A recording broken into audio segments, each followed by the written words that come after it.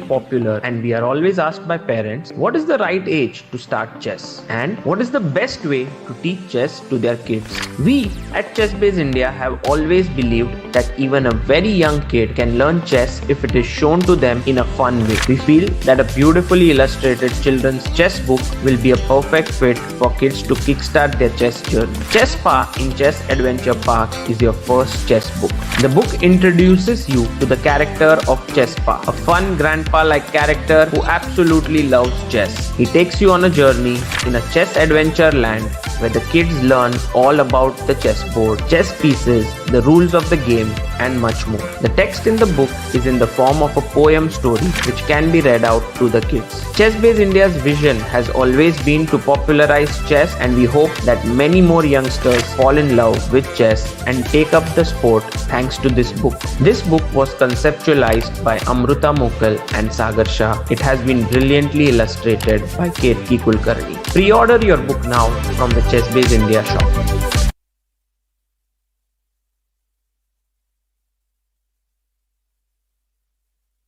A premium membership at chess.com will help you improve your game with full access to a powerful set of learning tools. Unlimited tactics let you practice like a master, with more than 50,000 puzzles to challenge you at every level. Our library of interactive chess lessons, created by master coaches, will enhance every aspect of your game. And after each game you play, the computer analysis feature will give you feedback on every move you play, turning every game into a chance to learn. And that's not all. Premium benefits also include unlimited tournaments, video lessons, the opening explorer, and much, much more. Upgrade now to take your game to the next level. Want to play chess but don't know how to get started? Try chess.com. Play for free against someone at your level or challenge one of our friendly computer bots. Trying to improve your chess? Learn the Queen's Gambit and other openings with guided interactive lessons. Like chess but don't want the pressure of playing games? Chess.com has hundreds of thousands of fun puzzles to help you relax and sharpen your mind. Play your friends, make new ones around the world, follow the latest games, and more. Sign up and play for free at chess.com today. The crucible of competition. The eyes of the world.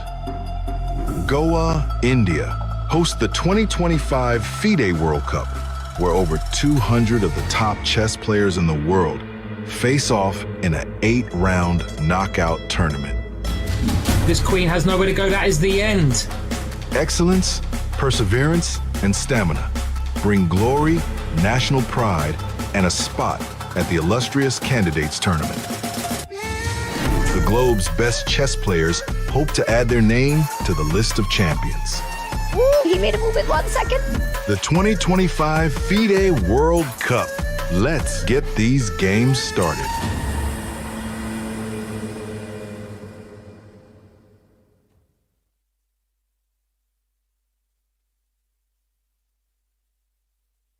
The most prestigious tournament in chess has come to India, the home of chess.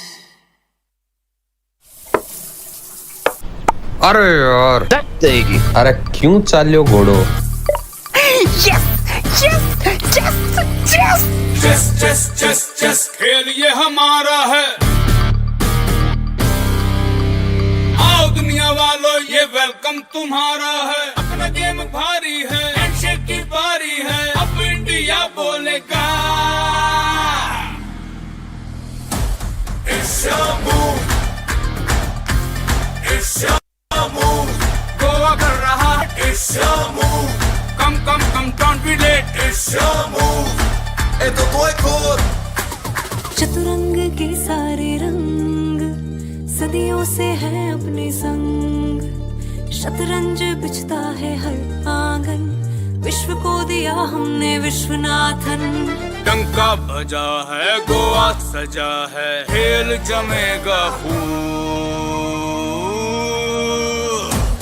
It's your move, हो न जाए checkmate. It's your move, check में भी होगा chess. It's your move, Goa कर रहा है wait. It's your move, come don't be late। It's your move, esto todo। It's your move, एक दो ढाई। It's your move, it's your move, it's your move। The FIDE World Cup 2025, starting from 31st October to 27th November in Goa, India. It's your move.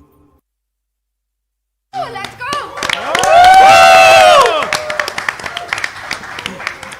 Hello. Welcome everyone to the second day of the FIDE World Cup 2025. With me are some wonderful people on the panel, Tanya, Harshit and Sahil. A big round of applause. Welcome, Sagar. Yes. Yesterday I wasn't here. A lot of people in the chat were writing RIP Sagar, but I am alive. I am here. And very excited for this. In fact, I looked at the entire proceedings that were there. Beautiful arrangements, I must say here. Yeah. Bahut sundar. It's been fantastic. I mean, putting this tournament together, the World Cup in Goa, coming back to India after 2002, that's 13 years. The feel that we have, bahut zyada maza aa raha hai. And I think the best part is, Sagar, that every day stakes are so high.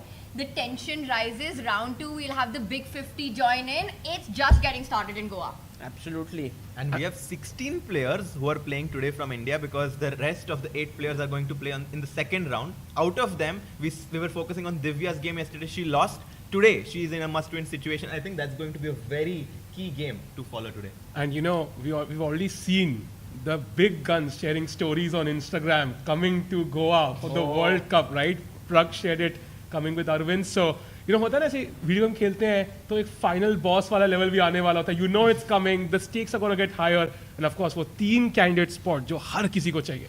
Absolutely. And you know, through all these years, I've been traveling across the world for FIDE World Cups. 2017 in Tbilisi, then 2023 was in Baku.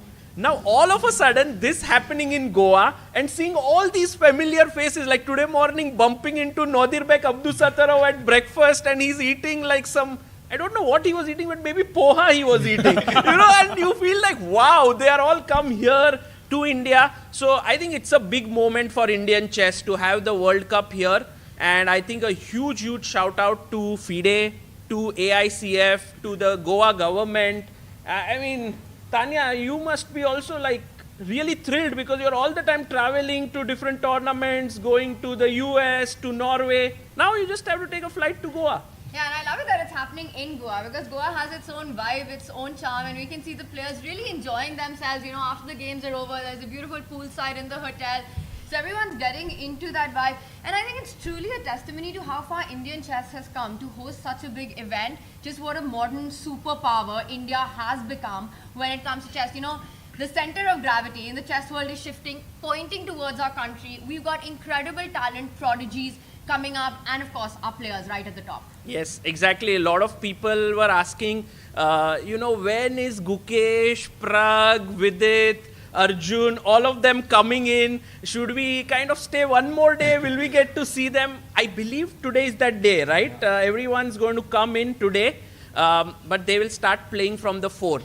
I spotted Vidit and Anish, so they you saw them? They were there during lunch as well, and I think they actually got the flight together from Bombay. From so they Mumbai, yes. They traveled together.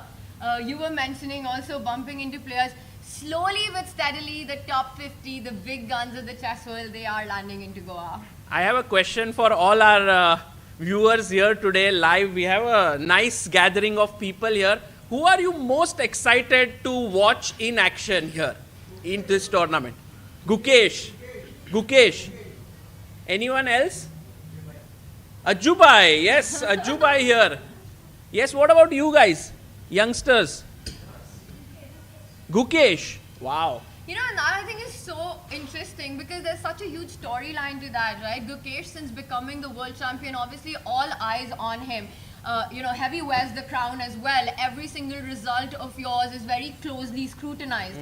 So for Gukesh to try to get that first big individual championship on home soil would mean so much, Harshit. And I think they're going to all closely follow today's game, because today, whoever wins, they're going to face them. I mean, for example, Gukesh is going to face the winner between Raja Ritvik and Kazibek, and the winner of that match is going to play against Gukesh. So I'm sure he's here, he's resting, but he's still keeping an eye कि मैं किससे खेलूंगा. Exactly. The moment one player resigns, he'll be like, hello, Gayu, let's start preparing, you know. So for sure, today might be the day when they begin preparation. Yeah, and Sagar, you're coming in from the US, and Gukesh was actually there for the Clutch Championship, right? Now he started really well there on day 1, but day 2, day 3, not as much. In the end, the tournament, I think he looked at it more as a practice situation coming into the World Cup. Kaisa lag raha tha aapko when you met him? What are his spirits coming into Goa? How's he feeling about the tournament? You know, one thing that I was very, very impressed by Gukesh, although he didn't particularly have good day 2 and 3, as you said, was that he was very, very upbeat. And even at this level, even though he's become a world champion, his approach is that I got good practice. And I think this learning approach, which is there, even though he has won the candidates, become a world champion, is what I feel keeps him in very good stead. You know, he's not at all perturbed कि भाई एक tournament अच्छा नहीं जा रहा है, थोड़ा results ऊपर नीचे हो रहा है. No problem. His aim is to become the best in the world. So that's how he's looking at it. And I think the journey towards his finals will be very interesting to follow, because it's possible he'll be thinking that at the end of the day, whoever wins this tournament or qualifies to the candidates, whoever wins candidates is going to play against Gukesh.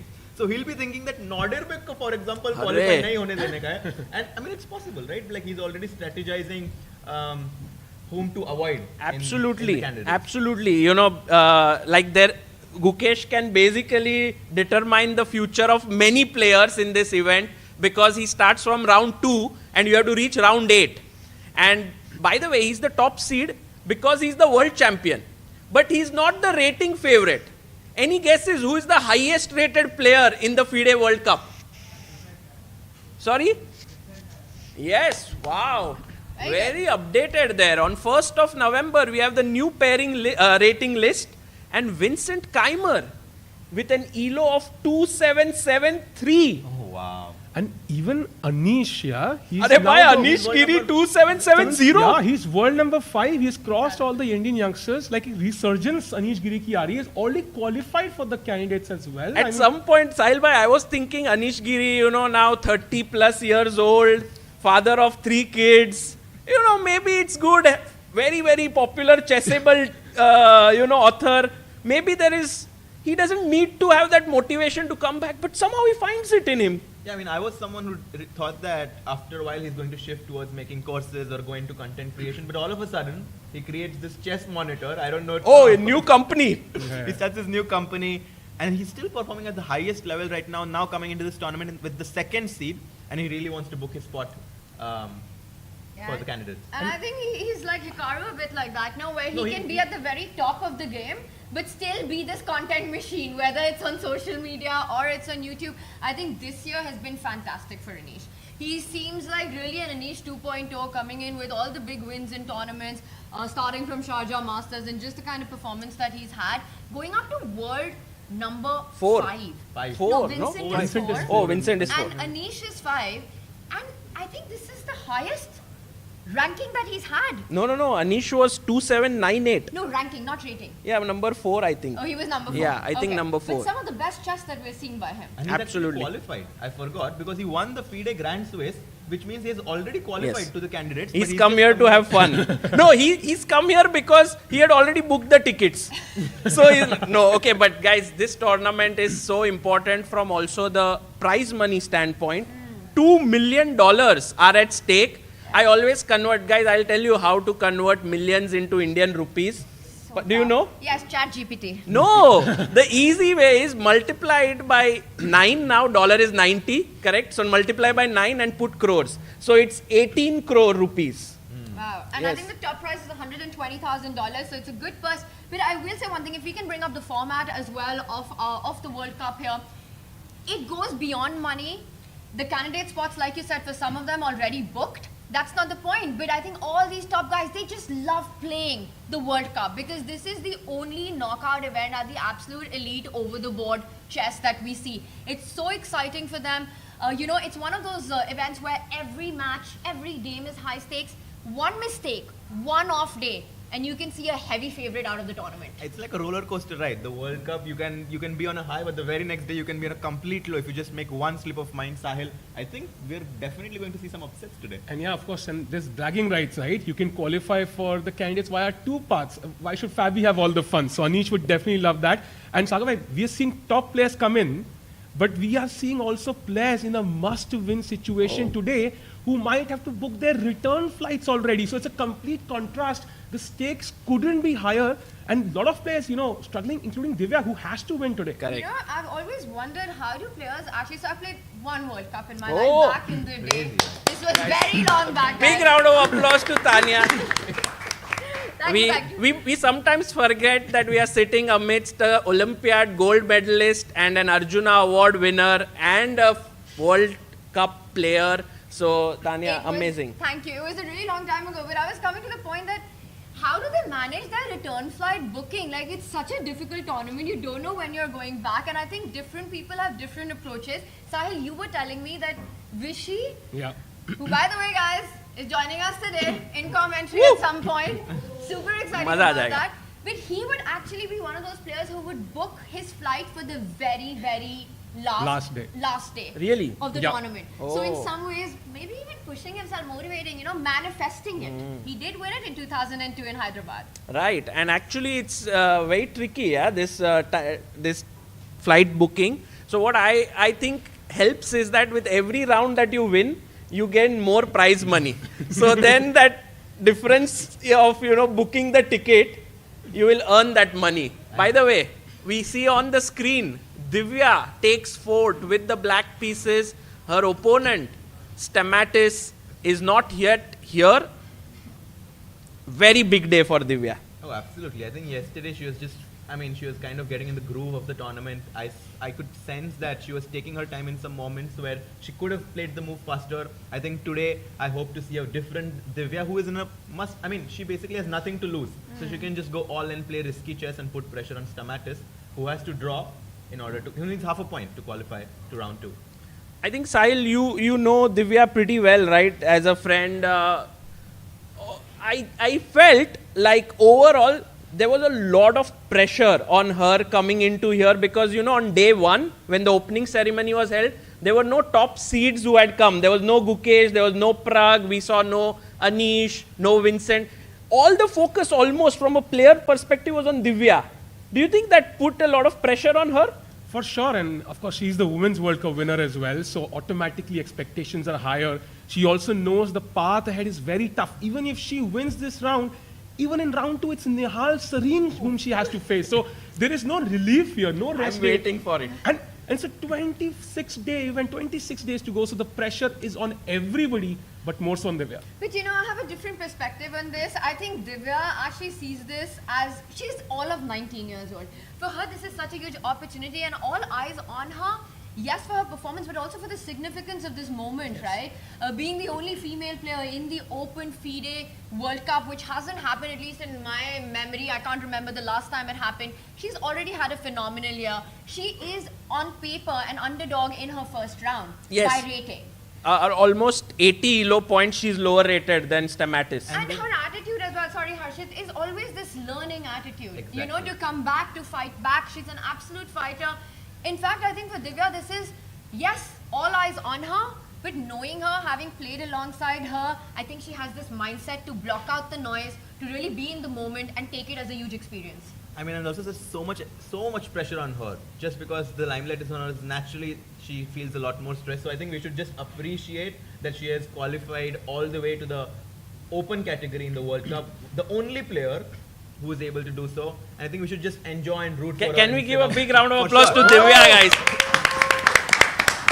Guys, Divya Deshmukh ka aaj game we will follow deeply. Just as we were clapping, players were also clapping. And to tell you, I think in Pragg Open, Pragg Challengers, Divya did face Stamatis there and she won a beautiful game. So right now the score between them is 1-1 because yesterday Stamatis won. So aaj bhai decider hai unke beech bhi, who will come out on top. Real decider hoega. Yes, tomorrow the tie break. Wow. Sagar bhai, yesterday you mentioned कि कोई prediction कर सकते हैं, challenge कर सकते हैं. So maybe this is the game we do it or some other game on? No, this one is the perfect game, guys. If Divya wins, Harshit bhai, what will you do? Yes, let's go. Bhai, ho jaye bhai, Harshit bhai. I mean, we have a lot of space for your pull-ups No. and push-ups. Yesterday we were trying to give a dare to color someone's hair. No. Harshit can't do that. You can do it. I think I'm open to challenges, some fun challenges. Okay, maybe a chat can suggest. I think we will throw Harshit bhai in the swimming pool there. Oh, we've got a lot of thumbs up coming, so I think people agree with that. Chat can Harshit bhai? वो खुद ही कूद जाएगा यार. Chat No, can no, let us we know, have to- right? Chat can let us know. Oh, chat. Let's Bhai, go. chat is very dangerous. Guys, in the chat, we have 1,000 people joining in. A little bit of some audio issues, but I think they'll get fixed as the days go by. And guys, if you find some audio issues in the stream, why don't you book a ticket and come to Goa? The audio here is perfect in this venue. And the games have begun. Bhai, it started. We have the first move, knight to f3, played by Stamatis. Stamatis is like, भाई आज तो draw ही चाहिए तो एकदम safe खेलते हैं. G3, BG2, castle कर देंगे. He was very impressive yesterday, Stamatis, in his conversion. I think when Divya went wrong in that middle game, he never really gave another opportunity. He kept things under control. He defended well, converted it well. So I think Divya will have to really get her A game. Playing with the black pieces, the first question, where does she find the imbalance? How does she get her chances where opening में तो कुछ होने नहीं वाला, but at least she gets a game to fight? She'll play d5. I'm pretty sure she likes to play in the center. She'll push her d pawn down the board, and we'll see if Stamatis. I mean, right now, just the fact that Divya is thinking means that she did not expect knight f3 as the first move. Or maybe she's just wanting to make sure that she, just calms all of her nerves down and makes sure that before she makes the first move, she's in perfect mindset. Can we flip the board to see the game from Divya's perspective? Because I have a feeling she will play pawn to c5. Acha, Harshit bhai's move is c5. Tanya. I think she goes with knight to f6. Okay, bhai, और color होते हैं board पे. Cover all ground, so at least one of us is right here. I think D5 is my move. Oh, you're choosing it, yeah, Sagar bhai? हाँ, मैंने तो d5 कर दिया है भाई. So then I'll go with E5 is a good move. What? Sometimes you beat Vishy Anand with it, but well, not E5. E6. But I'll go E6. E6. He's taking quite a. Usually, this is not unusual for a player to take a pause on the first move. Sort of calm yourself down. Remember your prep. This is a little bit weird, yeah. That Divya is thinking so much. Can we go full screen on Divya and just see what is she like? Just it's already been 2 minutes, guys. I have a feeling that she wants to play something really different today, and maybe f5 or something. Guys, that would be insane. I think she needs to also be a bit objective, because you don't want to burn the bridges and just get a much worse position right from the opening. So I think she should play a long game, because let's not forget Stamatis just needs a draw, and at some point he might play a slightly passive move in order to keep the game under control. Correct. It's very, of course, now knight f3 for a player is not a shocker or a surprise. We all know how we usually respond. But it's very possible that for this particular game in the morning, this is not what Divya checked. She was maybe not expecting knight f3, and perhaps we can actually have a look what usually Stamatis plays. Oh, g6! No one guessed it! Oh my god! But it's a move. It's a move for a fight. What? It's a move for a fight. Getting the bishop on the longest diagonal. And look at Stamatis. He's like 8 seconds. ये कहाँ से plan में नहीं था. ये out of syllabus है थोड़ा. I think King's Indian हो सकता है. But if Stamatis goes e4, suddenly, guys, we are in modern territory. Yes. Oh my god. Usually players play this opening in order to get a fight, avoid all the opening preparation, and I think this is what Divya is hoping for, right, Tanya? Yeah, and I think we very often see the top guys play g6, d6, b6 openings on the first move to get a fight in a must-win game. Because they know that theoretically, don't try this at home kind of move hai ye. But, how do you fight white if you play a normal line? Divya usually is a player a very thematic player. She would go d5, she would go knight f6, but she switched it up. This explains why she took 3 minutes. Yeah. I think दोनों players वो transpositions figure out करने की कोशिश कर रहे हैं कि कौन सी opening में कैसे घुसेंगे. D4, C4. What is white What going do to you play? think? Will we get a King's Indian transposition? Will we see d4, knight f6, bishop g7? I mean, the point is that if white plays the move pawn to e4, we can still transpose into Maroczy bind structure with when we play this move pawn to c5. And is that known as accelerated dragon?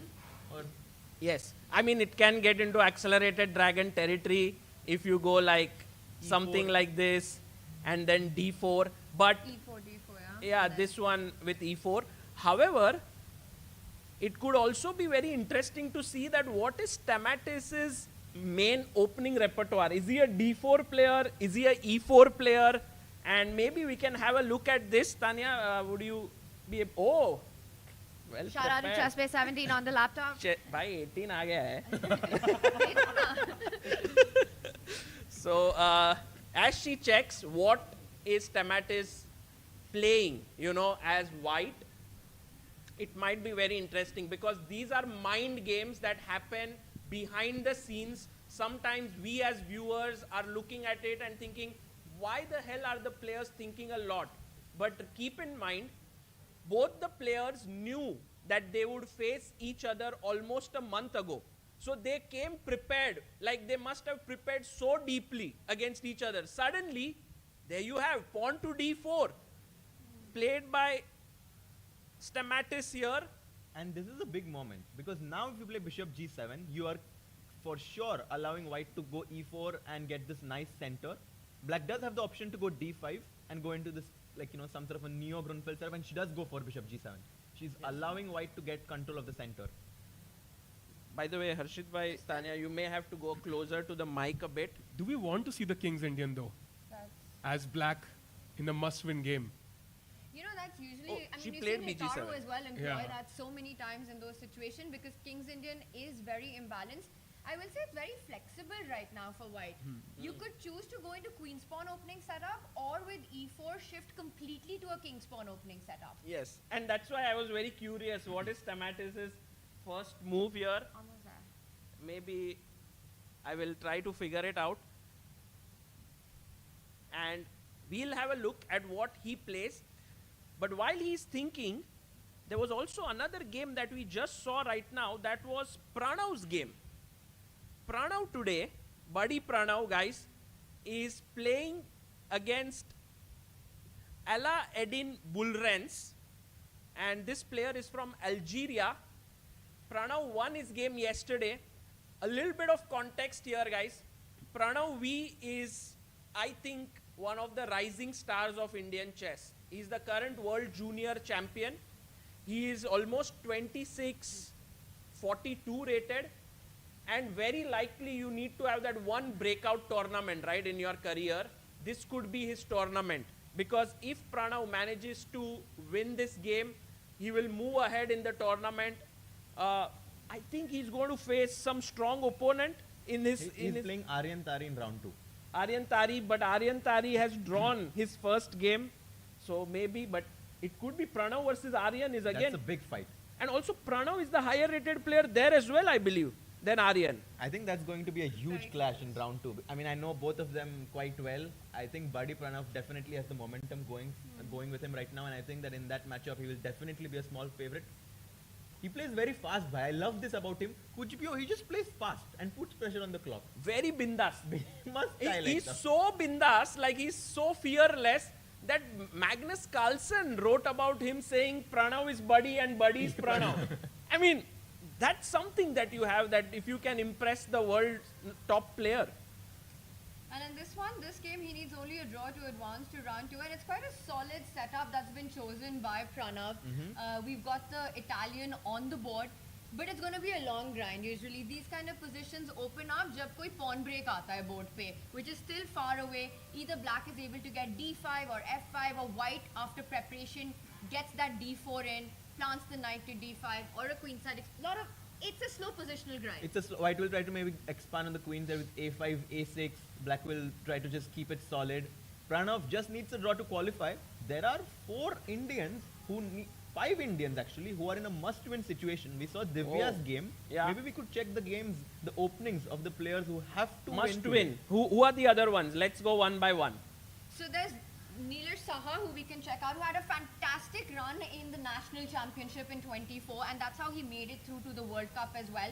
He's playing against a very strong German grandmaster, George Meyer, who is known to grind out positions. He's at 2600 for Neelash at 2463. We've got the Petrov in a must-win. This is the nightmare for a player who has to win a game. Also, Georg Meyer is known for his positional chess. So Neelash Saha will have a very tough time. Meanwhile, while we are looking at these games, Director Saab, if we can have Divya on the screen here so that whenever she makes a move, we have some more videos. We can also have a look at them later. There was Jeffrey Jeong on the screen there. So Sagar bhai, it's the Petrov. We need your traditional reaction. I think What is it? Anish will have nothing to tweet otherwise tonight. yes, it's like, guys, Petrov is considered to be quite dull and so on. But every time I see a Petrov, I don't know why I get excited. I'm like, oh my God, it's the Petrov. And then Anish Giri is like, why is he so excited? Like, what the hell? And here, I think somehow Neelash has managed to get an imbalanced position, doubled pawns, some space. Could be interesting, some chances. Yeah, for sure. I mean, White has this nice pawn on e5, which is definitely going to help him build an attack on the king side. The pawn on e5 gives him space. The queen on d1 can jump into h5. Let's say a move like castles with White, black short castles, and suddenly queen h5 threatens the checkmate. So you can already see a lot of potential attack that Amazing can start. And then suddenly the dark squares get a bit weak. Very interesting. Meanwhile, guys, just while we were looking at this game, some action has happened on the board of Divya. They're playing a lot of moves. Yes, very quickly. Let's go there and check out, because it has converted into... Oh, what? What was that? What was that? I just pressed F because F leads to flipboard, but actually no. Oh, wow. On chess.com, F leads to... Table smash. The last time that happened, things went viral. We can use this at some point if someone makes a blunder. But I must tell you guys, Divya has played an opening that is very, very close to my heart. It is... Sagar actually played this opening with me in 2014, I think, in Align, when I was 13 or 14 years old, and Sagar defeated me playing this opening with black in a rapid game. So, very... Yes, at that point, Archit bhai, you were very young and inexperienced, and I was hoping to kind of try and get you out of your theory, which is what maybe Divya is also trying. But I must tell you a story behind this opening. So when Amruta and I got into a relationship in 2008, Amruta was a hardcore Sicilian player, and she wanted her boyfriend also to play Sicilian. But I was a Perk player, so she was like, this is terrible opening. She even considered maybe to leave me because I was playing Perk. But I said, it's a good opening. You should believe in it. It's not a bad opening at all. And then she said, prove it to me. So then one day I went to the board, opponent played e4, I played d6, and instead of d4 my opponent played knight f3, and I quickly played c5, and she was like, no, this is not fair, you played the Sicilian and won. And I said, no, I played the Perk on move 1. Yeah, I mean, this is called proper compromise in a relationship, right? Where you get both of them in and find a middle ground. So but there is no middle ground in this, yeah. But Divya's game, back to it. Very interesting, because if you notice, for Korkulos, he started with knight f3, but it's actually moved towards the e4, d4, king spawn opening setup, right? And I have a feeling that Divya had prepared this. We checked in the database. For Stamatis, his first move is usually 1e4. Okay. Yeah. So Divya was expecting the king spawn setup.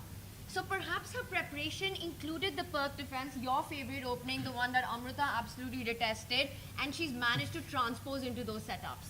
And I think now, you will see from her clock that she's playing very quickly. So I think you are right. You are right that she was expecting the first move, pawn to e4, where she would play the pawn. Now we can see her blitzing out the moves. Pawn to d5. Oh, played? is something that I'm considering as white. I'm pretty sure if he plays pawn Knight d5, piche. Divya will go back to b8 and then break in the center. But you know, this gives us so much insight into how top players actually address opening preparation issues when faced with a move they were not expecting. Now, let's say if somebody has prepared, if Divya had prepared against 1e4, facing knight f3, the first thing that would go into our mind is कि हम ये कैसे इसको divert करें कि ये वहाँ आ जाए, what we know what we want to do here, the kind of position that we want. So do I start with g6? Do I start with knight f6? Do I start with d6? Then you start thinking that how will your opponent respond? What is the best, what gives you the best chance to come into that position that you have prepared for? And I will say, I think Divya has been successful in achieving that. Yeah, absolutely. And I think Divya Deshmukh right now not even at the seat, yeah. So she's just moving around. By the way, our fan zone is quite far, right? Like players will not walk around and come here. Yeah. थोड़ा दूर है. दूर है. I think the playing hall is a little bit far away. Oh, what? D5 D5. played. D5, Harshit bhai, your move is on the board. Yeah, I mean, I was trying to consider what white should do because, you know, white is, of course, in a situation where he just needs a draw. But he should definitely try to be objectively getting an advantage because knight b8, bishop to e3, white is a good center. Yes, black has some chances to get an imbalanced position, but obviously, as of right now, it's definitely preferable for white. One of the ideas of provoking a move like d5 is where black will eventually strike in the center with c6. Try to break that and achieve that imbalance that you want. Right. I think a good analogy here is what we see in boxing or in wrestling, where, you know, some fighters, they just don't go to fight. They're just moving around slowly, and then they want the opponent to come and punch. This d5 move is like, you come to punch, you lose a bit of balance, I'll strike back later. Exactly. एक बार F दबाना भाई अभी हो जाएगा भाई punch. Boom. भाई और ऐसे है थोड़े. Try कर सकते हो भाई कुछ ना कुछ तो हो सकता है. बनना हो जाए. बनना हो जाए भाई. But where, Divya is not yet here. She, actually guys, there are 78 games that are going on right now. So actually you can move around and see a lot of games. Just a question, are all of you who are sitting here, will you also go into the playing hall? At what point? So you have a slot, 10-minute slot, or how much? 45 minutes. Wow. So guys, it's a lot of games, yeah. You need 45 no, minutes. but that's amazing. Yeah, If they come here, you They not can only tell us, get yeah? to. Sorry, they can tell us what happened in the game. Because we are 15 minutes Yeah, we're delayed. delayed, yeah. Oh, that's true. But also, let's tell everyone that at every tournament, especially at this level, there is this concept of a playing arena, which players cannot cross. It's not कि भाई हम walk के लिए जा रहे हैं, चलो room पे होके आते हैं या commentary studio पे सागर को hi बोल के आते हैं. No, none of that is actually allowed.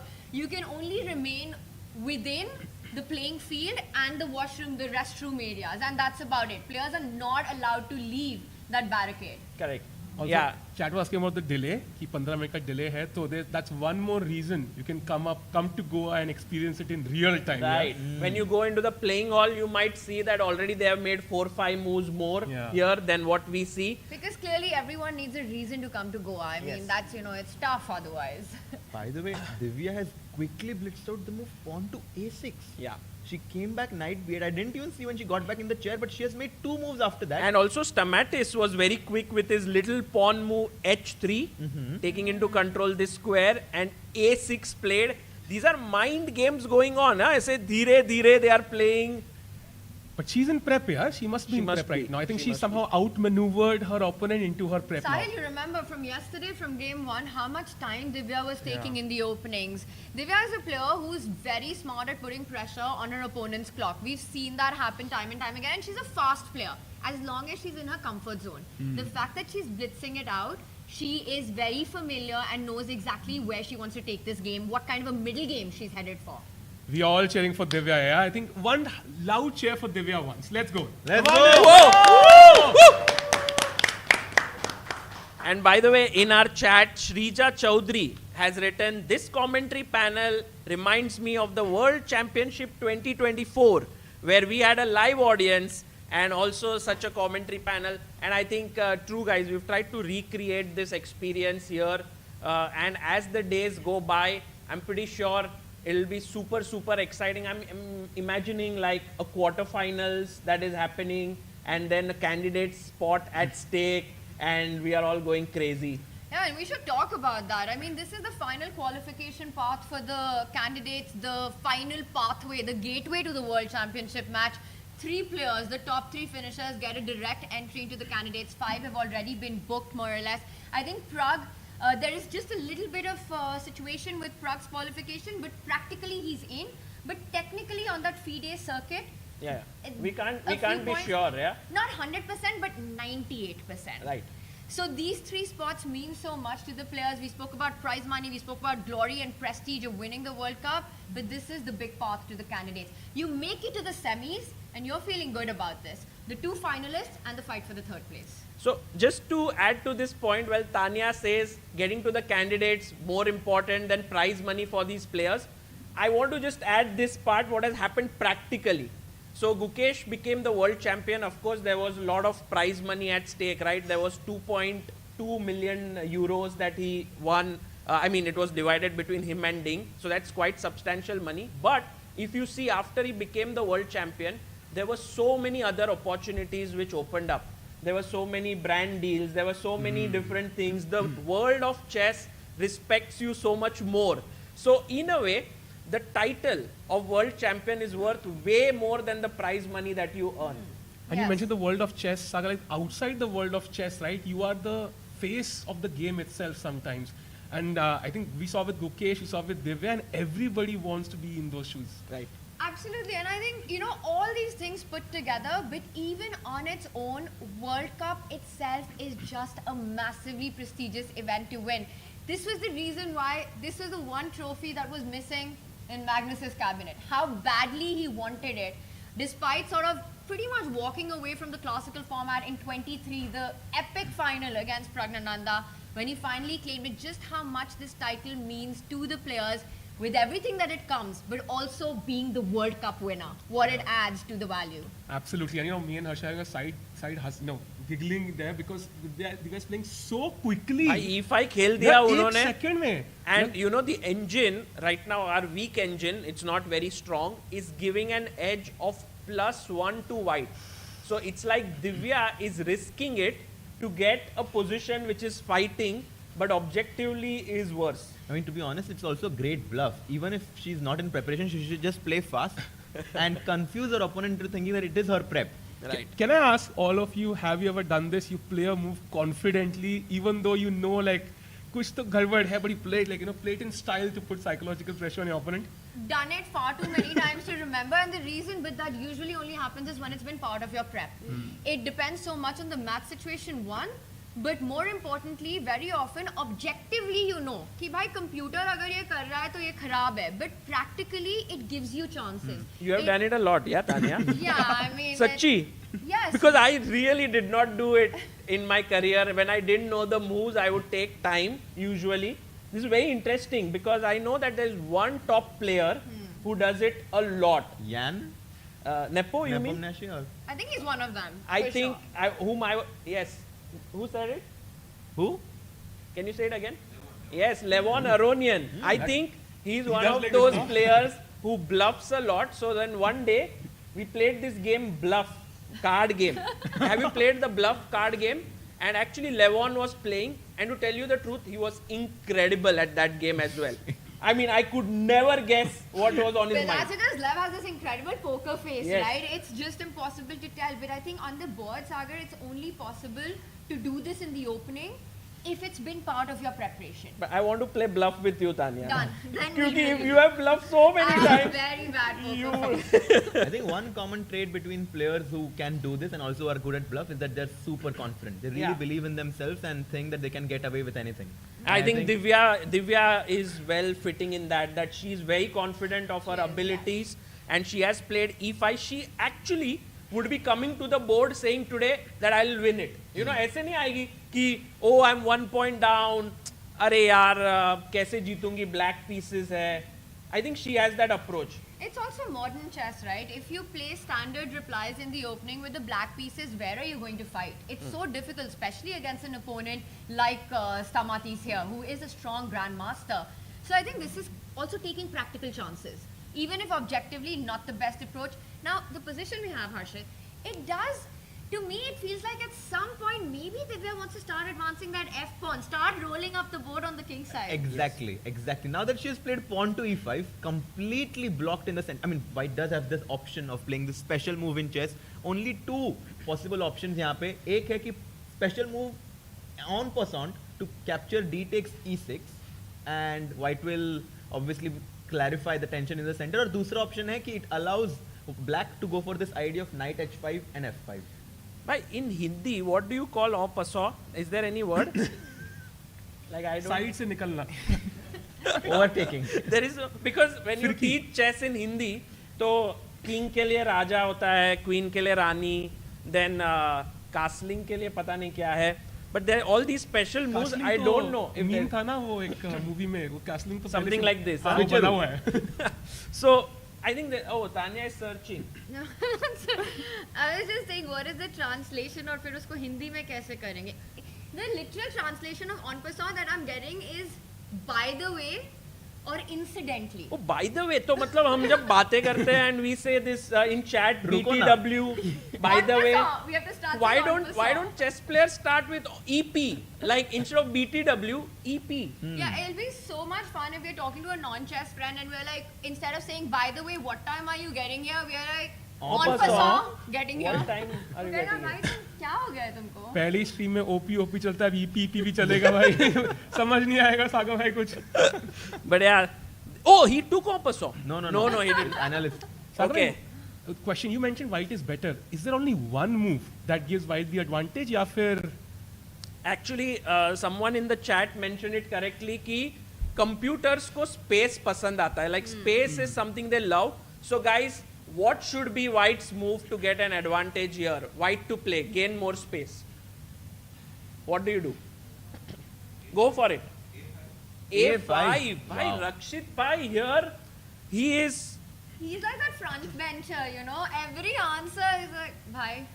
And even after getting the right answer, he has no expression on his face. He's on a he literally doesn't care. Doesn't care. By the way, guys, Rakshit Bhai, we have called him out so many times on chat. He's the guy behind the bars that you can see on the screen. If Director Saab, we can show him here after a long time. He's the bars that you can see below on our stream have been made by him. He's worked on it before, and there you have it. One of the coolest features that I think Rakshit has come up, it's my personal favorite, and I think I've messaged him about this as well, is when you ask chat to suggest a move, and then it shows how many people have suggested one particular move. I think Rakshit did the coding for that as well, which was very. We got a nod from him, by the way. We got a nod and a smile.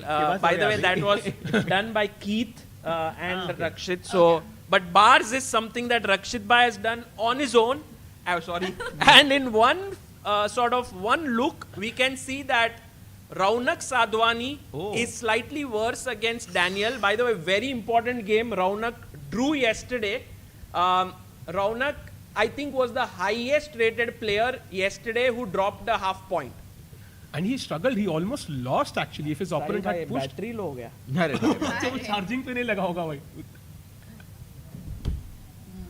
Okay. Oh, by the way, en passant on the board. What? Just say, so instead of saying by the way, en passant on the board, I could have said en passant. He's gone for it. Will she? Yeah, she takes with the bishop on e6. She takes with the bishop. You want to develop your pieces. Yeah, knight sure. coming to d7. This idea of knight d7, knight c5. I love that idea to put pressure on the e4 pawn. You know that bishop on g7, that fan-cat out bishop right now looking very strong. But for Corculus, it's that d4 square where he can put a piece. You know, either bishop e3, bishop d4, or get that knight to d4 to hit the bishop. And do you think white will ever consider this move bishop to g5? You know, yesterday we saw Divya had the opportunity of playing bishop g5 several times. She didn't do it. Do you think Stamatis will take the chance to pin the knight on f6 with bishop g5? It could be done right now. It's a great developing move. And then one has to figure out that if black kicks it out with 8-6, how are you going to respond to that? Can we go full screen? Can we go? Dude, Divya's taken 2 minutes. Guys, she still is in preparation. Can I tell you something, that they all are playing for the World Cup and they are playing deep preparation and all. Here I cannot really fix a charger. So, thoda on the back side, yes. Saga bhai. Back side left. Bhai Sahil bhai, can you help? Yeah, put it. Oh wow, Tanya is like. wow. पर फिर भी पता नहीं बहुत सारे. Yeah. Okay. Thank you. And now for the other side. We Wait, have is to it find. on that side or this side? We have to find. A plus point. It's here. Okay. इधर है? Oh wow.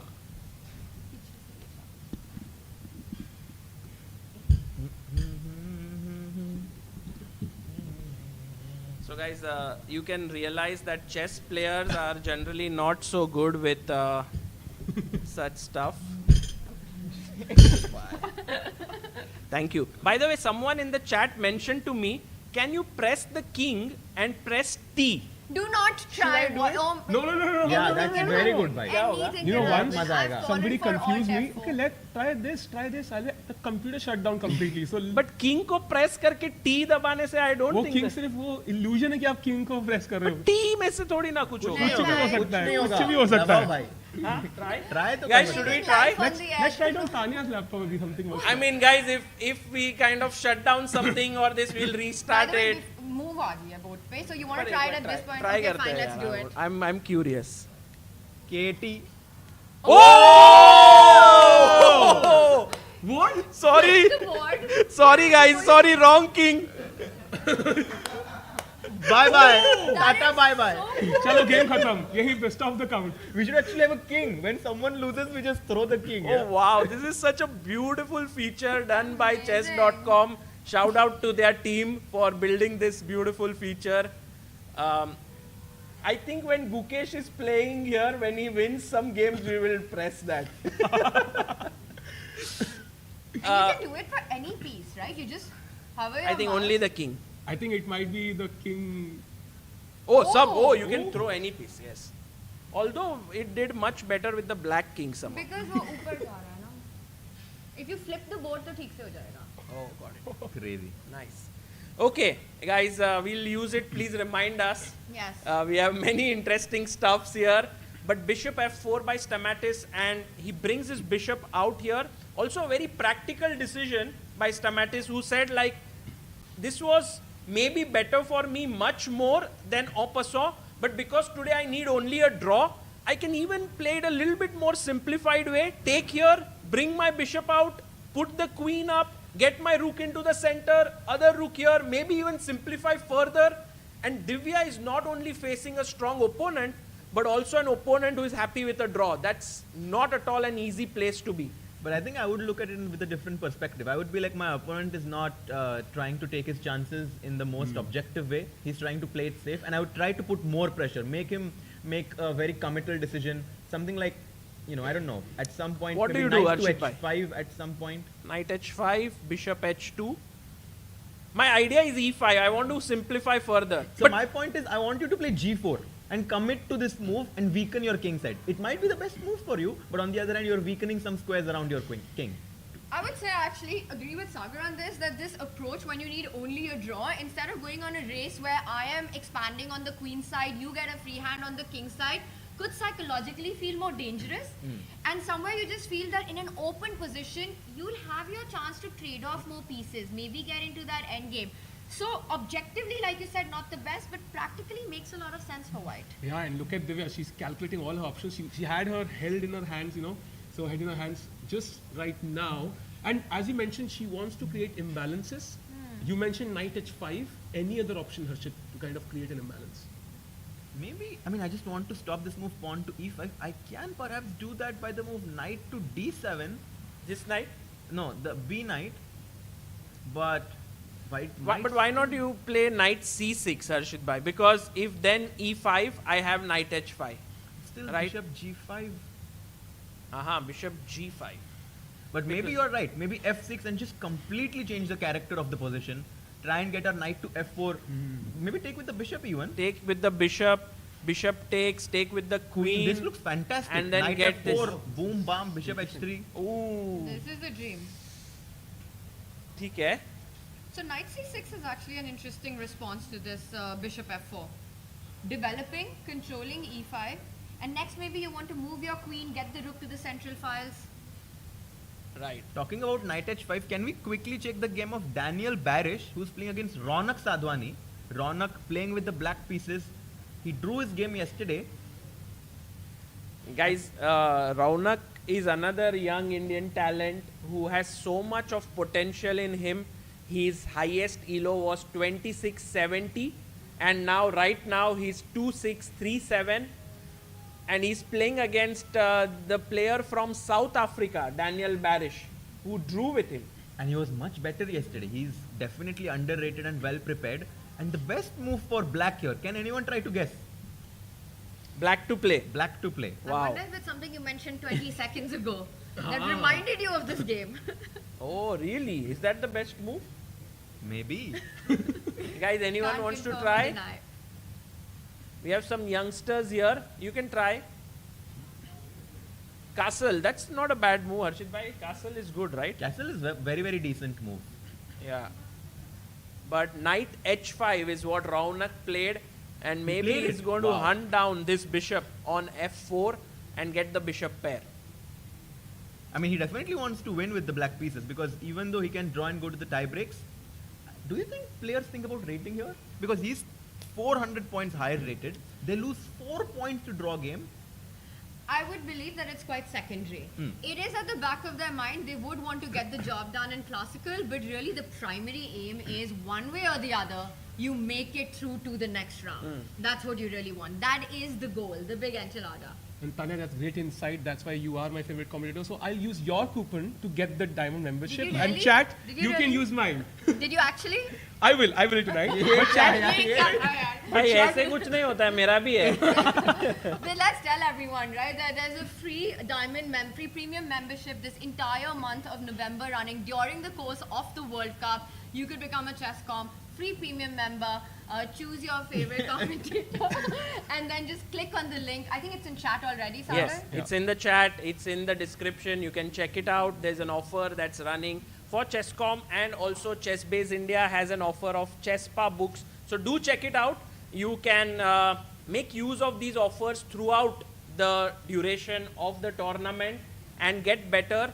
And who knows, we'll have some more stuff happening during the tournament. I saw you dressed as Chesspa, Saga bhai, at one point in the video. Yes, I am actually, I love Chesspa as a character. And someday, like when my beard and all grows, I do look a little bit like him. I want to see Don Shah on our broadcast. When are we getting that? Can we have some sunglasses? I can ask Don Shah. But guys, today we have, thanks to Harshit bhai here, has given me this. And maybe whenever we have a double exclamation move, we will have this, and we will have the signature move. It is like this, right? Does the finger have to be like this, or can we just do this also? No, it has to be this way. It is the main move. Yeah. Put it upar. It's your move. So, guys, we will do that. But enough of Okay, what about roasting this? me. If we have the finals between two Indians, let's call Don Shah on our commentary. Okay, I'll try to ask Yeah, him just if he ask can him join. If he's free, Yeah. please ask him to join. But you all guys will have to be very careful, yeah? with I it. like how we have color matched, like me and you, Oh, Sagar, yes. Oh, wow, and actually. Tanya and Sahil. Yeah. Wow. And purely coincidental, by the way. Yeah. And by the way, Of course, obviously. a question to the chat. This t-shirt which I am wearing has some significance with our guest who's going to come today. So if you guys can guess here, Who made this? who made the t-shirt? Yes. Okay. Chat There was- also asking for future shower. Sorry? Did someone say something? Yes? Did Akhil. Oh, stand up. Amruta is like stand up. Ah. Ah, bhai. Khada ho. Instruction media. Guys, this one, I think we'll try to ask Vishy who made this. It is made by his son, Akhil. And he's a very, very good artist.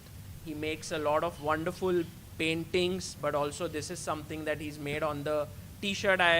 Myself, Tanya, even Harshit has one, Sahil bhai. And so we are all big fans Chat of has it. only two guesses, yeah? One is the correct answer, that we'll know, and one is Levi for some reason. Oh, that Levy designed this. Levi? Oh.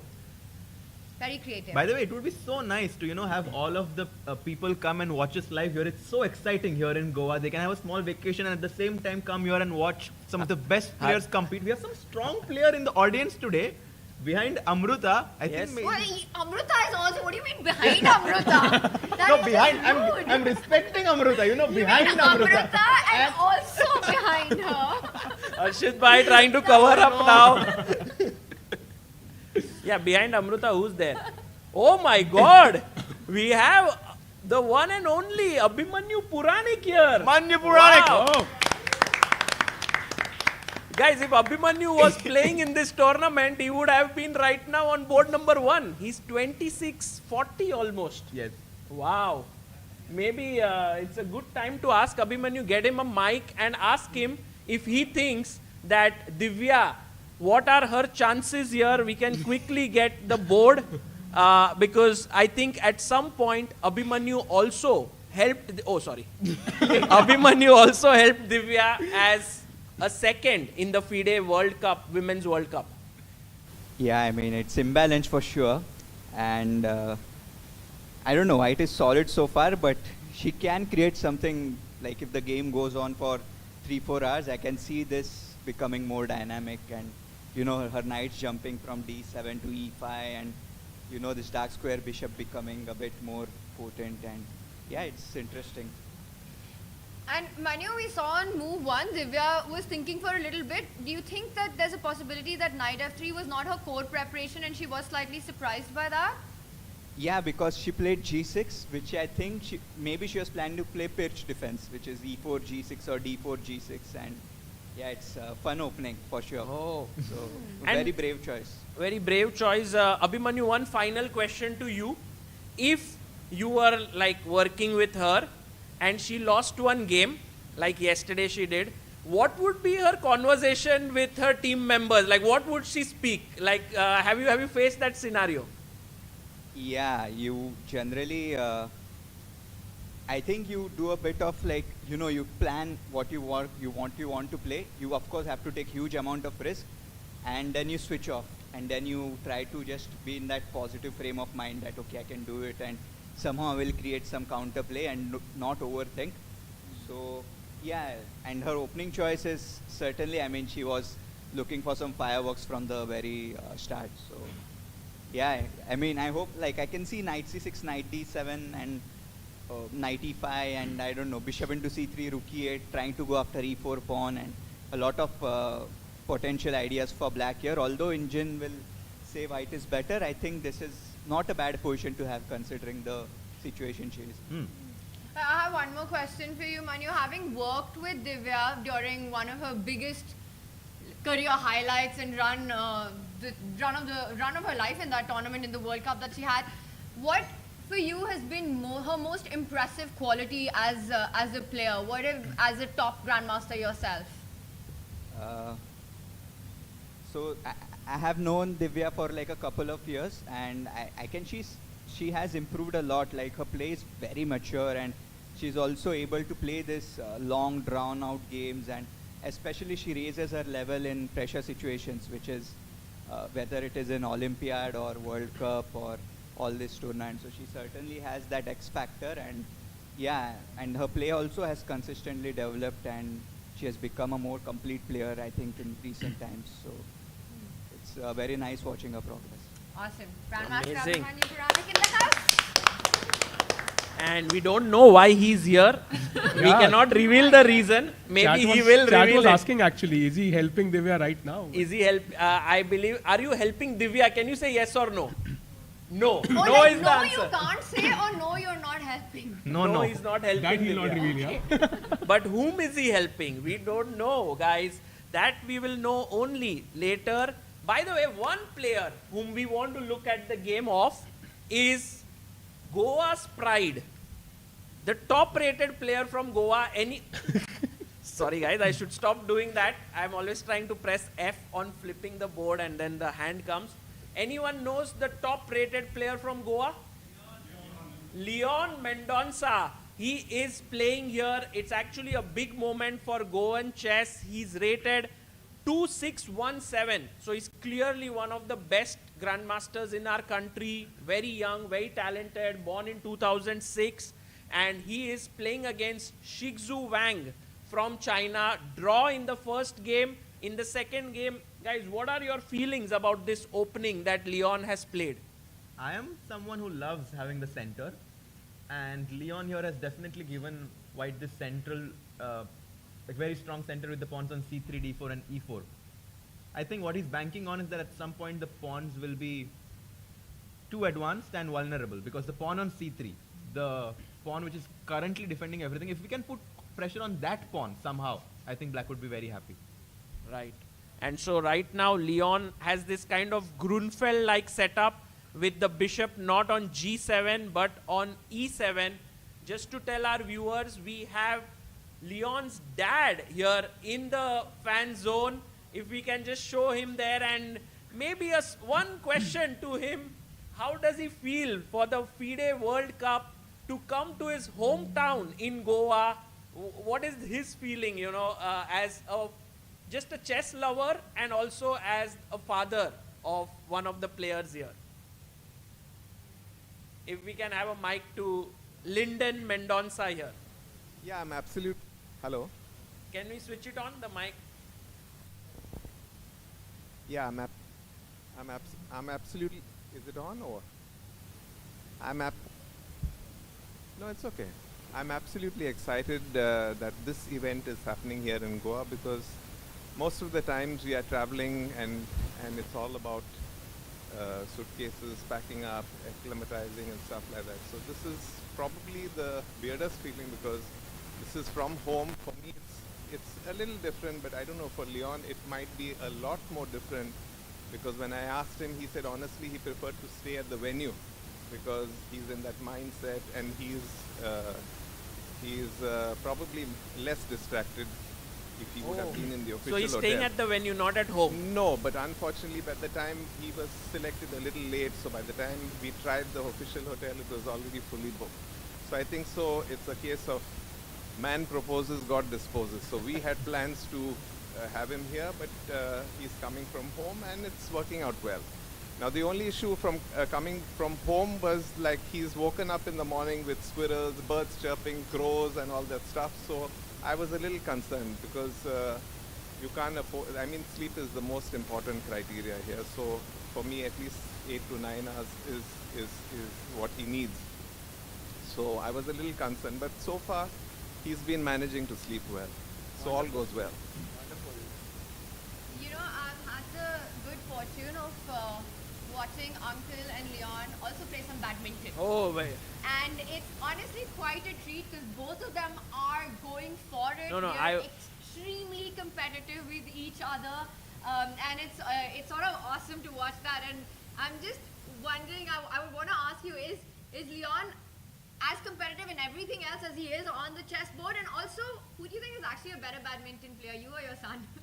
I was always a jack of all trades, but I can give a tough fight to anyone in any sport except chess. As far as badminton goes, yes, I was completely dominating, but he started in a month's time, believe it or not, he started beating me. And I mean, he's got all the skills, although the height is not there, but he jumps and smashes, and his footwork, it's like it comes naturally to him. So in a month's time, he started beating me. And I think it's so important, right, that all chess players also take care of their physical fitness. It's so important when you're playing an event which is month-long. You never know how important physical durability can come into a tournament like this. Exactly, and I think we as commentators also need to be physically fit to commentate for 27 days. But Lyndon, thank you so much for your insights here. Guys, the role of parents cannot be understated. They play such a huge role in the growth of chess players, and I think it requires dedicated parents like Lyndon here to create a world-class chess player. Which game should we look at next, Harshit? Thank you. SL Narayanan. Okay, let's have a look at the game of Narayanan SL. He drew his game yesterday against Steven Rojas, and today with white pieces, bit of few words about SL Narayanan. Maybe Harshit, you are a good friend of his. Perhaps you would like to. I'm a very good friend of SL. He has been one of the most hardworking players from India. He has always been in top 10 rankings in the Indian list. And in this tournament, even though his rating is 26-14, which I mean is not super high in considering the strength of this tournament, I do think he can definitely make it to round 2 or round 3, even round 4. He has a lot of potential now. He has gotten this position which seems very equal, but in fact this is his strategy to get a position where he can play risk-free. Black has this pawn on d5 which we call the isolated pawn, और इस position में हमको सिर्फ bishop e2 पे निकालना है, castle, rook d2, rook d1, बहुत easy है खेलने के लिए. And what Black is saying is, for Steven, he's saying I have one weakness, but there's not a second one, so I will just defend that and try to hold. Honestly, I've always found these positions of suffering for Black. Because तुम बस defend करते रहो, whether it's enough or not, time will tell. But a very happy sort of a position for White to play. Easy play, bishop e2, short castle, double up on the d file, put your knight on d4, keep putting pressure on d5. The plan is quite straightforward. The plan is to play as long as you can, because the longer the game goes, the higher chances he has to prove why he's the stronger player than Steven Rojas, who's 200 points lower than him. Unless, Harshit, the one thing here is that SL's king is still in the center.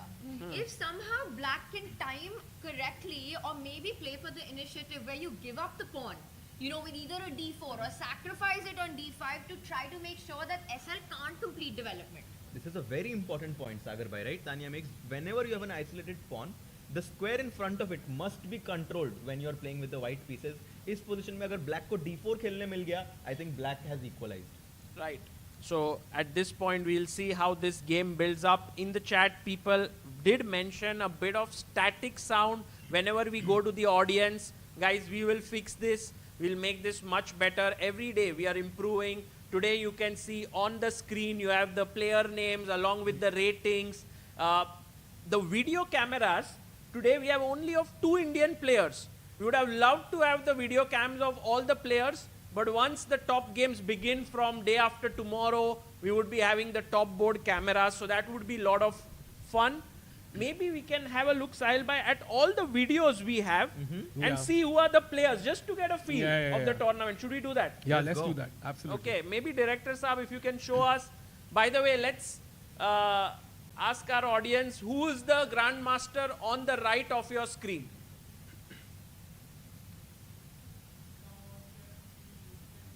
Let's go. Rakesh Bhai there. Jeffrey Jeong is the right Rakesh Bhai has some voice modulator. Yeah? Every day he's coming with new voices somehow. Okay, next one. Actually, audience में सिर्फ एक ही बंदा बैठा है वो राकेश अलग-अलग आवाज़ों से. And there we have Pranav V.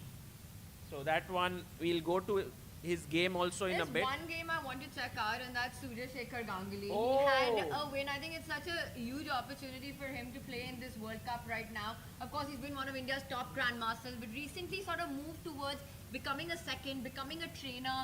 We also saw amazing content creation and amazing streams by Surya during the pandemic. He qualified for the World Cup with his finish in the National Championship last year. Now he needs only a draw in this game, but he's playing with the black pieces, and I have to say that for white, in a must-win, this is the kind of position you're aiming for, right? Where you've got opposite side castling, which means attack आने वाला है. I think मैं गांगुली से खेलने के लिए बहुत scared रहूँगा, क्योंकि he has so much experience. उन्होंने आनंद को help किया है उनके World Championship matches में. He has seen, like, you know, the old school style of playing, and also he is now kind of being very used to the modern engines. He has made a lot of courses, very good in openings. I think Sahil Bhai Ganguly का rating 25-70 भले हो, he's a big favorite in this match. बहुत कम लग रही है rating, but you know what, जब भी king दोनों ऑपोजिट साइड जाते हैं ना, तो सागर में वो किंग फेंकने का मौका हमें जरूर मिलेगा, मुझे लग रहा है.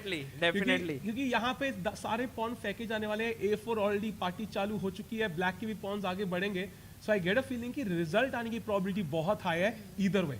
Right. And Surya, by the way, would be very much looking to win this match, go to round 2. And I'm actually excited. Surya Ganguly is of the same age group as Levon Aronian. And when these players who are into their 40s start playing well, it's a motivation to all of us, you know. That don't lose hope yet. Yes. कि आप भी कर सकते हो. By the way, Sagar, you went and played this India versus USA match, and I know you worked quite hard for it. You got back into the training mode, and you also mentioned that you found this new sort of inspiration, motivation to maybe get back to playing chess, getting that final GM norm of yours as well. So where are we on that? Little What's bit. the life update? The motivation came, but then a lot of work also came after that. So there was a lot of things that happened. But I think, Tanya, one of the things that you do incredibly well is whenever there's a tournament coming up, you prepare well, and then you shift your role as a commentator. So you're balancing all the time. I'm unable to do that, actually. I mean, even in the Olympiad, I remember in Yeah. Budapest, she used to play her game, win the game for Team India, and then join us in the commentary and Yes. still be so entertaining and exciting. Completely, letting go of that stress and pressure that we have while playing. Exactly. I don't think I can do that. So maybe, guys, Tanya, I need some tips from you how to do my it. perspective on that is that you are able to balance 100 things at the same time. While I need to shift and then have that tunnel vision, which honestly then, does things to your mind anyway. Thank you, Tanya, for the kind words here. But no, seriously, it's a grandmaster. Hopefully.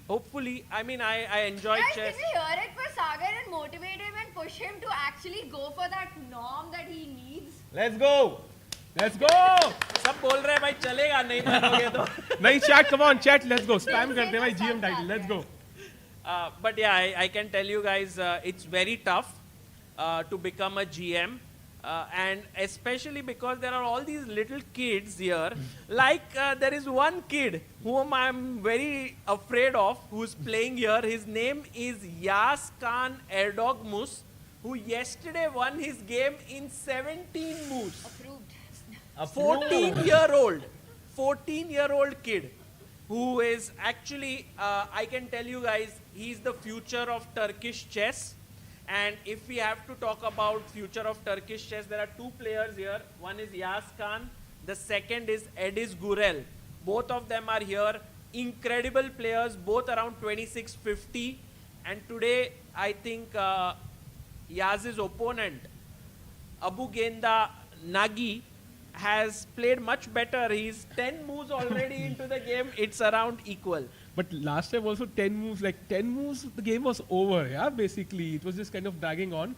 But even now, it feels like white is kind of has the center, will dominate the knights on a5. I mean, it looks like black is lacking space right now, Sagar bhai, and kahin na kahin ye kabhi na kabhi blunder zarur hoga. And Sagar, is very interesting because you said Erdogma is the future of Turkish chess, and that makes a lot of sense because the kid is 14 years old. Forget this. He's the president of Turkish chess. He's number one? He's number one. Whoa. On the rating list, he's number one from Turkey at 14 with 2651. And number two is the other kid you mentioned, Gurel Ediz, at 16. So this is not the future is now. Turkey is going through what India went through a few years ago. Maybe in 5-6 years, Turkish team will be on top board. They will have these top players, gold medal performance from them. So, बहुत मजा आएगा. There was a very nice breakdown of that game of Erdogmush Yaz Khan by Tanya and Ketty, where they made a very cute video. And I'm sure if you watch it, you're going to approve the brilliancy that On Yaz Khan Instagram, played. yeah? Where is it? Is it published? It is public. Are you not following me on Instagram, Sagar Shah? I am, but Tanya, I was today I didn't check Instagram. Did you check? How long do you, how many times in a day do you check Instagram? My screen time is. We have data on that. We have exact data on that. So I shall not reveal. Actually, in one of the interviews, you did not reveal. Cannot. Yeah. Cannot do it. I'm now curious. Is it 8 hours? I am not giving away. Oh my God! It's more than 8 I hours. will not say anything. But okay, how about this? If you got 2 Indians in the finals, we can maybe reveal my very, very embarrassing. Let's do it now. If Divya wins. Let's go. Done. If Divya wins today, all of us reveal our screen time. Sure. Done. Oh wow, you guys are very okay Done, with done, it. done. That's scary. But my yesterday, screen time is like this.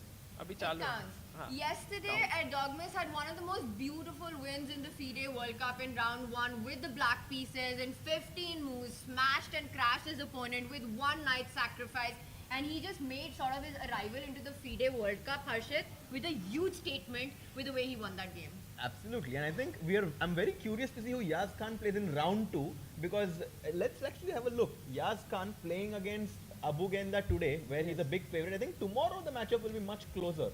Yeah, tomorrow I think we'll just check. But Yaz Khan is, by the way, a student of Shakhriyar Mamedyarov. And in this tournament, besides Shakhriyar Mamedyarov, there is also Eltaj Safarli, who's here to help. To help him. Oh my God! Really? Yes. Wow. It's very interesting that these youngsters have somebody guiding them very early. Like if you look at Vincent Keimer, he also had Peter Leko, right? Who's also playing here, by the way. Yeah, so Leko is back in action. I'm super excited. So early guidance is an important factor here. Like that's how you get a prodigy. Yes. No, and it's very interesting because Shakhriyar Mamedyarov has this crazy razor sharp, it's called the Shak attack style of chess, right? And I think we can see Dogmas imbibe that. Similarly, like you mentioned, Keimer, you know, coached by Peter Leko as a young child and still his prodigy, you can see Peter's reflection in his play. The fundamentals so incredibly strong. That positional understanding makes a huge difference who these players are working with at a young age. True. And by the way, guys, Dogmas, if he wins, which most likely he will face the winner of Lyndon Mendonsa and Shixu Wang, which is actually interesting because Leon versus Dogmas, if that happens, It'll be awesome. Would be a lot of fun. Young talent from India versus the biggest talent from Turkey. This is going to be an exciting match if Leon manages to win this match against Shixu, who's also a strong player from China. You know, I love these storylines that Harshit's pointing out because, you know, we know India is this huge powerhouse of talent, of players at the top. And then we've also got Uzbekistan, right? So many incredible players, Sindarov, Nodibek, many others who are also playing here. And Turkey is the next one that's also coming up with Elders, with Dogmas from US as well. So I think that national rivalry, that layer, I think these youngsters, they know it, that there's so much pride on the line when they play each other. I mean, I saw Levon today. He was just going for lunch, if I'm not mistaken. Oh, Levon is here, yeah? Levon is here. He came from the US with Did you see Hans Niemann? I did not see Hans yet, but this just goes to show, you know, if you come to Goa, we have such a nice community. You can come here, watch us live, and the players are very, very approachable. You can easily say hi to them, take a picture with them. I think it's a fantastic opportunity because it's happening in India to get a chance to meet all of these players. I agree. Bring a notebook with you and take a lot of autographs. I think it would be really, really cool to do Or take the Chessb India super cool chess Premium board. set. Oh. The set, which I think has an offer going on right now, and get all the But autographs kya hi on plug kiya hai, Tanya? Oh, Insane. nice. Tanya, amazing. Yes, please do that. And also, guys, right now we can see on our screen Yaz Khan Erdogmus facing Nagy, and he's thinking about his move here. After this game, let's shift to another one. Yeah, let's go back to Divya and see what's happening to her game. Divya Deshmukh, if we can see there, completely in thought. She's playing Stamatis and Knight to C6, Rook E1, and this is the live board position Divya is thinking. And Sahil, in this position, we were considering this idea of Knight H5, Bishop takes C3. If you're in Divya's position right now, would you want to give this dark squared bishop, or it's too valuable? I mean, that's the point, Harshit. Ki, I know that I have to win this game. In normal circumstances, probably not. Yeah, I want to keep your king safe. But अब लग रहा है कि कुछ और नहीं, अगर simplify हो गई position तो करना ही पड़ेगा. At some point, you have to take that call. Nahi. That bishop is just the gem and glory style of like black's position. You give that up. I get your point of the imbalance. But is it too soon to do that with all the weaknesses around the black king? You have to time it really well. That sort of a exchange has to be based on calculation. So you guys are discussing something like this. Maybe Rook E8 I would be very scared. But actually the bar doesn't hate it. I think possible. I and Sahil would be great friends because they have a very similar personality. Just go all in because Queen F6, Knight F4, you have to do it. Sagar, would you give up that beautiful bishop, that fianchettoed bishop, to spoil the opponent's pawn structure. भाई मेरे को तो already tension आ रहा है कि how should black win such a position? You know, I am worried. But you should not think of winning. I Just know. play one move at a time. I know this is how everyone tells me. I also tell it. But if I am in Divya's shoes right now, I'm worried that, you know, I need to win. It's a must win. A draw is not enough. My opponent is 2-5, 8-7. How will I get that point? Wait, can you play d5 here?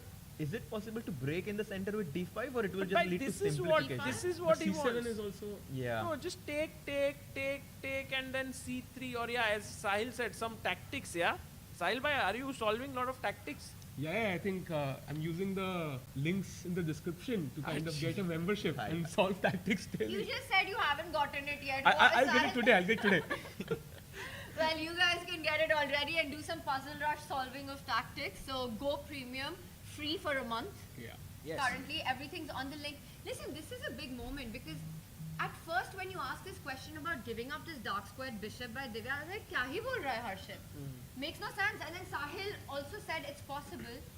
I can't get my head around it. I mean, I still feel like you're so attached to that bishop. It's a beautiful attacking piece on the diagonal. It's an important defender to your king.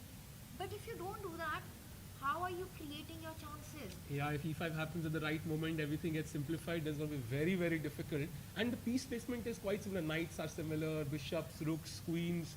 So it's going to be very, very difficult otherwise. Tanya, you don't want to give your bishop. Can black play h6, g5? I thought you were going to say you don't want to give your bishop, but are you okay giving Divya's bishop? h6, g5. h6, g5 and trying to get the white's dark squared bishop in order to create this imbalance that potentially could be favorable for us. Of course, we are weakening our king, but I think right now we've already come to the consensus होता that है ना कि अपना king नहीं है तो चलता है bishop दे दो h6 g5 कर दो खुद का game होता है तो commentators कभी never खेलता lose, क्या Tanya. it's a win-win. But yeah, I think in general, if we look more and more at the position, it feels like black doesn't have too many plans, right? Like you have to do something. h6, g5 is one, knight h5, bishop c3 is another, maybe queen d7 or rook e8 is other moves, but let's see what she comes up with. Guys, I have one, yeah, go on. No, I mean just to finish that, I think out of the two, if I had to pick one, h6 g5 would be my choice. Either now or set it up, but try to create your chances by that expansion rather than giving up the bishop back. Got it. At least Divya's managing a clock today. I think yesterday that was a major factor. She had no time. Yeah. So I think she's kind of talked to her team. They've decided, okay, let's just play quickly as well. That's definitely been part of the Do strategy. we have an update on teams here? Oh, like who's Divya's helping home? Yes. No, I think it's... I think Divya's team is pretty clear. She had revealed that Balok Chaba is someone who helps her, and I don't see any reason for her to change her team. It's been working well for her. You know, although I do see a bunch of grandmasters in Goa right now who technically should not be here, but they're here. Who? Like, I see Srinath as well. oh, but Srinath is the coach of Indian team.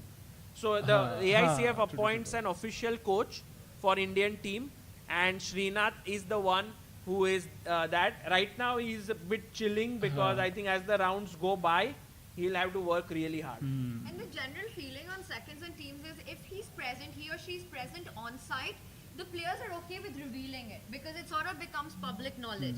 But very often the coaches are not on site; they're Right. remote, and those are the secret part of your team members. Yes.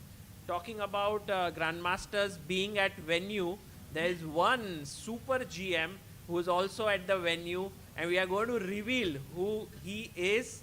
But before we do that, we are going to take a very short break, and on the other side, you will see someone very, very special joining us in the commentary. See you. Chess is becoming very popular, and we are always asked by parents what is the right age to start chess and what is the best way to teach chess to their kids. We at Chessb India have always believed that even a very young kid can learn chess if it is shown to them in a fun way. We feel that a beautifully illustrated children's chess book will be a perfect fit for kids to kickstart their chess journey. Chessb in Chess Adventure Park is your first chess book. The book introduces you to the character of Chessb, a fun grandpa-like character who absolutely loves chess. He takes you on a journey in a chess adventure land where the kids learn all about the chess chessboard, chess pieces, the rules of the game, and much more. The text in the book is in the form of a poem story which can be read out to the kids. Chessb India's vision has always been to popularize chess, and we hope that many more youngsters fall in love with chess and take up the sport thanks to this book. This book was conceptualized by Amruta Mokal and Sagar Shah. It has been brilliantly illustrated by Ketki Kulkarni. Pre-order your book now from the Chessb India shop.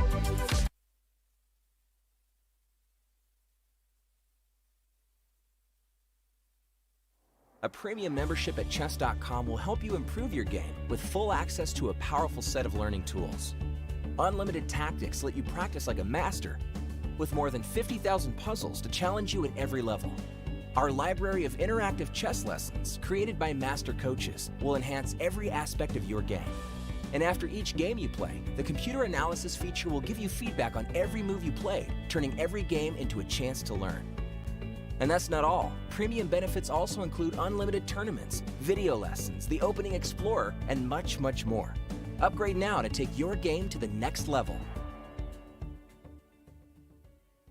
Want to play chess but don't know how to get started? Try Chess.com. Play for free against someone at your level or challenge one of our friendly computer bots. Trying to improve your chess? Learn the Queen's Gambit and other openings with guided interactive lessons. Like chess but don't want the pressure of playing games? Chess.com has hundreds of thousands of fun puzzles to help you relax and sharpen your mind. Play your friends, make new ones around the world, follow the latest games, and more. Sign up and play for free at Chess.com today.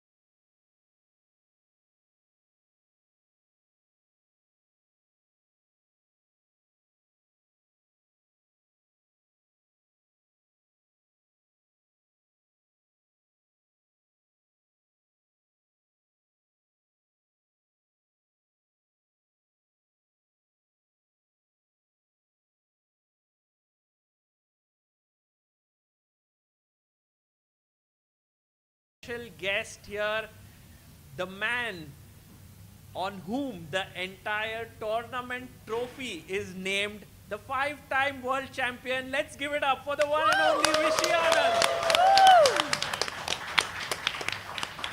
Vishy, a warm welcome to you in the studio. You came here yesterday. We were so thrilled to see that the World Cup has a trophy named after you. How was your feeling? Well, that is very special, of course.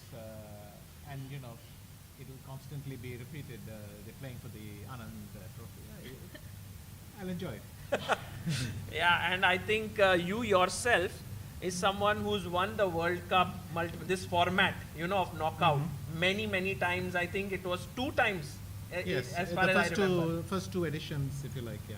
Yeah, and they were very interesting. We were discussing today, Tanya, us and the panel, that it's very difficult to know when to book a flight back home in this knockout format. But you used to always book it till the last day. Is that correct? Yes. I guess at that point we just thought you have to wish what you want into existence or something. And in Groningen, I think once we came back from a tie-break, which had been quite scary, and the receptionist asked me, so when will you be checking out? And Aruna got very angry with her. She said, we have booked and paid till the end. Please never ask me that question again, something like that.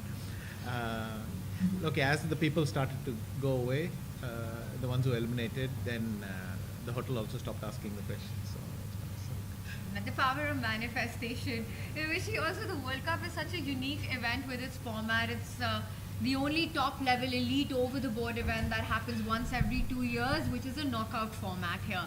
How do the players approach it? Because for us it feels like they really enjoy the challenge of it. It almost feels like they're, and I think you said it best, mini tournaments, a group of mini tournaments that you end up playing.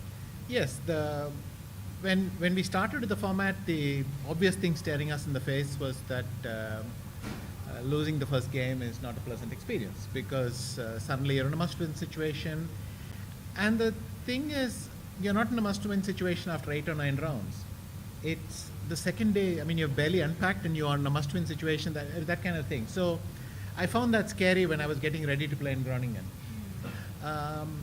The knockout format predates that a little bit. It started in Tilburg and Vikensee. These 2 tournaments experimented in knockout for a few years.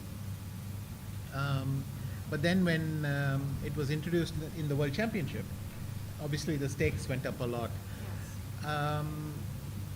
I would say the first few years you tried to get as much edge as possible without taking huge risks. I mean, however you can define that. But it was scary, like quite a few people who you'd have thought were favorites to go all the way, they lose an early game and suddenly they're in the win. And the second game is even more catastrophic because it's over. You don't get a chance to fix anything, at least the first one. So you have this feeling of sitting on a knife's edge. Having said that, subsequently, what used to be the World Championship was briefly a World Cup for what they wanted a series of elite tournaments. Then starting 2005, they made it the current World Cup, which is the qualification for the candidates. So, for instance, in 2005, it happened, and for 2007, 4 other people came from there, and 2007, etc. 9/11. 9 was where Boris Gelfand qualified, played me, then and so on. And that's been the situation until now. What I wanted to say was that if you think of all the online events and I don't think the modern players freak out too much because they've been in so many must-win situations, probably sometimes twice in a day. They somehow survive the second game, then the next match starts and they lose the first game again, and so then I think your attitude changes. I don't think they're quite as concerned, and because the knockout format has proliferated not only over the board but also online. I think it's not so alien for them. By the way, Vishy, this is the mic which they can hear and also on stream, so if you could just get a bit closer. Yes, that would, thank you. Before we get into chess, just wondering if you recognize the designer of this beautiful Yes, lovely. t-shirt that Sagar has on. Sagar's sense of fashion is impeccable. Yeah, I think this is something that I keep it reserved for my special occasions. There were 2 times I wore it recently. Today is the second time. The first one was also when Vishy was playing against Garry Kasparov in clutch chess there.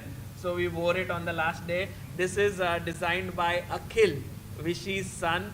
and he is an incredible artist. So yeah, And we love it. You are beating her fashion today, I think.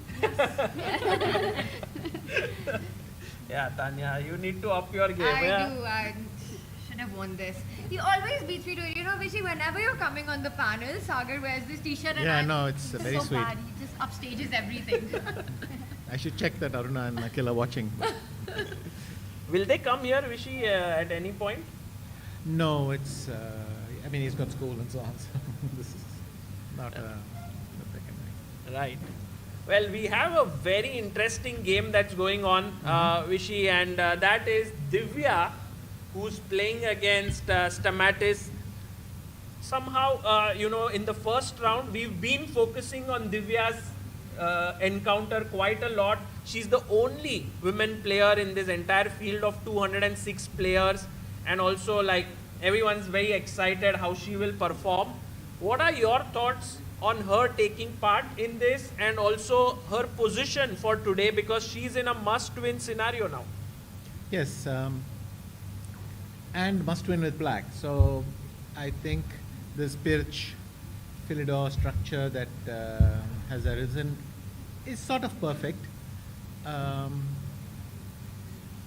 Basically, black doesn't want the position to simplify, and I think this is an excellent position. For instance, if that bishop was on e3 instead of f4, then I could play knight d4, start exchanging a few things. If my b2 pawn was protected, I could play knight d5. But right now, neither of these moves are available.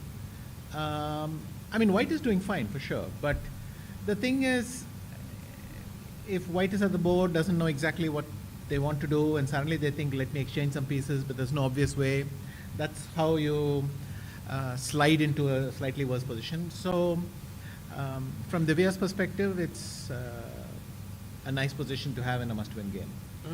So you see that, for instance, if I played bishop d3 to support the e4 pawn, yeah, then you can play knight c5 and maybe even knight b4, and something could happen. It could start improving. I would normally, in the initial position, I would just play bishop g5, basically saying, you want to exchange pieces, fine with me. You don't want to exchange, run with your queen. But here queen b8 is actually not a bad square to put it in. Here? Well, if you do that, I'll kick you again, but Yeah. maybe at some future point I can get out of something. Again, it's just the hope of maintaining a slight imbalance in the position. So overall, you think Divya's strategy has been pretty decent, considering that she must win today? This is a good opening choice and a decent position that she has. It's as reasonable as anything. The only thing is whether white should have played knight g5 instead of bishop g5 and take off the bishop. I mean, it could be an idea. Yeah, I mean, you can't save this bishop, so you have to give it up. Yes. And the knight versus bishop is a favorable exchange. I can move that bishop, maybe play bishop g4 or something. Can black so I have some plan. knight d4 in this position? Just trying also to maybe get rid of the light squad bishop? Yes, certainly. But if I go bishop f1, you might play knight c5, right? Yeah. No, then I wanted to play bishop e3 and now ask you where that knight is going.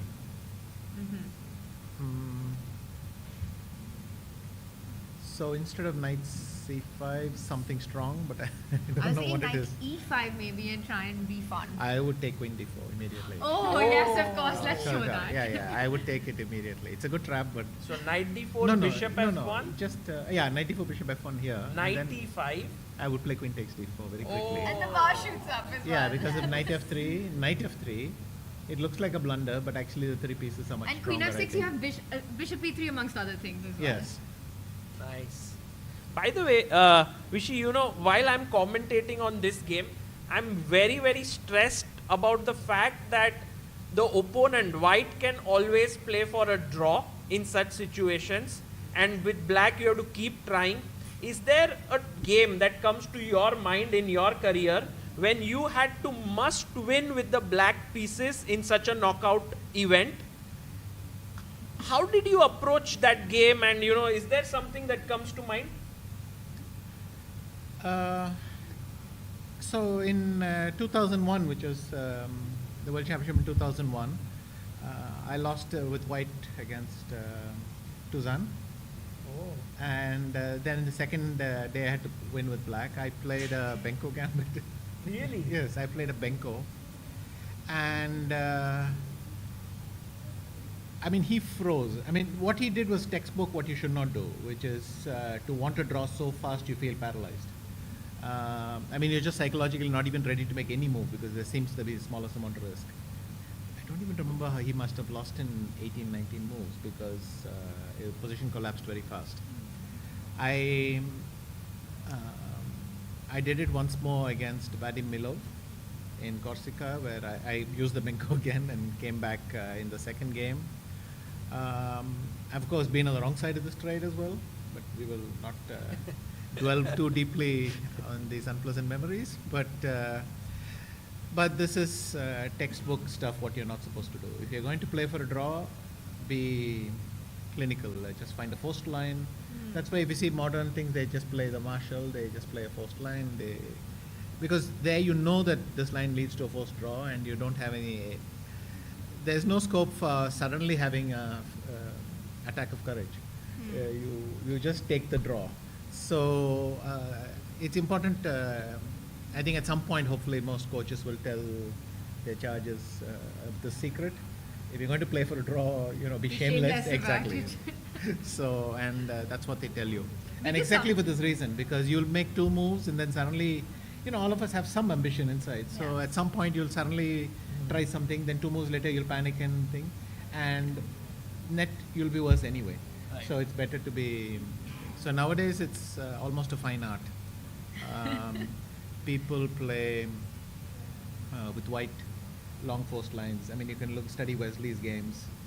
There are many tournaments where he just needed a draw in the last round or even the last but one, and he's playing some sharp Grunfeld which looks amazing, but it's all in his course, and the whole line is a draw, this kind of thing. Against Leco, for instance, in the last round of Mexico, I had a forced line in the marshal.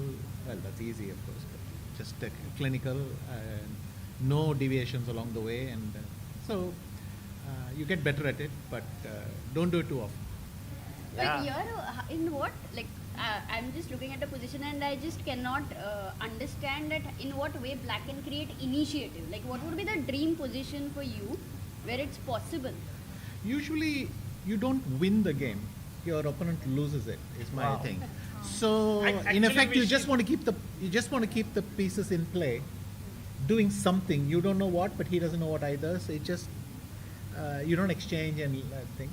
And at some point, your opponent over-interprets your moves and something goes wrong. That's usually how it happens. It's very hard to say that I followed a plan that I had this morning. Quite often what happens is you just keep the position in play, and the opponent, because of the possibility of a draw, their thinking becomes skewed somehow. So the nice thing is when you're playing as black, you can just, if you end up in a position where you don't have to make an immediate draw, you're successful. You don't need to know more details. In fact, you don't even need to play well. It's better, you can play, no, it sounds funny, but you can play second best moves as long as they keep more and more, make the position more and more tense, and goal accomplished. So just sort of hang in there and let the game continue. So the opponent has more pressure. That's what is the assumption. For me, this is the quote of the day. When in a must win, it's not about you winning the game, it's often the opponent losing their game. This is really deep, actually. Also from a psychological perspective, because for the opponent he needs only a draw. Where is he finding that balance where maybe he wants to take a chance in a position, but he knows that will also give chances to the player that you're playing against. So you want to keep the position in balance, but also play objectively what's correct. Plays mind tricks. Yes. And I think Michael Tal once said the worst thing is to play for a win when your heart wants a draw. So your mind and heart are in conflict. So then that's why I made the point, shameless. You actually have to have no pride in that moment and be shameless about it. Sometimes, just simplify by 7 or 8 moves and then just take the draw and go. I mean, it's embarrassing, but it's much better than losing.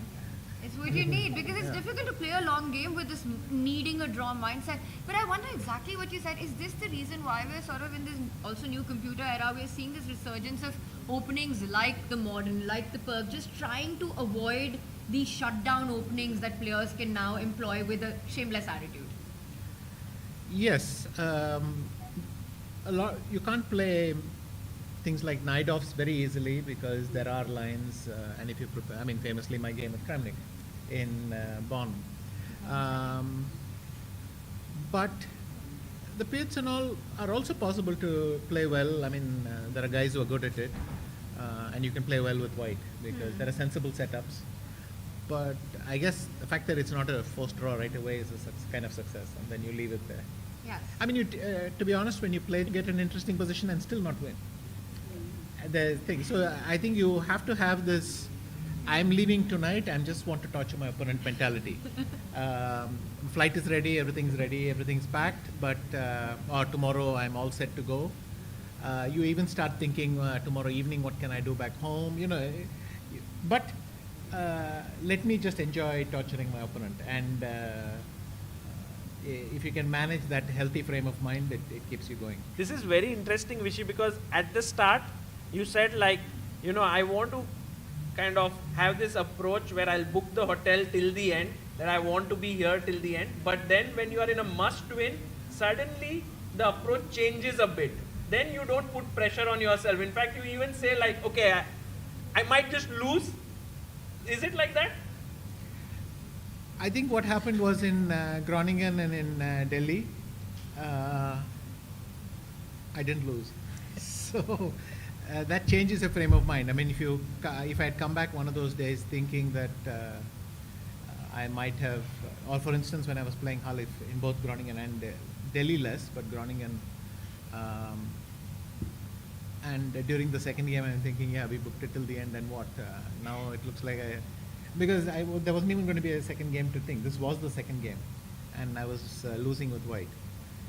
But then I got a draw by a miracle. In Delhi, it was even on my birthday. So to make it extra worse, I had seen that the organizers had brought a cake and made it. And you know, okay, you guys know in what mood I'm going to cut that cake. I mean, I probably will poke someone with that knife, really, rather than. So, and you're thinking, and then miracle happens, you escape. And I remember after that escape with Khalif in the rapid game, my hands were just shaking. Wow. So I mean, it's nice to say I had this. Is she already winning a pawn back? So knight is, she's threatening bishop takes knight, attacking What the 2 flavor pawns. was It's the not the cake, by nicest way? pawn to win. Vishy. I've forgotten. I think it's some By white the way, I cake found with some pineapple on something top. where he Of may it. not remember. Okay, that who's going to was- remember the cake flavor when you have a losing rook ending? When you're thinking about poking your opponent with whatever you can. No, I wanted to poke the organizer for bringing that cake. Okay, but Okay. this is a bit of a moment here, Vishy. We've got knight c5. Yes. Unfortunately, are you really threatening bishop takes e3 and knight takes a4? That's not happening. So I think even bishop f1 is. Just defending the central pawn Sure. because you can afford to give the side Also, pawn. the beauty is bishop e3, bishop takes c3, queen takes e3, knight e4, queen a3 is great for white. That's one of the hardest pawns to do something with. Yes, and So you've given very, up. very difficult. And I've still got the bishop with dark squares. I mean, it might be compensation even in a normal game. What else? I could do knight g5 again. I could do bishop g5 and before then going bishop f1.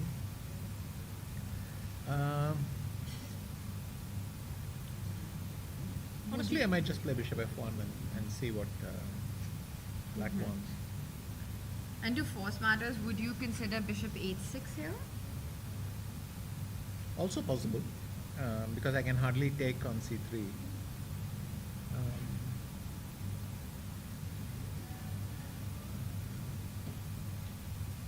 It's possible. Bishop takes h6, queen takes h6, maybe queen f6. Knight g5. Yeah, queen g7. Take.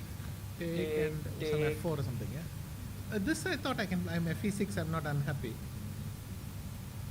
And maybe this is the kind of stuff black wants, Yeah, some right? knight b4 is in the air, and again, But this is the problem why the white player faces also. The white player understands very far from losing the game. But it's so easy to think you're slightly worse that, everything happens inside your head. He's if you're gone in for these a fast move. way. He's gone for bishop f1. Yeah. By the way, Vishy, By the way, keeping bishop at 6 for later also. Yes. Because unless black plays knight b4 here. Yeah. No, we have a live crowd here, so whenever you feel like you have a question of a chess position, please feel free. It would be wonderful to get some young guys here to answer youngsters in the live crowd. Maybe even after knight b4 you could go bishop h6, I'm wondering. Make things fun. Knight takes c2? Bishop g7. I'm scared. Knight takes but e1. yeah. I wanted to somehow find a way into the dark squares, but too little. Queen h6, you take on f3 and just no time. Well, I take on f3 and then I'm probably happy that I have f6. f6, yes. Just to play queen e7. Actually, you could. The bishop. Oh, sorry. Yeah. What am I doing? Yeah. Take the bishop. Take the bishop. So instead of knight c2, bishop h6, knight c2, you could go back to g5. Oh. But then I'm very Fun. happily sacrificing the queen with knight takes Again? e1. Yeah. Because again, I break your pawns down. It doesn't matter if you're in must-win situation. Anything which looks dynamic is better than Yes. equal. So. Balances. And by the way, this seems reasonable for black. But Yes. Right. With the two bishops, it's Yeah. very nice. Very nice idea. But with the knights jumping, Vishy, everybody says that you have a knight bias. Is that still true? Probably yes. Probably yes. I think I've always had a knight bias. But what can you do? There are many positions where nowadays you know that the verdict is better for the bishops. And then can you still have that bias for the knight? I mean, quite often when I look at that evaluation, I think, well, I don't understand it. Maybe because of my bias. But knowing that something is better for the bishops, then it's harder to That's why I think you in. were called lightning kid, no? I mean, generally in blitz, knights are very important. Yes. So And this is my thought that because you played so much of blitz in Tal Chess Club as a young kid, and knights are so tricky in blitz games. Was that the reason you developed an affinity towards knights? I don't think it works like that. I mean, it's not a conscious decision. So I must have liked the piece knight anyway. I don't think you can work it out like it's just fast and knights are complete. It sounds too much of a plan. But Sagar, you've never introduced him as a lightning kid ever on the stream. No, I've said not him, but I mean I've spoken about him like that. But it was, I think you were just 14 or so when this name was given to you, right? The Lightning Kid. Less even. I think it. So I played T.S. Ravi in some tournament, and in general that name was floating around. I think it was probably a year or two earlier, and then Kamesh got this column where he mentioned this, and I think it references both of us, so maybe just me. Does Akhil know you were called lightning kid? I think by now, yes, he knows that I was called Lightning Kid. Amazing. By the way, can Yes. we go back? I suddenly thought bishop f1, knight b4. Yeah. Bishop h6. Knight takes c2. Suddenly I was thinking what's happening for rook e2. Because I thought if I go back to b4, you take on g7 and you play queen d4 check. Oh my god. Right?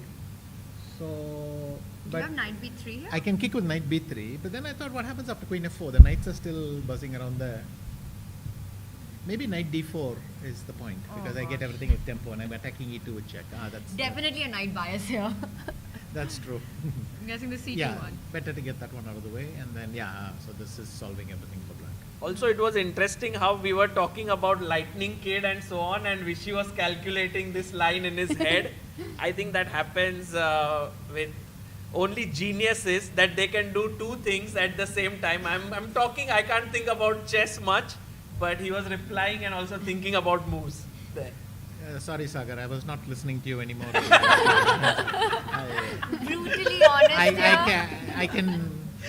I can talk on autopilot, but it doesn't mean anything. But actually, Sagar, you make a really important point, because I think we're still in the classical game segment of the World Cup. But speaking of Lightning Kid, I mean, the tiebreakers are a super important part of it. So you have to also have that skill of being precise and quick to make it, to have a deep run here. Yes, and there are specialists who, I know at some point, didn't even bother with the classical games. They would just, if they drew with black, which, they can't force a draw with black. If they drew with black in the first game, they make an instant draw in the second game and say, let's go to tiebreak. Name them, Vishy. Drev did it against me, Halif did it against me. And there are many, Tkachev used to do it a lot. Strategy, match strategy. A little bit. Magnus did it a couple of times. He did it against Pragg. He just thought, let me go to the tiebreak. He did it with Karyakin. He did it with Fabi. Not with Fabi, not the same. He didn't, in a better position, he offered a draw, that sort of thing. But sometimes you just think, well, I actually prefer my chances in that. Let's go for that. But that's risky. Even when I felt much better or had much better results than others in rapid chess.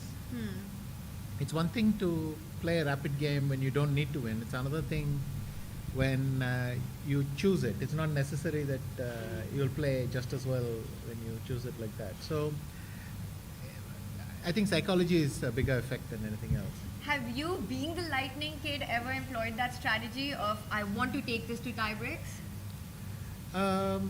There are many games I can remember where I made no great opposition to going to the tiebreaks, but I don't remember forcing it, mainly because I was worried that if I tried too hard, might end up slightly worse. So I tried to play a normal game, but there must be games where, let's say, I didn't display any great objection to ending up in the tiebreak, even with the white pieces and so on in the second game.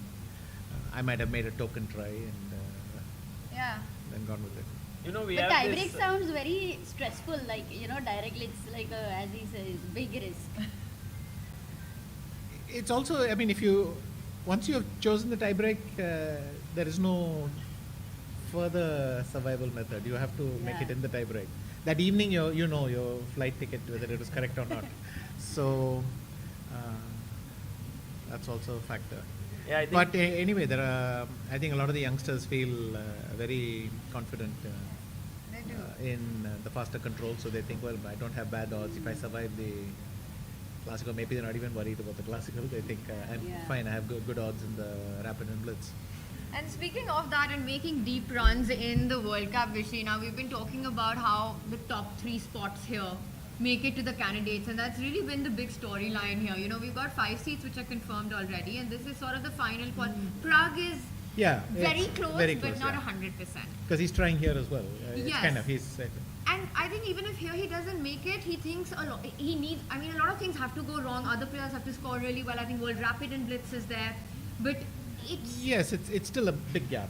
A very big gap. Sure. So with these 3 final spots to the World Cup being on the line, are there any players that you would love to see qualify for the candidates that you're really hoping to see in the next candidates here?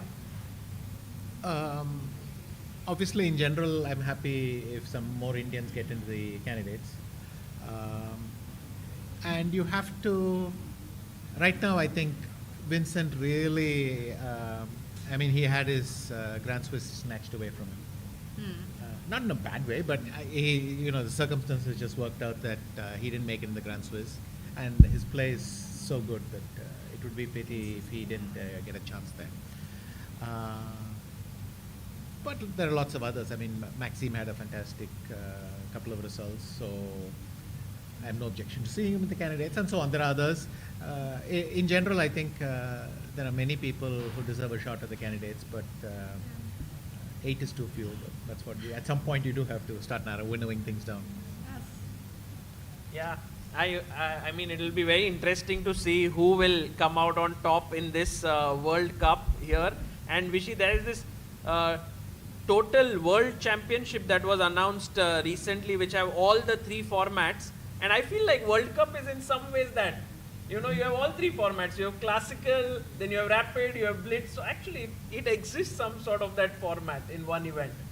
In a sense, if you count tiebreakers, even the World Championship has it. Theoretically, you can go from the main match to the rapid segment, and then the thing. On the final day, you have the separation. It's the same in the World Cup, as you pointed out. So yes, it's that format is just accepted. But anyway, it should be interesting to see how the new format goes. Yeah, absolutely. By the way, Vishy, we want to talk about the game of one of the players you have had epic fights with. That is Vasily Ivanchuk. He's playing here at the World Cup.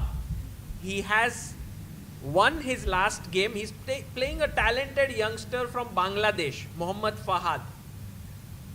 What do you make of this position right now? Do you think Ivanchuk is okay? I mean, he should make a draw and make it through to the next round? Probably yes, but I would not say it's equal.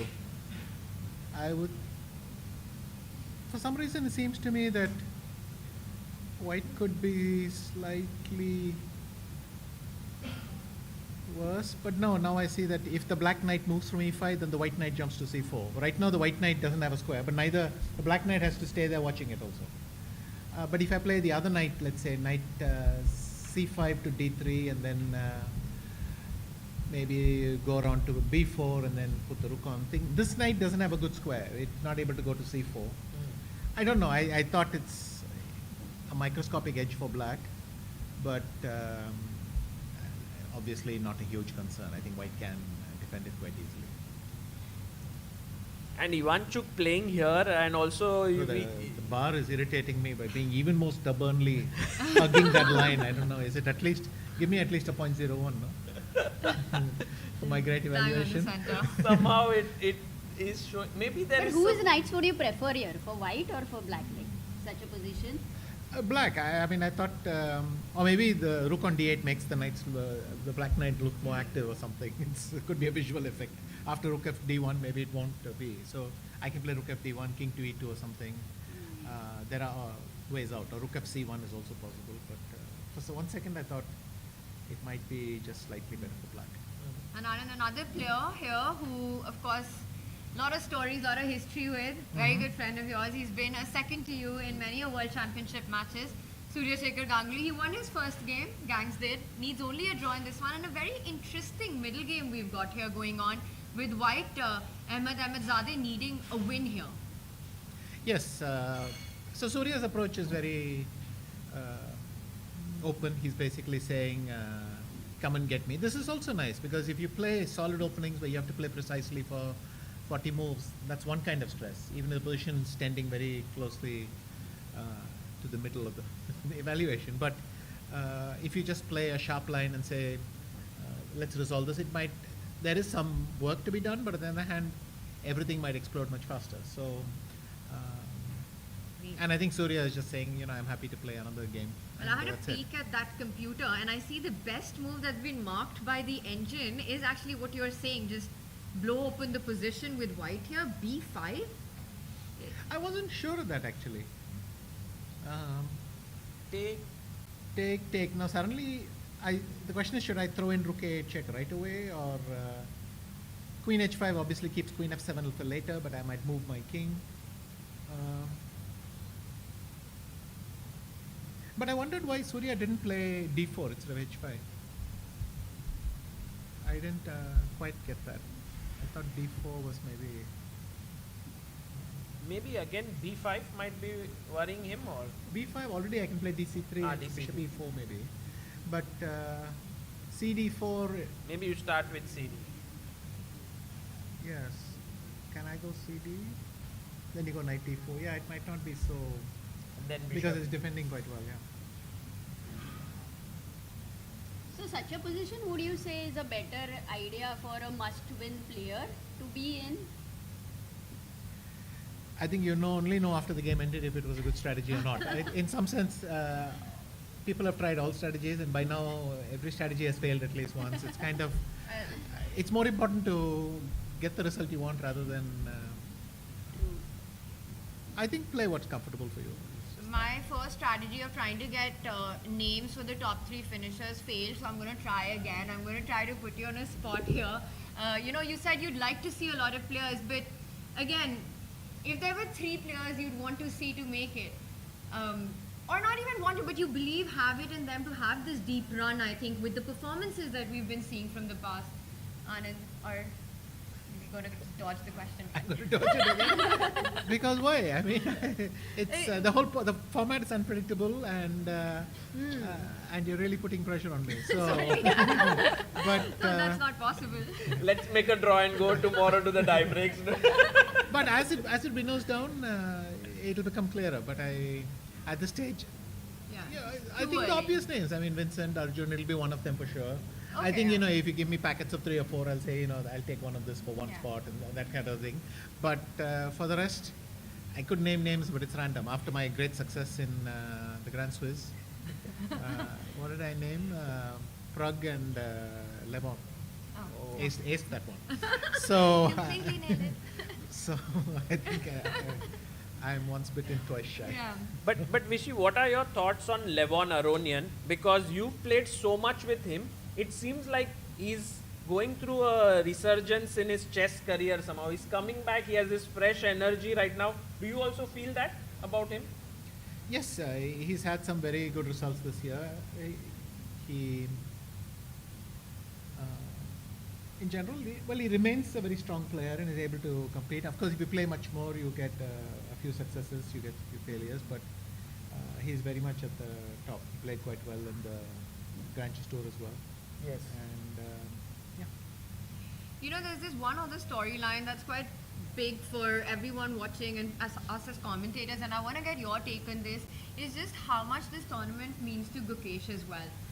After the World Championship, he had this great double gold in the European Club Cup recently, but it's something I think everybody wants to see him do well, and he himself is very motivated for it. How much do you think it's a bit of a pressure or a motivation? How important is this event for Gukesh? I think he wants to play well.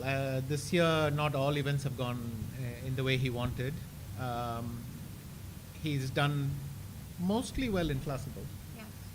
It's only really one of the Grand Chess Tour classical events, Bucharest, which he didn't finish very well. He has, I think in the faster controls, he must be dissatisfied. Again, in St. Louis, nice start on day 1, bit of a fade after that. But I think in general, he wants to play well. He wants to build his confidence as much as possible. I mean, why is he playing here? He wants to increase his confidence and feel good about himself, and he thinks it's a great challenge. Yes. It's very nice to play an event you don't need anything from. Exactly. So This is he's so going to enjoy inspiring. that. Yeah. I mean, try telling that to the others who need to win this or need to be in the top 3 and so on. But it's different kind of pressure. But I don't think he's desperate, but certainly he would appreciate a good result. But I mean, this is a classical. It's a knockout, mostly classical. Unless he gets through purely on tie breaks, I don't think he's going to feel much faster about the faster controls. Much happier about the faster controls. Sorry. So he'd want to get those wins in the classical format as much as possible? That is the desirable outcome, right? I mean, the best tie breaks are the ones you don't play, in a way. Love it. You want to be as clean as possible. I mean, I remember running and I had one tie break with Halifman, and otherwise I didn't need one. But because I went to the tournament thinking I'm always ready to play a tie break, I'm never going to gamble and things like that. And then when you actually have the result that you wanted, which is to qualify cleanly without any stress, then you feel even better. There are people who have 4 or 5 tie breaks. I needed only 2 at that time. I felt very good about myself, and I think it's the best feeling. Again, if you finish your tie break in 2 games rather than play 8 or 9 and then finish at 9:30, that's a different vibe. So you'll be quite exhausted. He Of has course, so you'll be many relieved. stories which are so amazing, and his book Mind Master, which has done really well. In fact, on Amazon, it is one of the bestseller. I'm sure other platforms as well. How do you feel about it? And yeah. Yes, I think the book came at a nice time, at a time when I was very chatty. I didn't mind, I didn't mind talking about a lot of stuff, and because I no longer thought, okay, I have something to hide or hold back. And I enjoyed writing it very much. Also, if you do it for your 50th birthday, you have more stories to tell. So cool. By the way, Sagar, do you know that Vishy recently rated us on a commentator tier list? Oh yes, yes. At that point, Vishy took some. I could not. The answer I gave for the three people are going to qualify, it didn't work in that segment. I had to put people on the spot. There was a gun to my head, but nothing to be done. Living up to the tier. Yes. But Vishy, we actually yesterday, Tanya and me and I think all the commentators, we decided to create some storylines to this event. I don't know if the director Saab has the creatives here, but we can put it on screen and maybe get your thoughts there. So the first one was about Gukesh. Oh, Vidit, wonderful. Can Vidit continue his excellent performance at FIDE World Cups? Because, he, after your performance, and I mean, Pragg did very well in 2023, but before that, Vidit finished in quarterfinals in 21, then 23 also reached the quarterfinals. He lost to Abbasov there. He lost to Duda and Abbasov, right? Yes. So actually somehow he has this knack of doing well in World Cups, it feels. Sure. Definitely he's got a good style for World Cups. F6 happened? Yes, F6 was played by Divya. That was another thing. I think Divya is taking a lot of risk there by playing this move. But that's the best try, no, for her? Is it? Take risk, I mean. No, because I thought F6 is just Not chess. sort of anti-positional move, because now that pressure on the diagonal is gone. Even I can play knight d4, but I would rather play bishop e3 first and play knight d4. And suddenly, a lot of my questions about where to put my pieces have been answered for me. If I go bishop e3, next I play knight d4, swap those two. Suddenly, the second knight is not going to go to b4 and all these. A lot of plans disappear. I would feel, with white, I feel a huge sense of relief if my opponent played f6, I could play bishop e3. So this I would question. But how do you explain f6? What G5, I think she wants to go G5. G5. Yeah. Oh wow. But if I play bishop e3, then what G5? Still G5, no? Oh no, sorry, bishop C5. Maybe, Yeah. I don't know. Maybe you have to move the queen. Can we go queen E7? Then even knight d5 might... Knight D5. Like, I think she wants to play this style. Yeah, just make these moves and eventually go like this. Looks very shaky, but... Do you think it has any merit? Sagar, you're saying g5, g4 as if there's some clutch bonus for getting to g4. What does the pawn do on g4? It doesn't do anything. Okay, no, I was thinking g5, I also h5. got this clutch mentality after that few games, but what exactly is it doing on g4? No, maybe I should do h5, g4. Yeah, h5. Like, try for something at least. But if I play knight d4, then what are you doing? Instead of knight d5, I just play knight d4. Here. Now g5 doesn't look that strong. Maybe you needed the knight. Wait. Go back 1 second. Let me tease you a little bit. Instead of knight d4, Okay. play b4. Wow. Oh, wow. Okay, I'll take it. Then knight d5. So if I take here and move the bishop takes c5. I think it's going to catch me in some intermezzo. It's going to take on d5 and play knight e4 or something. No, the but other way. if... If you take bishop d5, Yeah. I think e d5. And now the knight is hanging and this is hanging. Correct. So I can't do. So instead of that, I think what it's going to do is it's going to play knight takes d5. Only move. Yeah, only move. E takes d5, and now it will play knight e4. Puts the in between move and just survives. Yeah, okay. But you see the problem. I mean, g5, g4 is quite remote. and just going to play knight d4, knight d5, and Right. liquidate Beautiful. everything, and then there are no knights to attack with the pawn anymore. But this is the must-win scenario syndrome, which which Divya is suffering from right now. Like this is f6 she would never ever play. It's Blocking her just own that bishop. she wants to win this game. She's trying too much. Yeah. Okay, maybe we can go to the next picture. There we saw about Vidit. I think Tanya already asked And we about managed not to Gukesh. answer it actually, by the way. Again, We just managed to, suddenly this f6 happened, and I jumped to it, and we managed to cleanly ignore that question. I should do this with all my questions. So- Well, let's have another one if we can, and then. Will Arjun qualify to the candidates? Oh, now it's. This was not me. I'm just putting that out there, Vishy. So. I mean, with that face, he has very good chances. He looks very aggressive in that picture. That's really his game face. So, But Vishy, the reason for asking this question is Arjun has been close to qualifying to the candidates not just this time, but also in 24 through all means. FIDE Grand Swiss, whether it is FIDE Circuit, World Cup, and he's just always miss it. missed by a whisker. Always. yes, look, you don't get, he's gone to 2800, he's obviously so strong, you don't have to explain that he has chances. The only question is, will it work out? The problem with for all these players is it's 3 versus the rest of the field. And in that sense, your odds are always difficult. And there'll be a lot of clutch matches. I mean, you put Nihal against anyone, it's also going to go to the wire and so on. So you have to survive all that. And those days, you can't think of qualification. You just think, I'm going to make 5 good moves today. And then if I need to, I'll make a 6th one, and we'll see where that takes me. And you just have to have that attitude, I think. Otherwise, well, there's so much is beyond your control, really. Right. Okay, so one more. Let's we do have it. one more here. If we can have the next one, as Stamatis still thinks for his move.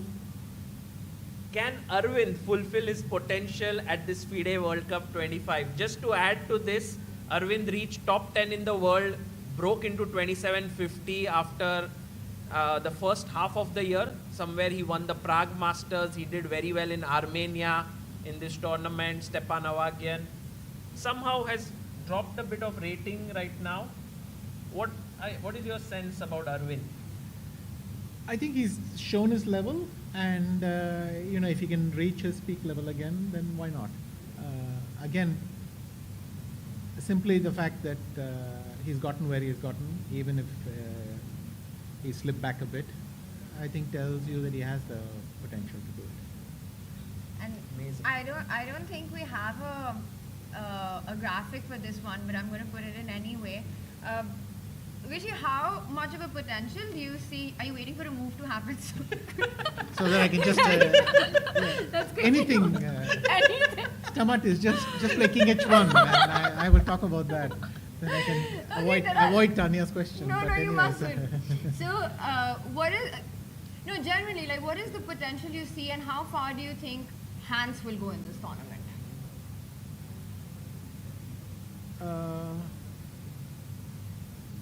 He's dangerous. He's very comfortable in the faster time controls.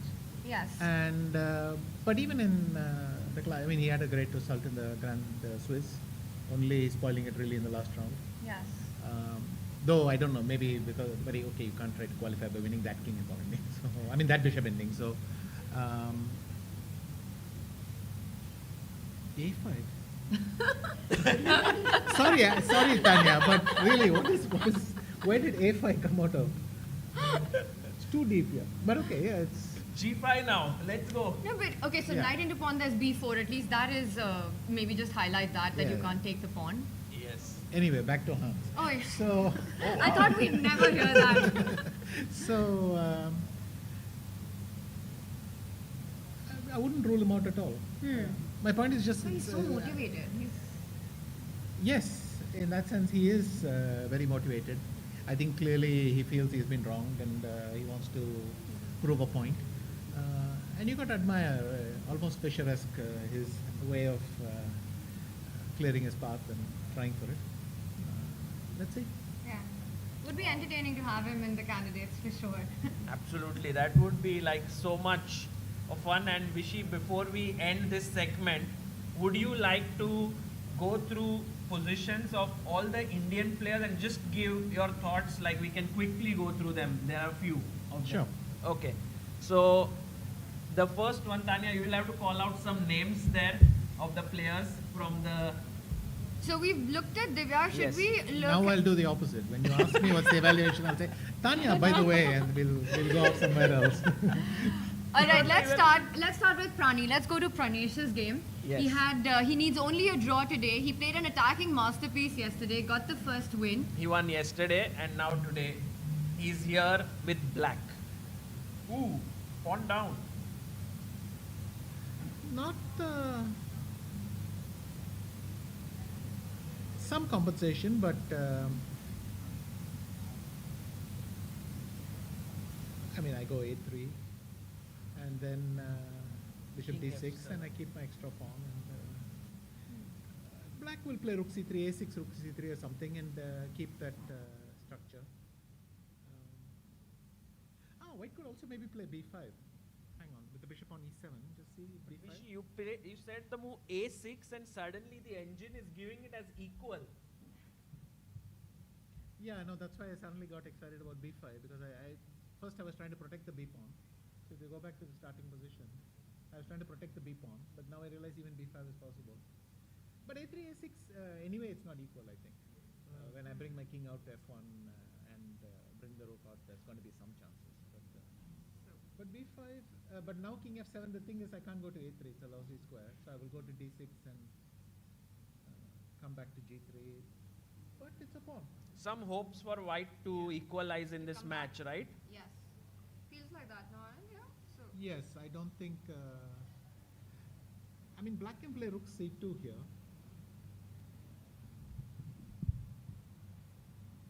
So rook c2 hitting that f2 pawn. Do you just ignore it and keep rolling up the board with a4, a5, or? Yeah, I think the eval bar just shot up, so maybe a4 is So- a big threat. Yeah. so then b5 maybe is- start with king f7 and then do this and so on. Yeah. But then my bishop will be on d6. It might poke you on b8. So So Pranesh in some maybe trouble b5 here.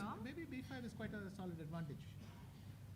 Practically, it looks much tougher than what the engine says. Actually, that's a very good point. True. I think b5. Let's go with b5. Is there some clever trick? Maybe I can go knight b2. Well, if a4, I want to play knight a4. Otherwise, I want to play knight a4 and stop a4. But it looks very artificial. Alright, so Sagar, it looks like Pranesh will have to do Yeah. some work to hold this one. Should we continue with our Yes, tour? next. Should we check up on Indian? I'm looking at all the players from India today who need only a draw to qualify to round 2 first. So we start with that. Indian won yesterday, Yes. but it seemed, oh my god, it seems like it's difficult to keep like that clean stuff in the World Cup. Yeah, Indian in trouble. Is there a disco or what? Why is it a mistake? Oh, but White's move is insane. The engine is saying you have to find knight e4. Yeah, c5 is hanging. So the last move by Indian was not that good, playing his knight to c5, and now, yeah. But knight e4, what happens? Knight takes c4. Then the queen on d7 comes under attack. You move it and f5 is lost. Yeah, you pawn up. But play fe4. Queen c5, ed3, bishop e5. Yeah, it is pretty bad because that pawn on d3 is probably going to be lost sooner or later. Okay, so Indian in some trouble, Pranesh in some trouble, Indian in some trouble. Let's go to Pranav's game. Pranav V. Yes. Buddy Pranav. Pranav How's he doing? is also someone who is working with Vishy in the Westbridge Anand Chess Academy. Actually, he's not on the board here. Which is a good sign, usually. And also this one looks very comfortable. For black? For black, yeah. Okay, good. So Because Pranav, even if the e6 pawn could be weak. White is also put his pawn on a4 and all, so it's not going to be that smooth on this side. I think Pranav is going to hold this. Okay. So that's good news. So he needs only a draw. Pranav's position looking good. Let's check gangs for the final player who needs a draw to advance to round 2. We did briefly look at this one, Anand. Yeah. And yesterday he had won. Ooh, today he's on track to win, it seems.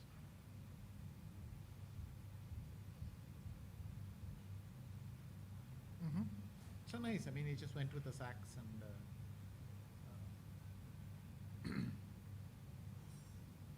Yeah, clearly winning. So Surya might be the first Indian to advance to round 2 from Yes. round 1. Except all those who didn't need to advance. Who didn't? Yes, fair point. The ones who were playing. Very fair. Everyone who's now arrived and is in the pool right now. So Yes. those Indians are Living the Goa life. They are doing well. But Surya with a completely winning position. All right, so there were 6 Indians who made a draw in round 1. So an important game. Let's start with Diptyan. Okay. Diptyan Ghosh is playing against Xiong Jian Peng. Diptyan is better. Because of I mean, this this is F6 pawn? F6 pawn, exactly. The pawn is on F7, it's more or less equal. But suddenly that bishop is vulnerable, and these two bishops are super bishops. I mean, they are C7, B7, there'll be all sorts of possibilities for white. Yeah, I think this is nice for white. Wow. So Diptyan facing a strong player, yeah, 25-22. So if he manages to win, would be amazing. Lalit. Lalit Babu yesterday was facing Max Warmerdam and was losing and drew. And today with white pieces.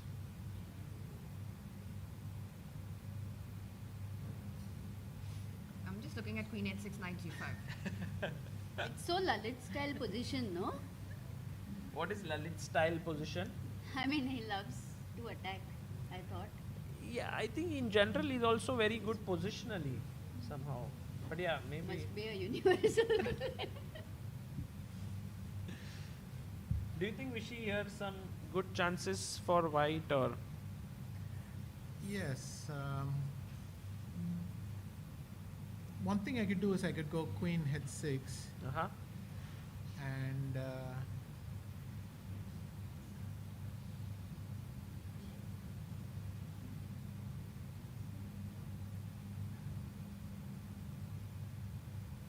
the thing is, for black, Knight D7 is a big threat.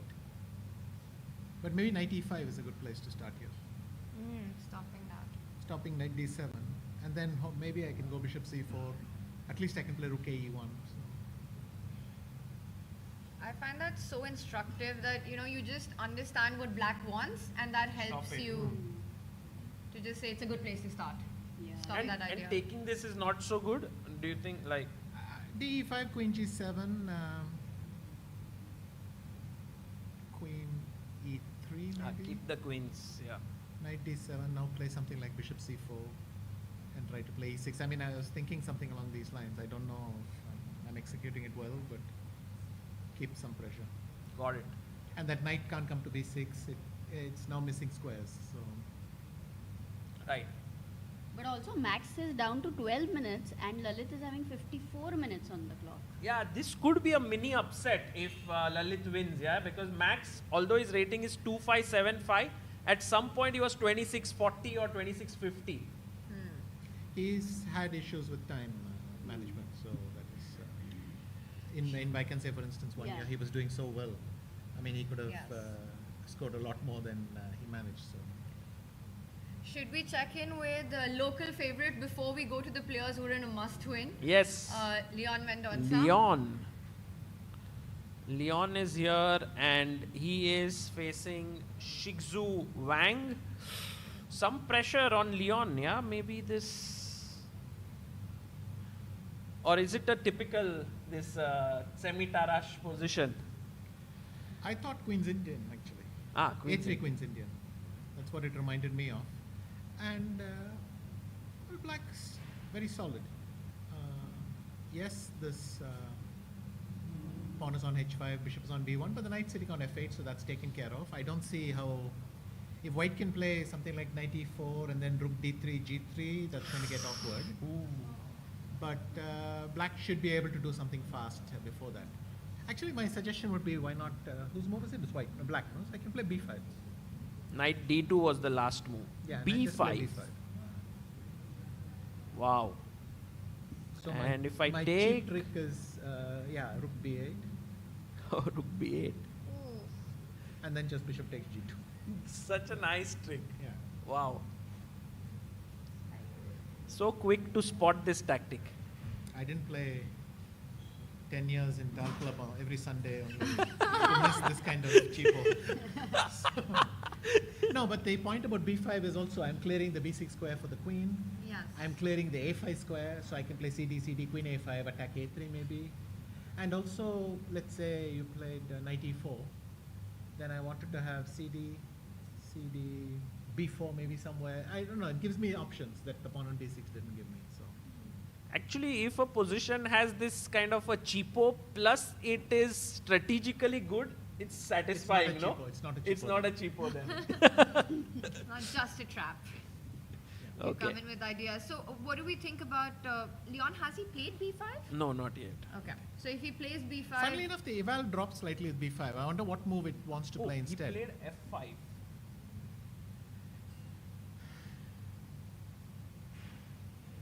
And maybe it's, according to the engines, perhaps the best move. Oh, it's the best move.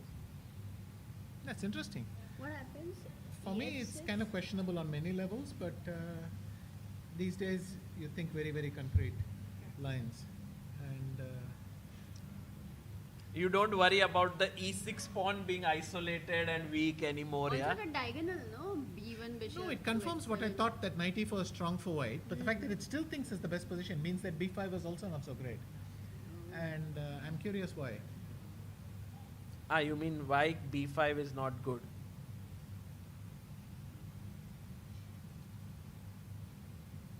It says knight e4 only and queen g4. Maybe it's not that strong, Vishy. Maybe you are right. b5 might be I the wanted best. to play cd and b4 and then try and swap some pieces, but yeah, these positions are very fine. You have to really figure out what is the exact best move and so on. Yeah, because Bishop practically b4, black's knight f6 a might pawn work. is scary, no? Bishop b4, knight f6 might work. Yeah, so you don't want to do that. I was going to play bishop takes e4 and then bishop takes b4. And Right. then Finish it. Let's finish that line. Let's Okay, finish the okay, let's tactic. finish The that. checkmates when you can. Do you want to ask a question to the chat, sir? Check. King h8. Guys, what should white do here? Yes? Sorry? E cross f6, correct. Very nice. Yes, queen g7. It's a forced mate, well done. It was... I haven't heard E cross in a long time. It's a very nice way to capture. He was the one in the reel of Divya. What's your name? He, who tried to get the blessings from Divya. You remember that kid? Oh, you were the one. Wow.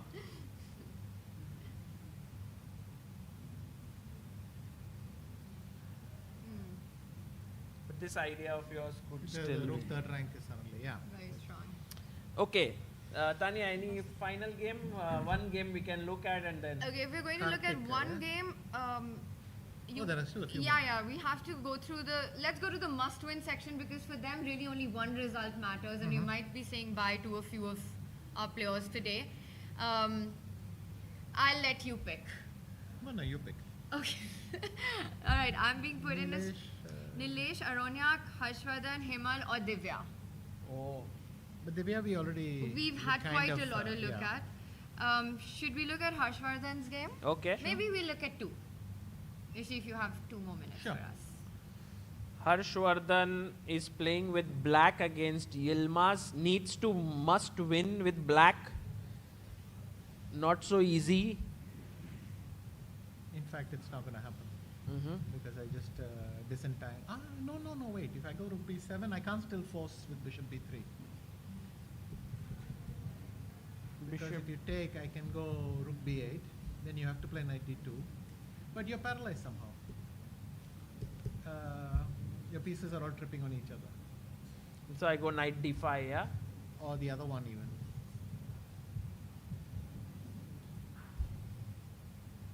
And so I don't know, at least I might hope. keep an extra pawn, yeah. Okay, so Harshvardhan has some hope. Harshvardhan has some hope, and we've got some news. Sagar, you were on point, by the way, about Divya's idea wanting to get g5 on the board. Wow. It has happened, and Vishy, a different placement for the bishop. So maybe just a quick look at this. And, or do you think not much has changed? You're still liking White's position here? Suddenly it's slightly harder for White Sagar, to we make have a move. moves. We have moves. Oh, we have more moves? Bishop f7, bishop g3, g5. Yeah, this is the position. Actually, this is a good example of what I mean when I say that something can be objectively bad, but practically good. Objectively, White's advantage is increased according to the computer. But of course, you wouldn't feel that in the game. But for me, all I see is that I can't play knight d4 now. I can't play knight d5 now. Can we so just what am show I going this? to specifically play? Knight d4, then you take and f5. And this is terrible. Unless I now play queen takes c5 and think, but that's going to be worse. Right. I mean, I take on c7, you go to d2, but okay, it didn't achieve what I wanted. So, I can't play knight d4. I can't play knight d5 either. Why is knight d4? Just e4. Ah, e4 is that. But it's true that maybe White just has to play some move like rook e3 and then rook e1. Now, after over defending everything, then I can liberate the pieces. And But now some bishop h5, bishop g6 stuff. Bishop h5, the problem is d5 is suddenly available to me. I don't know if you would want to do that. I could even play bishop c4 check and so on.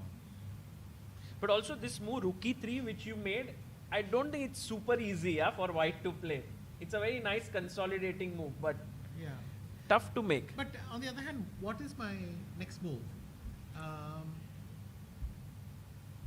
The thing is, I can't really threaten b4. Or maybe rook b1 actually. Rook b1. Yeah, because I want to threaten b4 and ask you. Yeah, just put rook b1. How do you like bishop d3 with the idea of knight d5? It's terrible, yeah? No, it's a fine move, but then you have lost a pawn because I take on a5 and b4 I can take on b3. And your compensation is excellent, but I think, the advantages drop.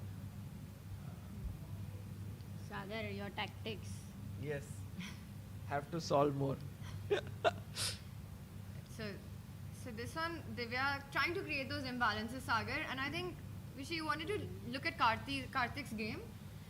He's a Karthik Venkataraman. Karthik Venkataraman. He's two times India national champion, won it in 2024, qualified for the World Cup through that path. And he gave Hikaru Nakamura a run for his money in the last World Cup. Yes. First round it was. In the very first round. He drew the first game here.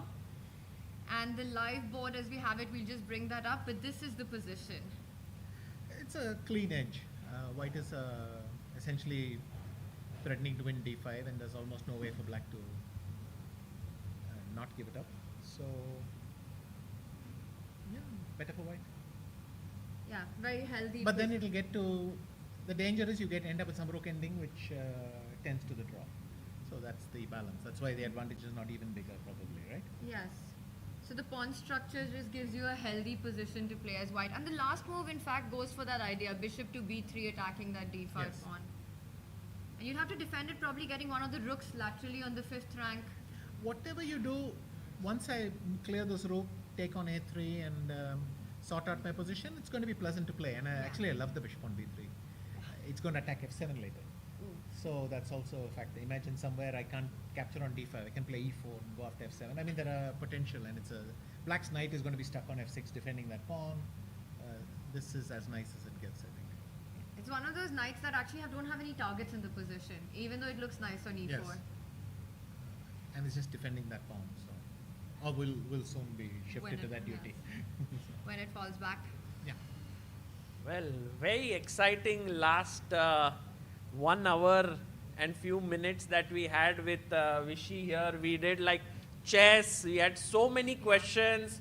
Time just flew by. I have so many more, but Maybe Let's I see have one one. more. Let's okay, see one more. one more. Which one? Who would you like? And No, Amrita? then we can have both of them. No, why to leave only last one? A quick. Yeah, let's. we have a few left, so We have only two, right? Aronyak. We haven't Aronyak. seen yet. Aronyak, let's see Aronyak. Let's see Aronyak Aronyak. Ghosh. Yes. Aronyak Ghosh for many years now has been the strongest. Wait, hang on. Oh, This what? is it a blunder or is it just the computer getting too excited? Ooh, context one. So Rook Okay. D5, yeah? No, Bishop D5, Rook C1 is not working. But Rook C1. Yeah, black is winning. Maybe we can ask our viewers also, Vishy, while you. So, A, B, why is this a mistake? And whatever you answer, Vishy will judge it. So, no pressure, guys. No, pressure. anyone? Whatever you answer, I will look at the engine and tell you. No, it's over. No engine. No engine. There's That's, a bar, that's yeah. right. Just kidding. It's played Sagar 8x B2. Yes, it's played. Oh my god. Who is it? Rook takes D5 is his move. I think then you're going to run into Rook C1 check. No, you have Rook D1 then. But Vishy, what about knight C3 then? Queen takes B2 still pins it. Oh, I didn't see B2. I was like, there's no way the queen. No, it's actually an interesting point. How because I think the best move is Queen takes B2, and thing. But okay, Knight C3. Now I play Queen takes B2. Knight F6. Queen F6, Rook D7. Queen F6, Rook D7, and my thing about F7 Yes. is now Actually a indicated, yeah. reality. So this is Nice. So actually, Rook D5 may be the best move, so well done. but not. No? Engine Ah, says. Oh, there's a better move then. Okay, so Yes. Rook C1, Rook D1 is probably not it. I just realized after Rook takes pawn, you can't go Queen takes Rook because of Queen B2 intermezzo. Oh, Tanya, sharp. Because Bishop takes Queen, I think you have Rook C1 still, but Even that doesn't work because Bishop takes Queen, Rook C1, King H2, Rook Bishop B1. B4. Bishop B4, and it covers B1, so you Yes. can't vacate. Oh, But nice. Queen B2 is even sharper, yeah, sure. Hang on, so there's not Queen D5, but there must be a nice move after Rook D5. You mean you're okay? so any other suggestions? We are still trying to refute the Rook D5 move. And it's But you only will have equal, to which keep the tells main you. board, but, Sagar, for people to think. Sorry. Should I put the main position? Yeah. Queen B2.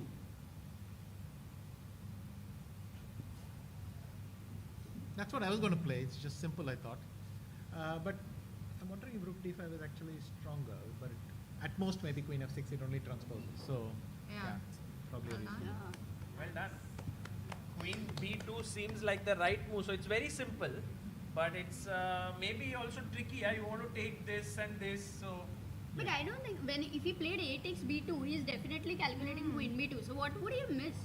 he maybe wants to play knight C3 here, I guess. But there's the pin again, right? So, So Rook D3, yeah? or takes on D. What am I missing after Rook Oh, D5? Rook D5. It's the same position we were Yes. looking at. Correct. Okay. Okay. So going to what's the next one? Aronyak Ghosh, we were talking about him as being the strongest IM of India for many years now, because he was 25-40 and not yet achieved his final GM norm.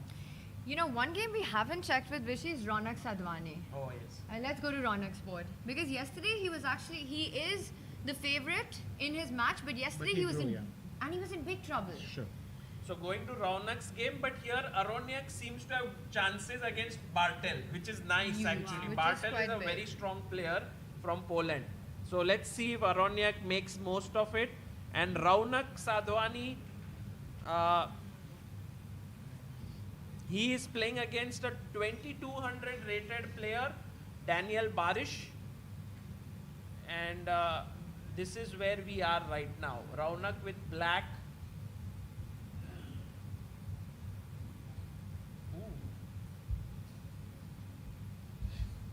The 2200 rated player is playing quite well, yeah, not letting Raunak run away with this.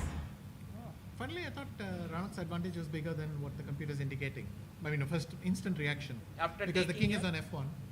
and everything else seems neutral, but apparently it's modern chess. You can just bring the rook out via h3 and your king is almost castled. So maybe it doesn't matter. I go rook d1, rook h3 and somehow cobble together something. So it seems equalish, which means if it goes to the draw, then that's a tiebreak. That's a tiebreak. Yeah, tomorrow we'll have tie breaks. I think we've looked through many games. Vishy, thank you so much for being here, for coming to our live stream and spending this time with us, with all the people here. Guys, let's give a big round of applause to Vishy. Thank you. And we hope that we'll get more chances with you. If not in this event, then in the future events. I was thinking tomorrow. What tomorrow? I mean, if you're free. Yes, I'm Yes, sure. Oh, yes, let's go, Sagar and Tanya, before Vishy leaves, I'll ask you guys one number, okay? One number? Yeah. Okay. 4, 5, 3, 8. Oh. Does Let's that ask ring our them? viewers. Oh, you know it. I know it, yes. Oh, Tanya doesn't know it. Oh, yes. And also the viewers. Okay, this is for chat, me and everyone What here. does 4, 5, 3, 8 Does it ring a mean bell to for you you? at this point? I feel like Anand knows exactly what you're I talking know. Of course, Anand knows. I know it, but Who said it? Yes? excellent. Wow. Yes. Oh, yes! Vishy Anand, the planet is named after him. Yes. Which is between Mars and Jupiter. I was amazing. thinking, why is Amrita revealing your phone number on a live? What did you say? What is it called? Is it called a mini planet or? Yeah, it's a small asteroid. It's a small asteroid. And Vishy has a lot of interest in astronomy. So if any of you here are astronomy fans, you can read about it. And tomorrow we can call him, we can discuss a bit of that, how the... I think you saw the James Webb telescope, no? Like you accessed it at some point. No, no. But some No, telescope, there was, no? I was in Chile, but these are all multiple telescopes controlled by computer and all. It's not like it's not finally the small ones which you can look into are the ones that are nice for us, but of course, just like chess, they also do everything with engines. Yes. Yes. Astronomers, they scan like 2 million stars and or 2 million galaxies, and they say the colors here are different or something like that. But if you It's get a totally different ball game even there. But still, okay, you get I think one of the joys is looking up and seeing something. Wow. But if you get a chance to go in the spaceship to your planet, would you take that? Minus 200. Minus 200, oh. Minimum. It's a bit cold. Little bit. That's the only Not straight from problem. Goa. Not straight from Goa, Maybe I think. stop over in Delhi and then. Need to pack some different clothes, yeah, for that. I was thinking Hunting Francisco something first. Even and better. then slip there, but no, it's quite cold. So guys, we'll take a short break, and on the other side, we'll be back with more analysis. See you. Chess is becoming very popular, and we are always asked by parents, what is the right age to start chess? And what is the best way to teach chess to their kids? We at Chessb India have always believed that even a very young kid can learn chess if it is shown to them in a fun way. We feel that a beautifully illustrated children's chess book will be a perfect fit for kids to kickstart their chess journey. Chessb in Chess Adventure Park is your first chess book. The book introduces you to the character of Chessb, a fun grandpa-like character who absolutely loves chess. He takes you on a journey in a chess adventure land where the kids learn all about the chessboard, chess pieces, the rules of the game, and much more. The text in the book is in the form of a poem story which can be read out to the kids. Chessb India's vision has always been to popularize chess, and we hope that many more youngsters fall in love with chess and take up the sport thanks to this book. This book was conceptualized by Amruta Mokal and Sagar Shah. It has been brilliantly illustrated by Kirti Kulkarni. Pre-order your book now from the Chessb India shop.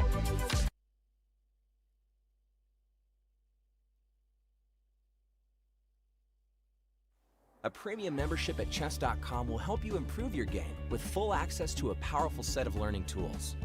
Unlimited tactics let you practice like a master, with more than 50,000 puzzles to challenge you at every level. Our library of interactive chess lessons, created by master coaches, will enhance every aspect of your game. And after each game you play, the computer analysis feature will give you feedback on every move you played, turning every game into a chance to learn. And that's not all. Premium benefits also include unlimited tournaments, video lessons, the opening explorer, and much, much more. Upgrade now to take your game to the next level.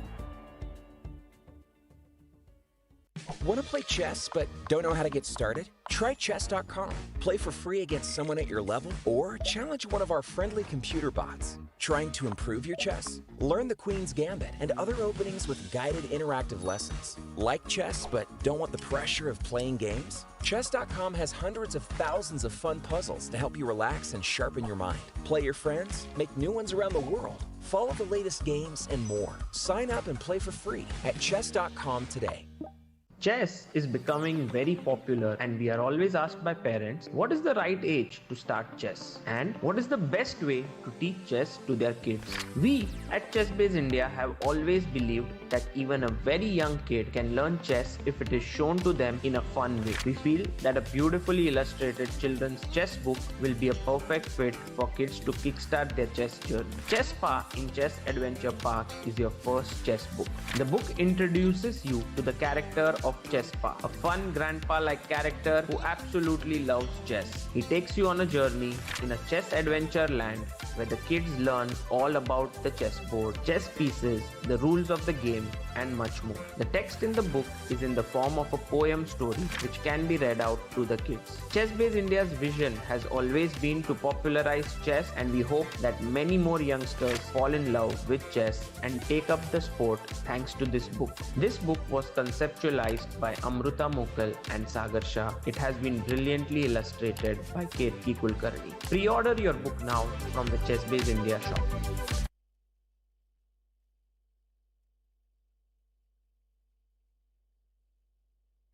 A premium membership at Chess.com will help you improve your game with full access to a powerful set of learning tools. Unlimited tactics let you practice like a master, with more than 50,000 puzzles to challenge you at every level.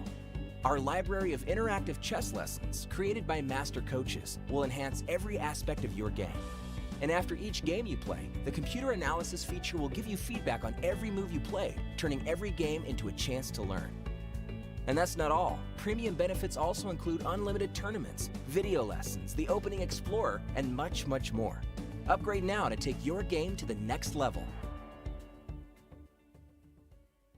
Want to play chess but don't know how to get started? Try Chess.com. Play for free against someone at your level or challenge one of our friendly computer bots. Trying to improve your chess? Learn the Queen's Gambit and other openings with guided interactive lessons. Like chess but don't want the pressure of playing games? Chess.com has hundreds of thousands of fun puzzles to help you relax and sharpen your mind. Play your friends, make new ones around the world, follow the latest games, and more. Sign up and play for free at Chess.com today.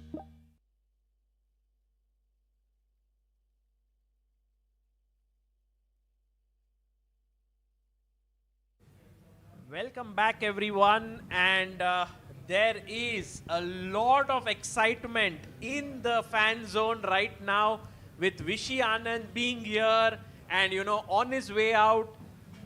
Everyone wanted a picture with him. Everyone wanted to sort of have an autograph, and this is the beauty about the fan zone. We'll have top players coming in here, top personalities, and I think that's just incredible, right? It's a chance for people to interact. Yeah, that's so beautiful right now. As you said, it's all crowded over there. Vishy had amazing memory, Sagar. You had amazing memory. You remember this 4538 number. I'm Yes. proud of you. Oh, but thank you know, you. he did say it is minus 200 and maybe he thought of, you know, whether he could go over there or not. I have a question. So, what was your first memory of meeting Vishy sir? Oh, my first memory? Yeah, I met Vishy Anand when I was 14 years old. I played a simul with him and got crushed brutally. At that point was 2004. So maybe he was like number 1 or number 2 in the world at that point. So it was a life-changing moment. And you were never for a me. genius anyway, so otherwise normally... Wait, was this in the NIIT? Yes, NIIT. Wait, I played that too. Yes, I think the generation of Indian youngsters who were pretty decent at that point. I mean, Sahaj was a very strong player, but many of them got a chance to play Vishy in Simals because of NIIT, and I think that was beautiful. It was it's my first memory of Vishy sir as well. Actually, I remember there were 24 players who got to play a Simal against Vishy sir, and I was the only one to make a draw against him. Oh, nice. You seem to be a genius. I was. That is where I peaked. Wow. And then you played with Magnus recently. So moving on. Is it true, Sahaj, that you got a lost position in 6 moves? No, I was completely winning after. Oh, you move are 6 winning? Because he played knight a3 on move 1. Oh, okay. And he has done that twice against me, and Wow. and both times I have lost. So the third time, But he's prepared. after losing the second time, I have prepared knight a3 like my life depended on it. Magnus Carlsen, here's a challenge from you from Sahaj. Third time, play knight a3. He's coming well prepared. अगर गलती से वो देख रहा होगा ना, तू wait कर बेटा, अभी जाके तू अगले हफ्ते आ रहा है. भाई अब knight a3 होगा तो I'm ready. I'm fully ready. Let's go.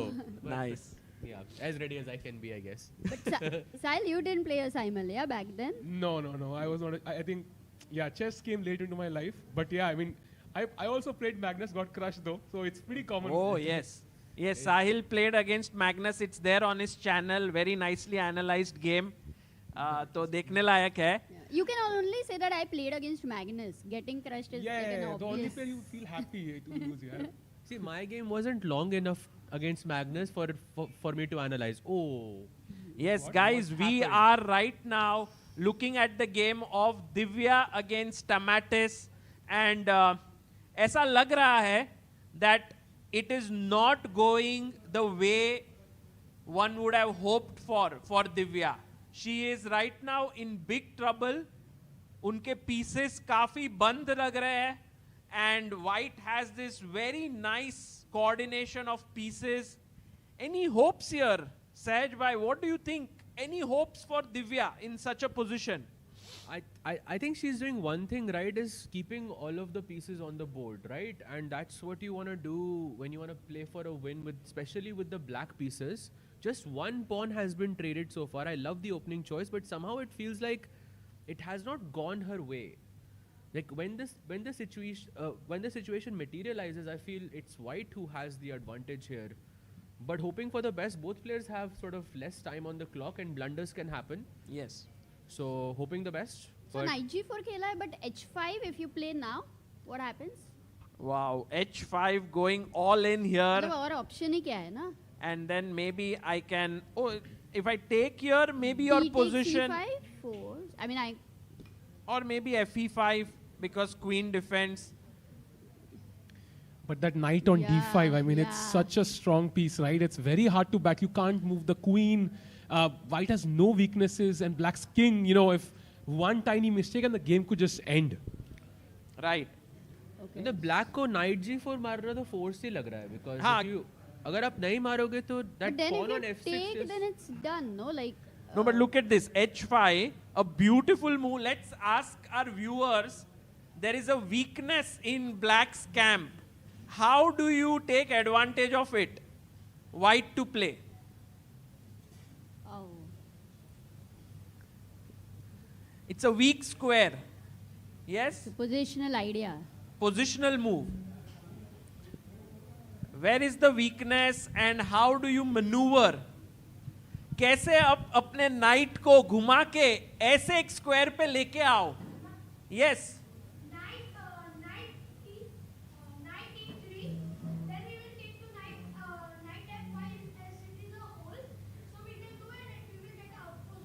Guys, round of applause for this beautiful. बहुत बढ़िया. क्या बात है?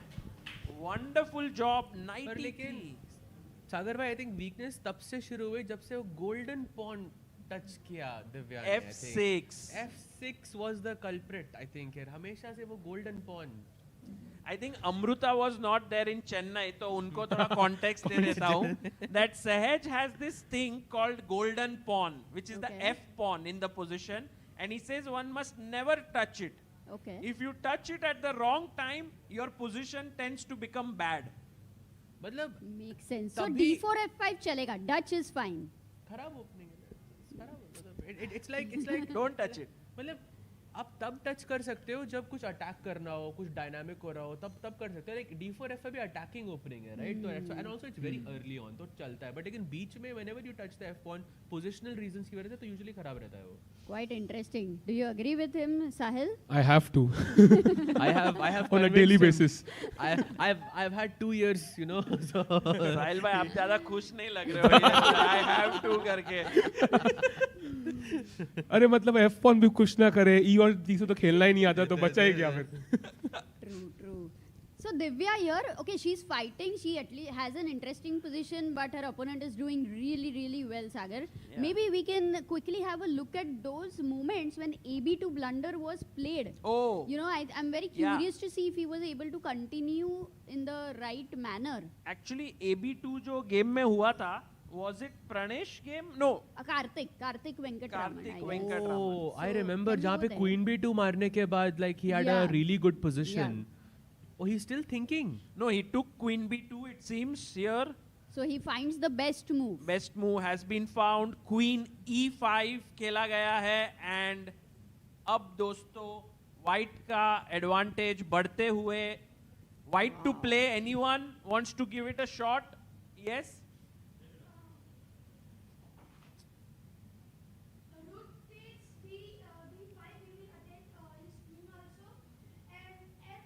F7 or like bishop diagonal has been improving from it. Not bad. It is possible. It is the second best move in the position. Rook takes D5. We also trade, so it can be Oh, good for us. It's a good move. As we have a bishop pair, like bishop. White is better for sure. I think बढ़िया option, but लेकिन आप दो तरह से pawn को मार सकते हो, राइट? बिशप से एंड रुक से. एंड यूजुअली कहते हैं कि जब आपका मटेरियल ज़्यादा हो तो आपको पीसेस एक्सचेंज करने चाहिए. बट ये एक बड़ा रेयर एक्सेप्शन है पोजीशन में, क्योंकि मे बी आपकी क्वीन थोड़ी सी ज़्यादा स्ट्रांग है, मे बी आपको बैक रैंक कंट्रोल करना है. Perhaps that's why bishop takes D5 is slightly stronger, but I think दोनों ही should be winning. Both are good, but bishop D5 slightly stronger. It's a double attack in a way, because E4 knight is attacked. B7 also. B7 is attacked with a fork. So wow, Karthik is actually winning this round. Yeah, Karthik And Venkatraman. 4 minutes for Roberto. Yeah, he'll beat a strong player, Roberto Garcia, 2503. So actually, guys, India के 24 player came to the World Cup. 8 of them did not play. 16 played. What do you think? How many will go to round 2 out of 24? Because 8 are already there. So out of 16 more, कितने लोग जाएंगे round 2 में? I think at least half. Half, yeah. At least Because we are playing against many of the top seeds, right? Yes. So that's not an easy task there. Yeah. I think 4 or 5 are playing against higher rated players. But I think Indians ना mostly underrated होते हैं. Like जब भी कोई India में land करता है ना, this is the black hole of rating. Like they never come back because they know rating जानी है. So I think आधे लोग कर जाएंगे qualify. So 16 आप बोल रहे हो? 16. I think half तो minimum होना चाहिए. 16. आप? Yeah, half of 16, right? Which is around 8 to Plus 10. 8 have already qualified. So are you saying also 16? Yeah, something like 16, okay. 16 around. Guys, anyone? Because अगर एक right number अगर आता है तो that would be very cool. You want a precision, I want precision, yeah. Because we will be able to precisely say how many will go. What is the chat You know what? If saying? somebody guesses it correctly in the audience, we can give them a diamond membership for 1 month. Wow, that would be how? 15 you are saying. 12. 12 only. मतलब 4 ही होंगे सिर्फ. Ooh. Out of 16. He's being practical at the, right now. The situation That's seems quite like low that. though. Sorry, 14. 14. Anyone else wants to guess? 10. Total 10. बस 2 ही जन और. 10 8 plus 10, 10 plus 8. 18. 18. 18. Wow. Okay. Ajay Sagar bhai, do you know this term Mamba mentality? It's named after Kobe Bryant. Yes. And do you know that Kobe Bryant ke numbers are 24 and 8? Achha. He used to have 8 before, and then he switched his number to 24. So there are 24 players in this tournament, Right. and 8 have already qualified. Oh wow. So वो train कल से continue हो रही है मतलब. भाई मैं बता रहा हूँ. कुछ तो है ये वर्ल्ड कप में. हाँ. Yes, कुछ तो है. Wow. By the way, chat also saying 20. पता नहीं 20 is the most common number. So chat को पूरा भरोसा है. मुझे तो लगता है 20 हो सकता है. Because you see guys, almost in many games Indians are better. I don't know which one is completely lost for Indian player. So maybe 20 looks likely to me. But let's see. That would be amazing. That would be quite huge because 128 players में से 20 Indians होना is quite a big thing. Absolutely. मजा तो आएगा. Okay, let's go and we may be moving fast on the game Sagar because now it's going towards time pressure. I think we see maximum blunders between move number 35 to 40. We also see the game of Lyndon Mendonsa, whom we had left off with F5. जो Vishy was surprised after seeing this move slightly. 94 takes, queen takes, rook d8, putting pressure on the d pawn, bishop a2, pressurizing the e6 pawn. And guys, whoever wins this game will face Yas Khan Erdogmus. Oof. Oh, and the Leon. last move is a mistake. Why? Wow, Lyndon Mendonsa had blundered here. Oh no. And the big mistake is after d5. And played, yeah? No, he didn't play. He played rook d1, but I don't understand. What if I take? I mean, because if bishop takes, maybe rook it is takes, not easy on the board to find takes, this. queen takes, rook takes. It's just like trade. Oh, maybe there is bishop f6. You first take here. I think. And then gf6 के बाद rook g3 check. I think. आपको king h8 लाना पड़ेगा, queen f4, h6 पे नजर और f6 पे नजर. Golden pawn once again. My God. Strikes. That's wonderful calculation, Sahaj, and quite important to note that the pawn is pinned. इसके लिए queen को मार नहीं सकते, and you make this intermediate capture, and if rook takes, then check. Then rook d5. Acha, disco. Yes, rook d5 with next move d8 hanging. Okay, but one question. After you took on d5, bishop takes b2 was also an intermezzo, no? Which one? Go back. Here. Here? But then d takes e6, right? Attacking no the queen. No time. So what did he play? He played rook d1. Shixu Wang gave a chance to Leon. Leon again made an error here. But bishop you know, c3. I don't know if it is easy. Bishop c3, queen h5. Isn't he winning a pawn? Yes. The poison pawn लग रहा है वो, लेकिन कुछ लग रहा है. Oh, bishop b4 है शायद मेरे पास. And f8 मर रहा है knight का, and then queen e6 will just hang. I'm guessing. That looks scary. What double bishops are they're looking too scary in this position. But also black. I can't even save this. Yeah.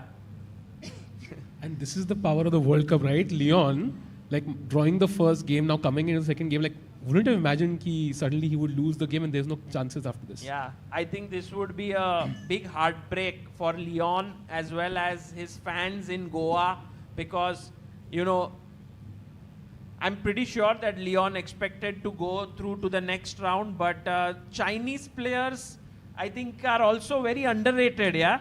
Like Shixu, who's just an IM with 2405, is really close to beating Leon.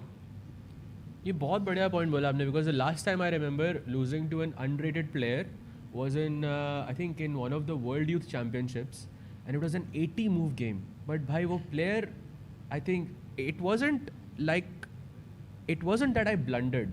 It was just the guy outplayed me completely from move 1. Correct. And so completely agreed with you. Chinese players are very underrated.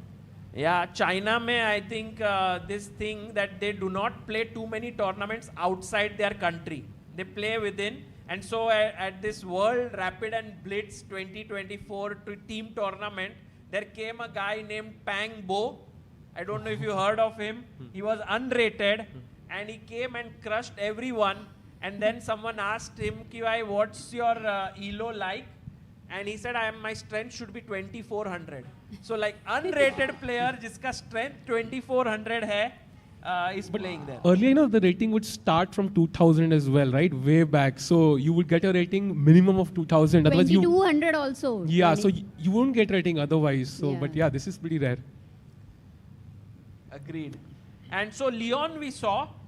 We wanted to see the game Raunak. of Raunak. Yeah. Raunak is the highest rated Indian player who's playing here. We left it off with Vishy here.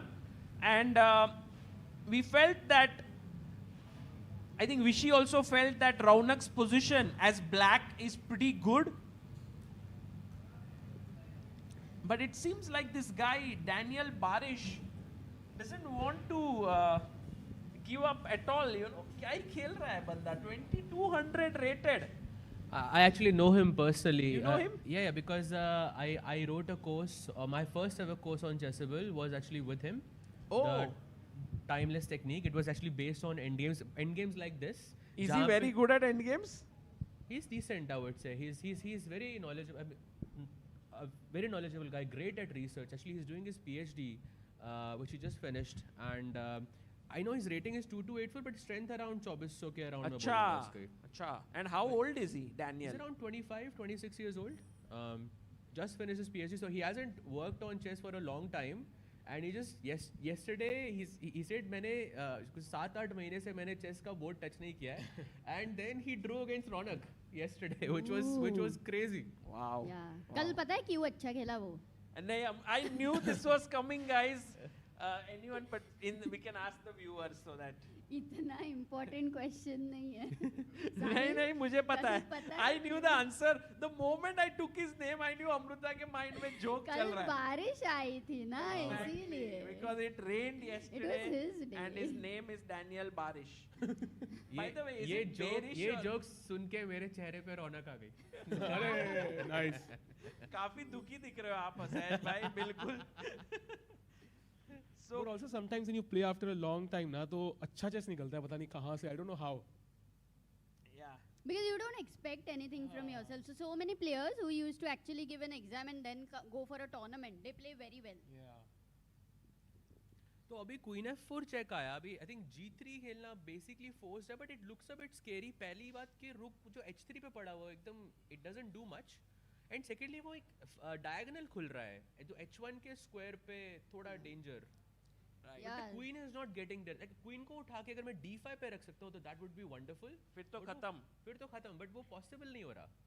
But this does look scary for white, even if the engine is saying only slight initiative. Correct. I agree. So for now, Raunak doing well. Otherwise, it goes into tiebreak. Yeah. I mean, but he's not at any Raunak risk. is not going home today for sure. He is here in the tournament, and we hope that he does well. Pranav, should we look at Pranav? We also have his camera here. If we can look at Pranav V, the current world junior champion in the tournament. Here is Pranav. He's playing with the black pieces. And it does feel like Pranav is... Oh, wait. What mistake by Ala Bulrens? But why? So he's taken on e6 and now it's black to move. Why is this an error? We are trying to figure this out. Obvious is कि भाई pawn मारना है. It's simple. उसने golden pawn दे दिया. दे दिया, but exactly. Is it like so big? It's always. तो फिर रखा चल भी नहीं सकते, पिटवा भी नहीं सकते. क्या करें उसको रखो बस. रखो. It's an asset that you have to defend. And what now? Knight takes knight maybe, like pawn takes knight के बाद black ही better रह सकता है इधर, right? Because your pawn structure is a bit broken. But no, knight f4 I thought. Knight f4 is also looking very good. Sorry? They may...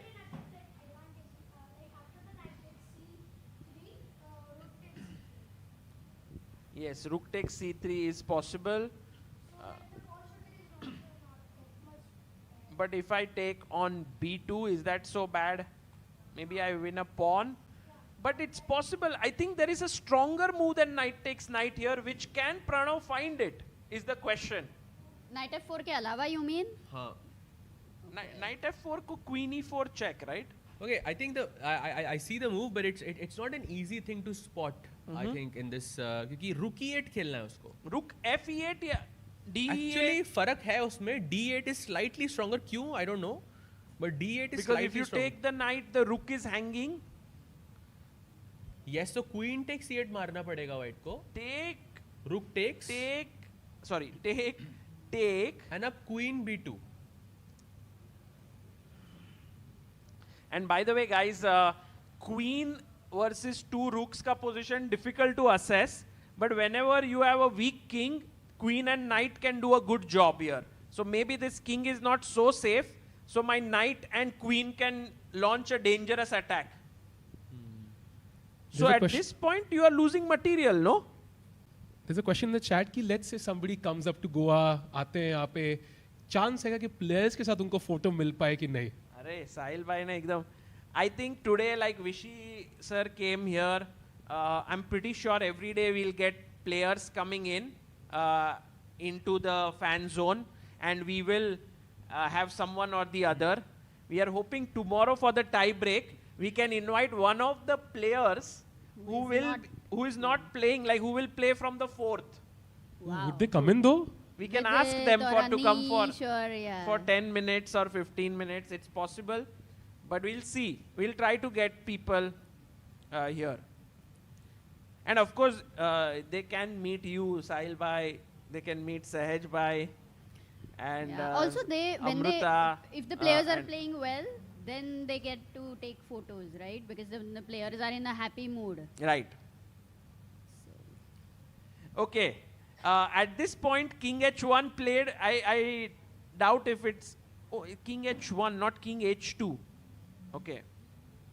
And let's see if Pranav plays Rook E8. By the way, guys, if we go full screen on Pranav, we can see that the amount of pressure that is there and the amount of tension is quite tangible. देखो कितना मेहनत कर रहा है वो board पे. Tension और pressure अलग रहता है सागर. What do you exactly mean? मतलब ऐसे लगता है कि अरे opponent is just 2200, मैं 2650 हूँ, तो I will win easily. But it's not the case. Yeah, you have to work hard.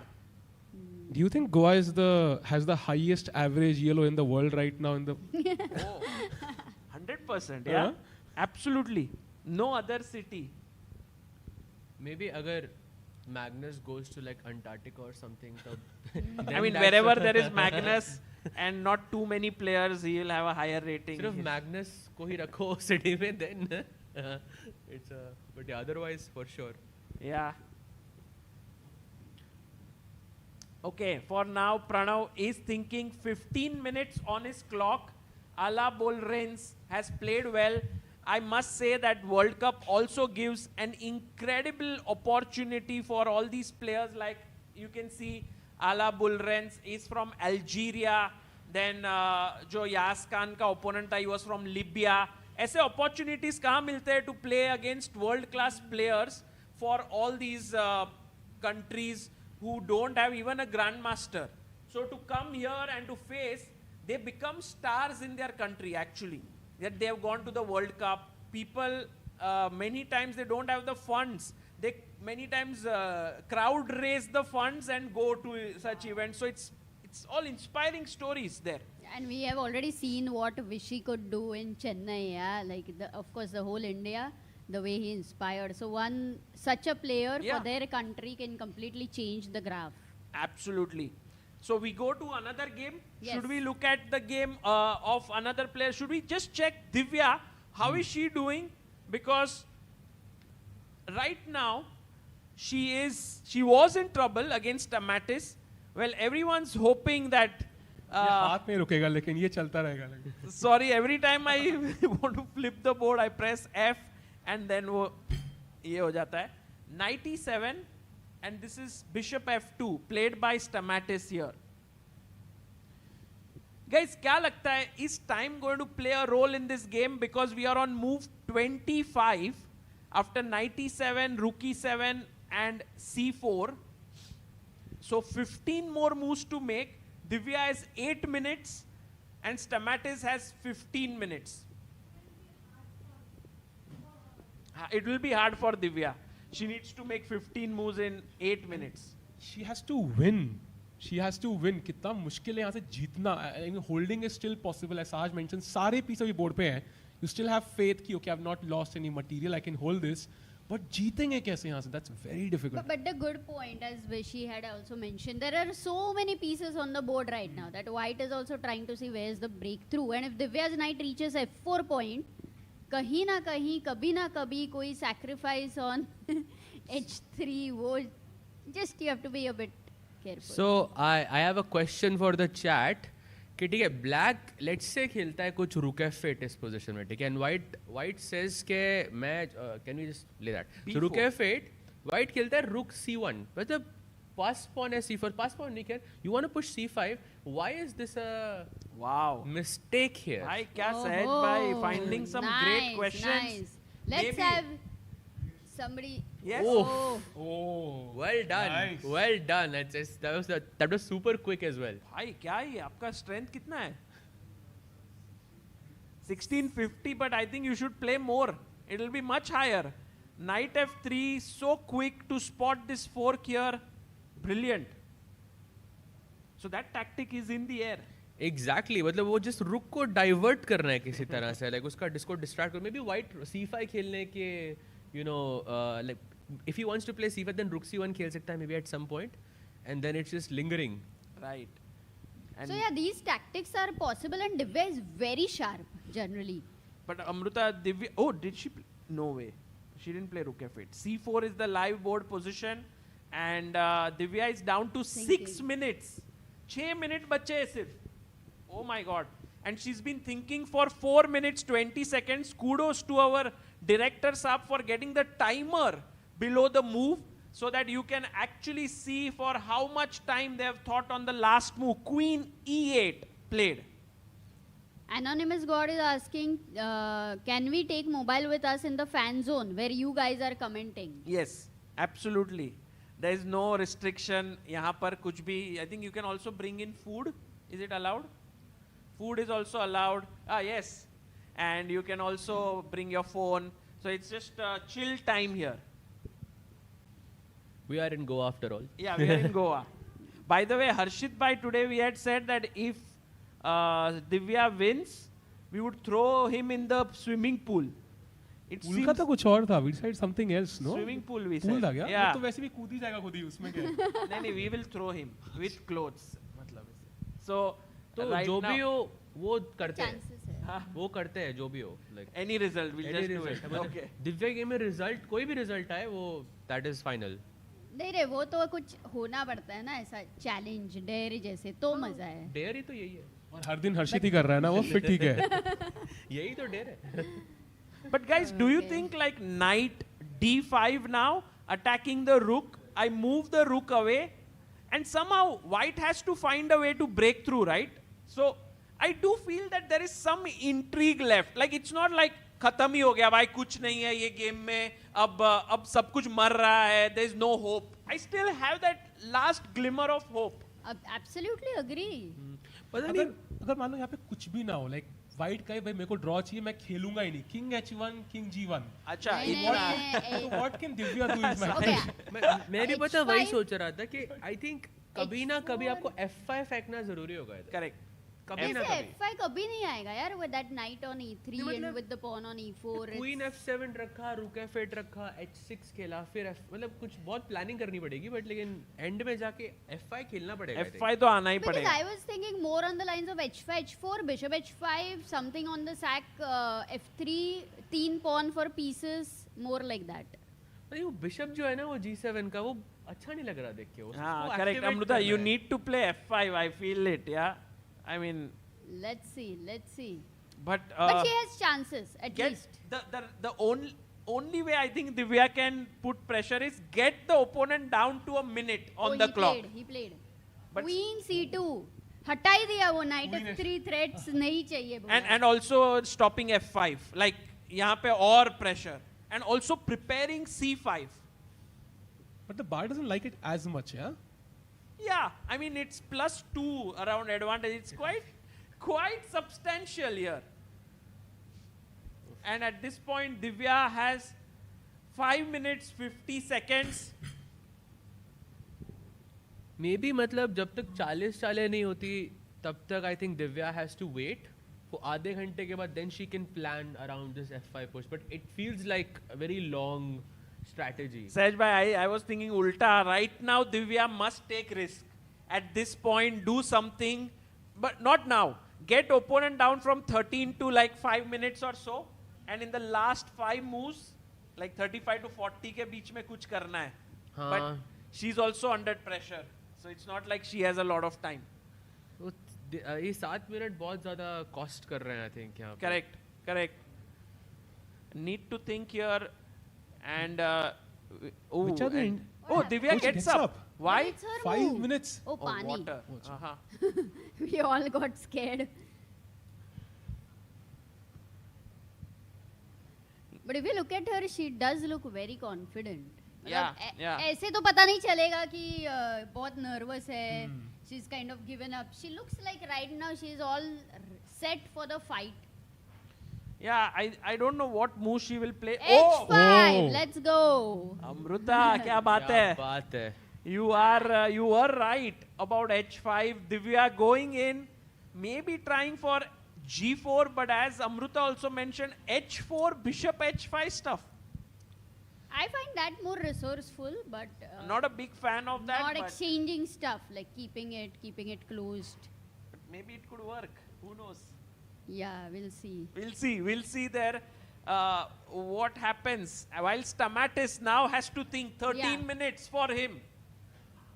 Saga bhai, do we have players who've gone to the next round already? Oh, do we have that? Yes, we had can this we look one. at Pranesh also, by the way? No, not more, like in the games itself. Do we know games that have finished? I think Surya has qualified. Pranesh. Surya Ganguly maybe becomes the first Indian to qualify to round 2.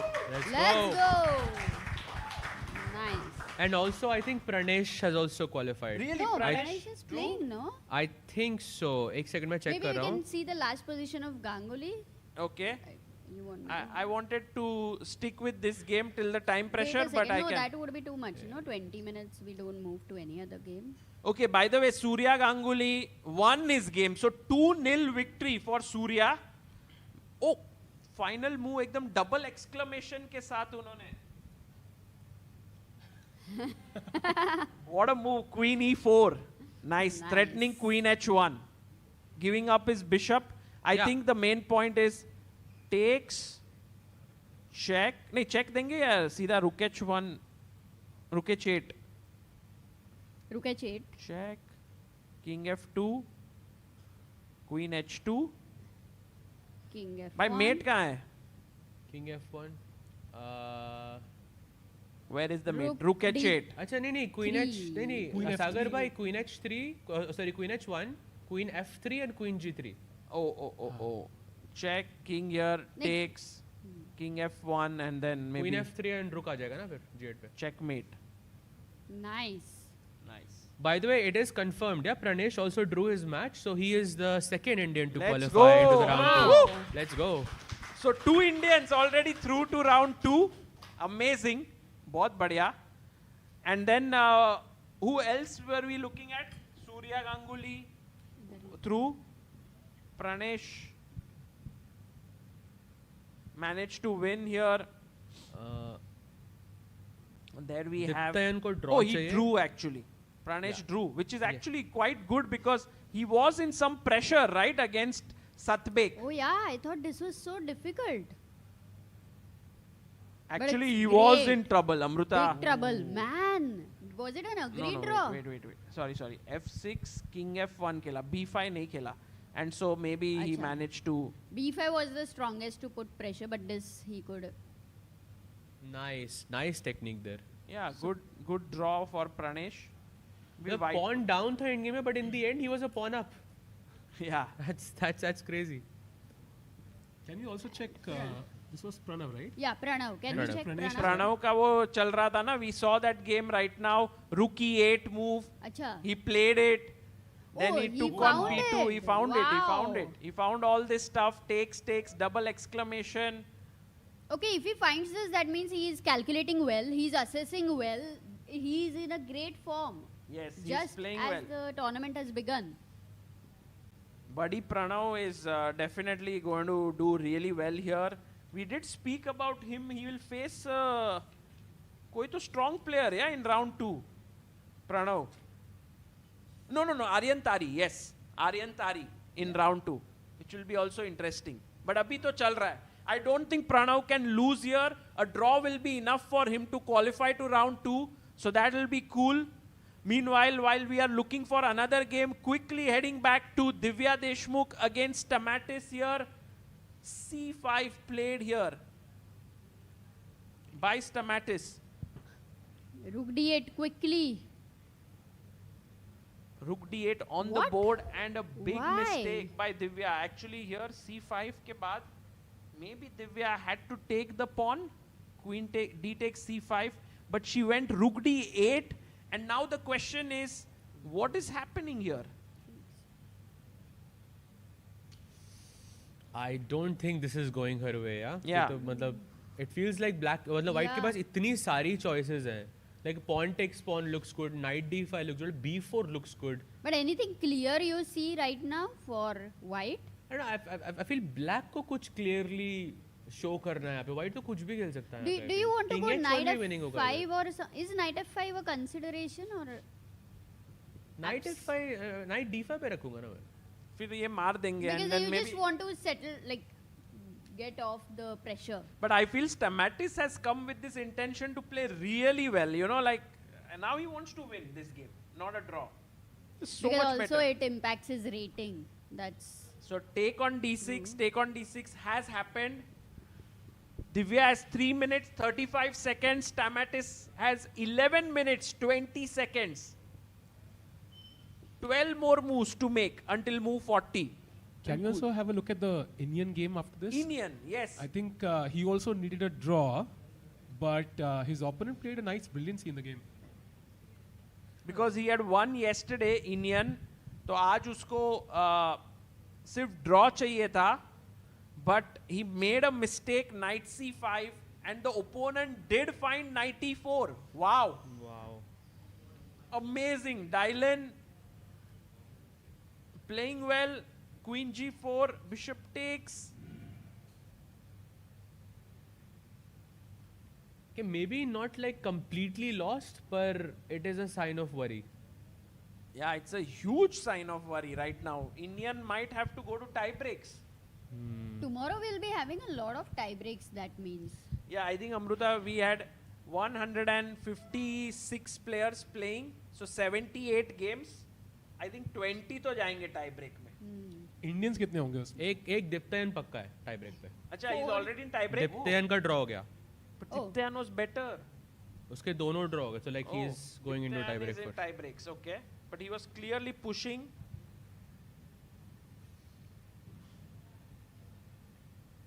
Guys, World Cup is such a brutal event. In fact, chess में we are so used to round robin and Swiss league कि भाई हर एक player end तक रहेगा ही रहेगा. But in the World Cup, people have to pack their bags. And I can tell you, this place which is buzzing with energy right now with 200 plus people, on the last day we'll have 4 people. And then you will be like, बस 4 ही लोग हैं यहाँ पे खेल रहे इतने बड़े hall में 11,000 square feet का हॉल है उसमें 4 जन. But the stakes will be so high. I'm pretty sure the more and more fans will come in, more and more viewers will join in. So it does sound like JEE exam where people in the chat are always studying and then उसके बाद IIT में जाते हैं, right? तो बहुत कम लोग बच जाते हैं. When there are 4 people, where do they keep the tables? Yeah, in the center. In the center. The center, yeah. In the एकदम मजा आ जाएगा ऐसे full. Then they can have a lot of chairs around, Yeah. create that kind of full viewers. And I'm sure a lot of people will not go back, maybe because they are here. Even if they lose, they will enjoy the place of Goa. It's a Really? You know how many times you will be in Goa, Amruta, such a touristic place, so many You beaches. don't know chess players well. The moment they lose, they are like, by next ticket, I'm booking and going back. But you don't know Goa, Sagar. कहाँ you know, घूमे हो? अच्छा, Sagar had his bachelor's party in Goa. Oh, that is. ठीक है. थोड़ा और बताओ ना, सागर. अरे 25 days. ये पहले wow 25 days का bachelor ये party. tournament Wow. में आज नहीं. बच्चे हैं. So she's like, let's get to know more later. Nice save there. You know, बाद में इसमें आराम से Amrita बात was करते like, हैं. oh ये मैंने बोल दिया, ये बोलना नहीं था. Adiban shared that they have these tournaments, right? National type events जहाँ पे बहुत सारे players को खेलना पड़ता है. And it used to happen in random cities across the country. तो वो मन नहीं करता था कि यार मैं बाहर जाके खेलूं. एक बार गोवा में हुआ था कोई event and every single player on the Indian player list showed up. So Goa में maybe they might enjoy. No, I think in general Goa is beautiful, but I mean for people who come from Europe and all, I don't know how much time they would want to spend. But then again, But I mean, okay, let's do one thing. No, If everyone who loses will go and ask them that are you going to stay back? Or that's kind of brutal, but yeah. Also, the thing is, with every extra day you stay, for the players, it adds up to their cost of staying back. So maybe, who knows? Let's see. For now, Rook F7 by Divya. She's down to 3 minutes 50 seconds. 8 minutes for Stamatis. And we have some facts, yeah, by Rakesh Bhai. Oh, Karthik Venkatraman won, guys. Third Indian. Let's go. Let's go. And he was suffering yesterday, almost lost, yeah, with that knight G5 brilliancy. So what a comeback. भाई Kartik Venkataraman Brilliant. बहुत dangerous है हाँ. World cup में. उन्होंने already Hikaru Nakamura को tough time दिया था 2023 world cup में. So maybe there is a guy to watch out for. मतलब एक गेम क्या ही याद दिला सकता है ना कि Kartik versus Hikaru and he kind of won all the hearts that Yeah. He didn't lose so quickly to Hikaru. That's a big thing on its own. A question in the chat कि they're trying to buy tickets for future rounds, but available नहीं है. हाँ, actually there are tickets being released round by round. तो अगर आप ticket नहीं भी ले पाते हो, फिर भी you can come to Goa. आप जैसे ही रिलीज होगा आप ले लेना. I don't think it will be like a big problem. By the way, एक गेम जो बड़ा इंटरेस्टिंग लग रहा है which is Lalit Babu versus Max Warmerdam. अरे भाई हाँ, वो तो बहुत because interesting. मैक्स वार्मरदाम के पास 1 मिनट बचा है. अरे बाप रे, अरे ये- 8 चालें खेलनी है. ओह. And it's not easy moves. और पता है मैक्स के साथ मतलब वाइकेंजी as Vishy was talking, Max का मैक्सिमम ब्लंडर्स हुआ था इन विनिंग पोजीशंस. मतलब it was complete heart break. तो क्या आज will he be able to stay there against Lalit? And also Lalit Babu has 11 minutes 50 seconds. Many people who may not be aware of Lalit, he is actually an incredible player, used to be an incredible player when I was growing up in national juniors, where there was Adiban, Sethuraman, many strong players. Lalit used to win those tournaments. He was like a big talent. Then somehow he slowed down. He reached 2600 ke aspas. He slowed down. Maybe he's making a comeback here. If he beats Max Warmerdam, it will be a big result for him. Absolutely. And I have this memory of playing against Lalit Babu in the national juniors final round. आप आए थे उधर टडे पुली? ये खेला था. नहीं मैं नहीं खेला था. 2000 टडेपल्ली गुडम. हाँ, टडेपल्ली right. गुडम. Yes. Oh, that ये क्या place. तुम दोनों ऐसे We बहुत also सारे played each other, I think. Did we play each other there? वहाँ In पे नहीं, हम टडेपल्ली लोग गुडम. MCL में एक बार खेले थे. But again, एक बार I think उससे पहले, but I'm not sure. But Lalit बाबू के साथ it was a must-win situation for me. अगर मैं जीतता हूँ तो I would be national junior champion. If he draws, then he would be national junior champion. And we played for 5 hours. Did you play the Slough? I couldn't win. I could not win. I tried so hard, but it was he held the position really well. जगह का नाम है क्या? टडी क्या था? Tadepalli Gudam. Where Yes. is this? Yes. It is in Andhra Pradesh. And it was like really it was a little bit in the outskirts of the... But you played with Lalit? वो tournament में? No, I didn't play there. Lalit, I played Srinath. At that point, he was a prodigy. Srinath was like 14-year-old with 2400 plus rating and so on. Yeah, back in those days, guys, rating was not so... Like at 14, if you have 2400, it's amazing. Now at 14, 2400, good. It's great, but it's not like...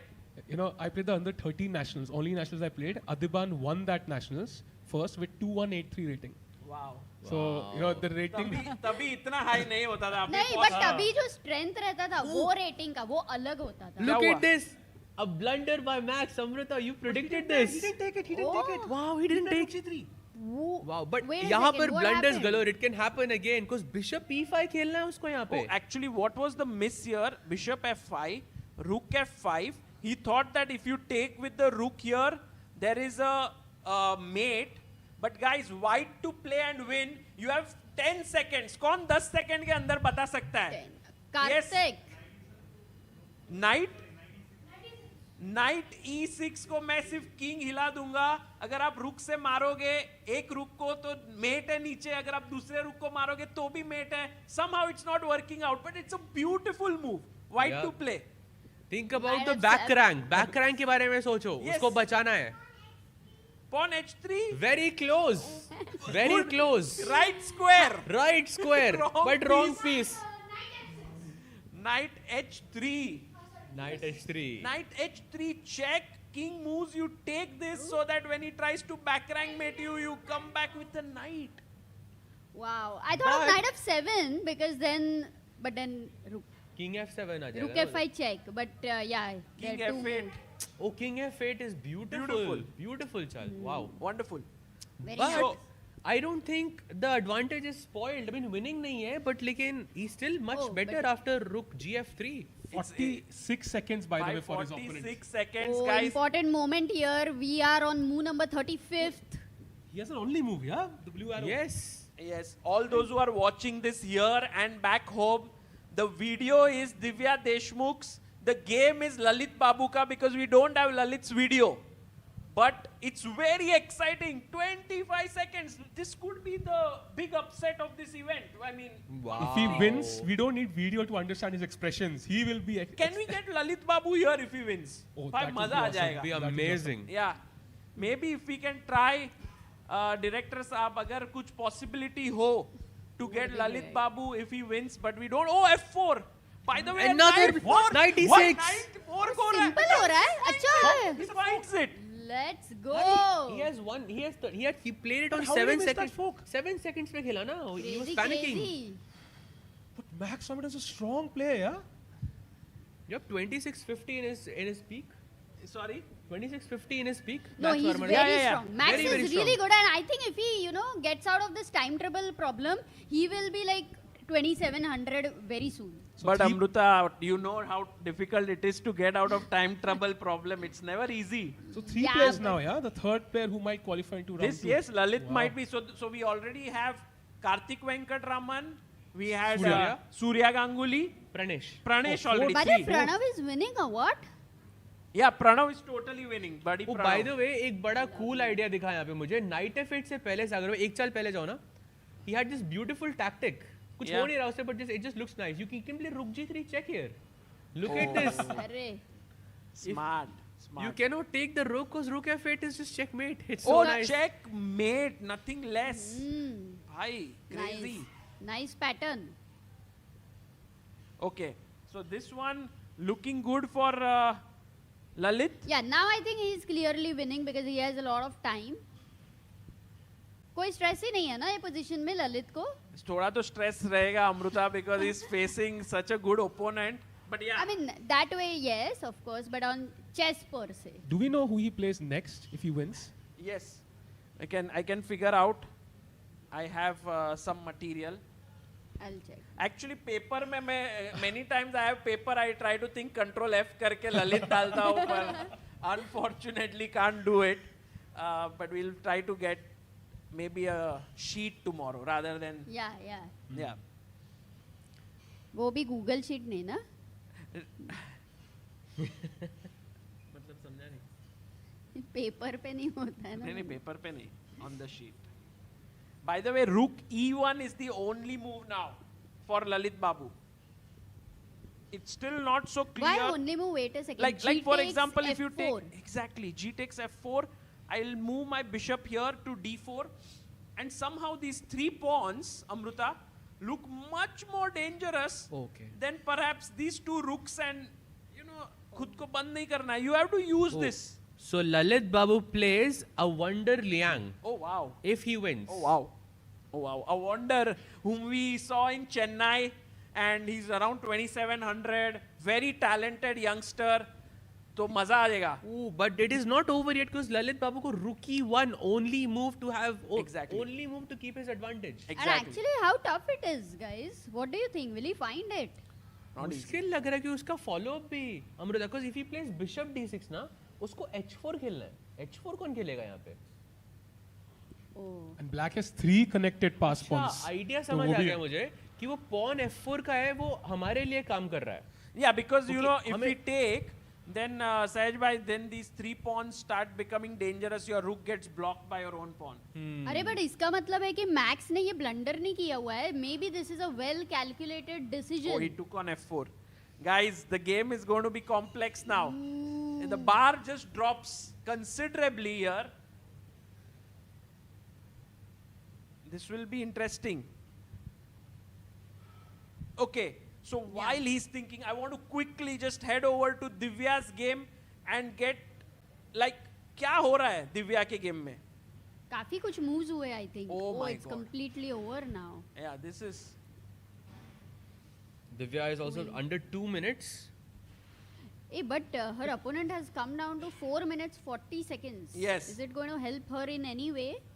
The thing is कि white कुछ भी खेल सकता है यहाँ पे. Like there is not many attacking ideas for Divya. Yeah, Divya needs a miracle here. कुछ तो मतलब opponent has to blunder huge, which is impossible it seems. Also 6 moves to go to the time control, so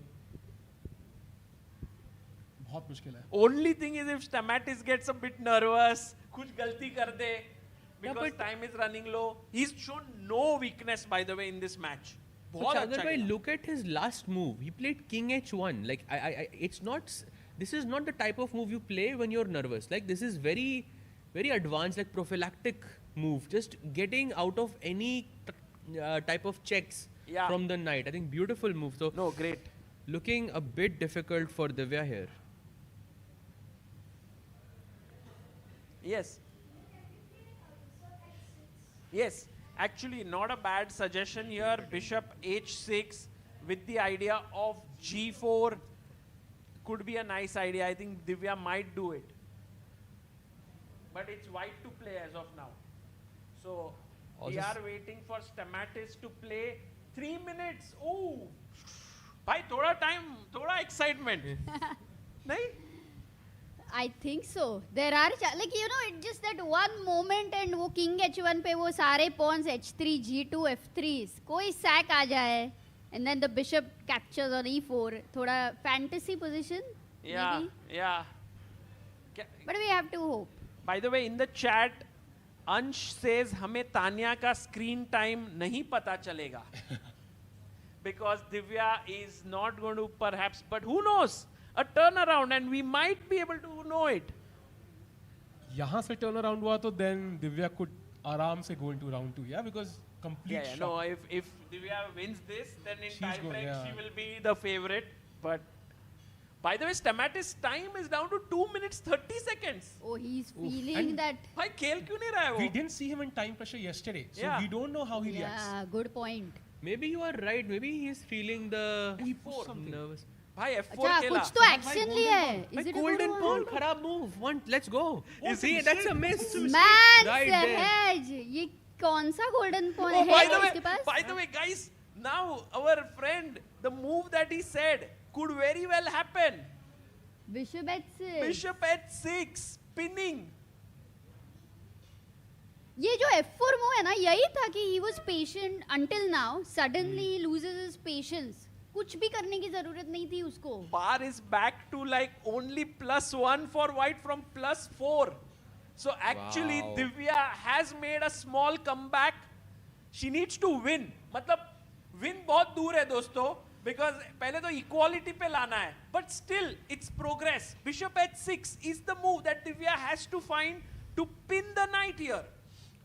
I think ये panic सिर्फ तब आता है जब आपका time कम होता है, right? You just want to simplify as quickly as possible, and you were right. Nervousness show हो रही है यहाँ पे, but Bishop h6. Do you think she finds it? Well, if she finds it, it's important. She has 1 minute 30 seconds. Can we go full screen on Divya? and Stamatis and have that board there between them. मेरा question है, so Divya, if she gets 3 moves here, let's say 3 move आराम से, what is she playing? I think bishop h6 तो पहला move है. Then next move, maybe I want to F5 at some point, I think. Oh yeah, F5 and then just win this knight. See, F5, अब अच्छा है because you are attacking. So we have a plan. We have a plan. We Clear have a plan. plan. We have a plan, but we don't have time. We have less than a minute now. 58 seconds. Go, go, go. Yes! Oh, let's go. Bishop h6. Good move there by Divya Deshmukh. And Stamatis now 3 minutes. Guys, Okay, how much time did we take? What do you think for this move? Oh, please take 3 minutes. You know, right now 36 moves have been done. 4 more moves to make. 4 move करना है 3 minute के अंदर. जो भी chance है यही 4 move में. हाँ, I agree, but नहीं अमृता 4 मूव में अगर गेम पलट जा सकता है. Yeah, you are right. True. क्या ये 4 दिन की 4 मूव की चांदनी हो सकती है? True. And goes bishop e3. फटाफट खेला वैसे. And Stamatis has given up a pawn, guys. एक pawn मर रहा है center का. But that was a pawn which we were eyeing for on that diagonal. मार दो भाई, मार दो. Bishop e4. Can he not play knight h5? मुझे bishop e4 बिल्कुल अच्छा नहीं लग रहा है, क्योंकि bishop e4 के बाद it's like वो diagonal खुल जाएगा सागर भाई. Consolidate. b1 h7 diagonal. भाई बाहर ऊपर आ रहा है. नहीं, knight h5 नहीं मारूंगा, knight e6 खेलूंगा मैं. And then I will take your bishop. एक आपका piece नहीं मर रहा क्या? So knight e6 is happening. But I Queen can go had queen e7. She goes bishop f4. Ooh, that is not the best. Oh, she took, yeah. Yes. That is not the best. क्योंकि अब f5 खेलना मुश्किल होगा क्योंकि white के पास double bishops है, तो position खुलेगी तो white का फायदा है. But what would be her reasoning to give up that bishop? Something she has in mind. As was rightly pointed out, knight e6 was a major threat to win here, and while the engine is coming up with some crazy moves like queen g8, for humans it's maybe not so easy to find such moves. So Divya takes, and now once again in trouble because Stamatis' position looks much better now once again. तो अब f5 तो बिल्कुल possible नहीं है, right? Oh, f5. अगर हम f5 नहीं खेलेंगे तो what तो point क्या है? f5 क्यों नहीं है possible? Why is it not possible? We double could do bishops it. है ना इसलिए. और even मार के bishop e5 just सब consolidate हो रहा है. But consolidate नहीं करना ना because then draw हो सकती है. I mean, it's है. losing but white के लिए draw करना भी easier रहेगा. Maybe उसने rook e7 खेला यहाँ पे. Already played. Oh, rook f e7. Yes, and now I think point Divya का ये कि उसको e4 के pawn को target करना है किसी तरह से. So queen e8 पे रखो, knight c6 पे लेके जाओ, and then eventually you just put pressure on the e4 pawn. Yeah. Somebody chat is saying Ronak is winning. Really? क्या बात कर रहे हो? Wow. Crazy. Can we check that? One second. What we'll is just the move finish. number here? Can we 40th finish move? move 40? Yeah. 2 more moves left. Yes. Oh, look at the this position. You By need. Raunak Oh yeah, Sadwan. no, we need to go there, Sagar. We have to. Oh my God. You have to bring out your sunglasses also, Sagar Yeah. bhai. Okay. Too Let's go to much. Raunak Sadhwani against getting the game.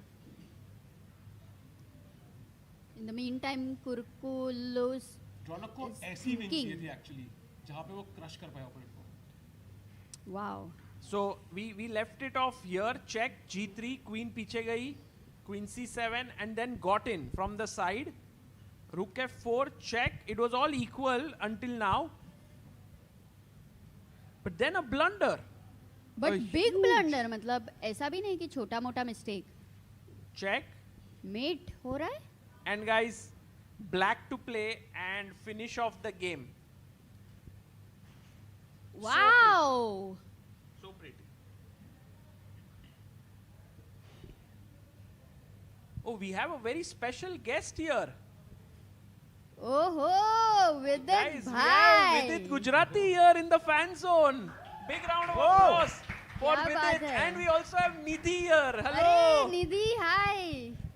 Guys, Vidit is of course going to start playing from day after tomorrow.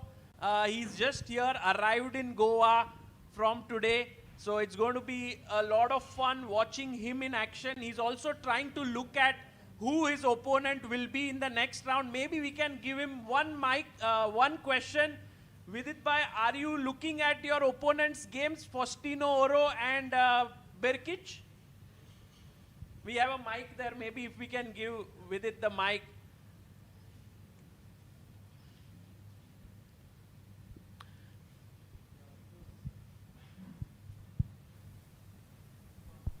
Yeah, I was just checking the game. It looks very tense. Probably it's equalish, but maybe Bergic has slightly more chances to win. But when I went to the playing hall, I saw that Faustino looked very confident. And he's just like roaming around after making a move. He's completely chilled out. So it's an interesting match. Very level so far. Could go into tie break, so Most perhaps likely. you may not get the chance to like know your opponent until tomorrow. नहीं चलेगा जाने दो tie break. Sorry, yes, Tanya has a question, please. Vidit, you have a preference of who you'd want to meet in round 2? Oh, Actually, I love no. this setup actually. Actually, no, I don't like this. Because both of them are equally matched. And I think I cannot decide who is a better opponent for me. So I let the fate decide. That's a good approach. Now, we've been wondering about this, that how do players decide their return ticket in a format like this? We asked Vishy, so Vishy was mentioning that he would just book till the end, sort of manifest the whole situation. What's the strategy on that? Yeah, I think Adiban also did the same once. We went to Baku and he booked till the last match, finals, and then he went grocery shopping. He brought like all the stuff for 2-3 weeks. That's one way of doing it.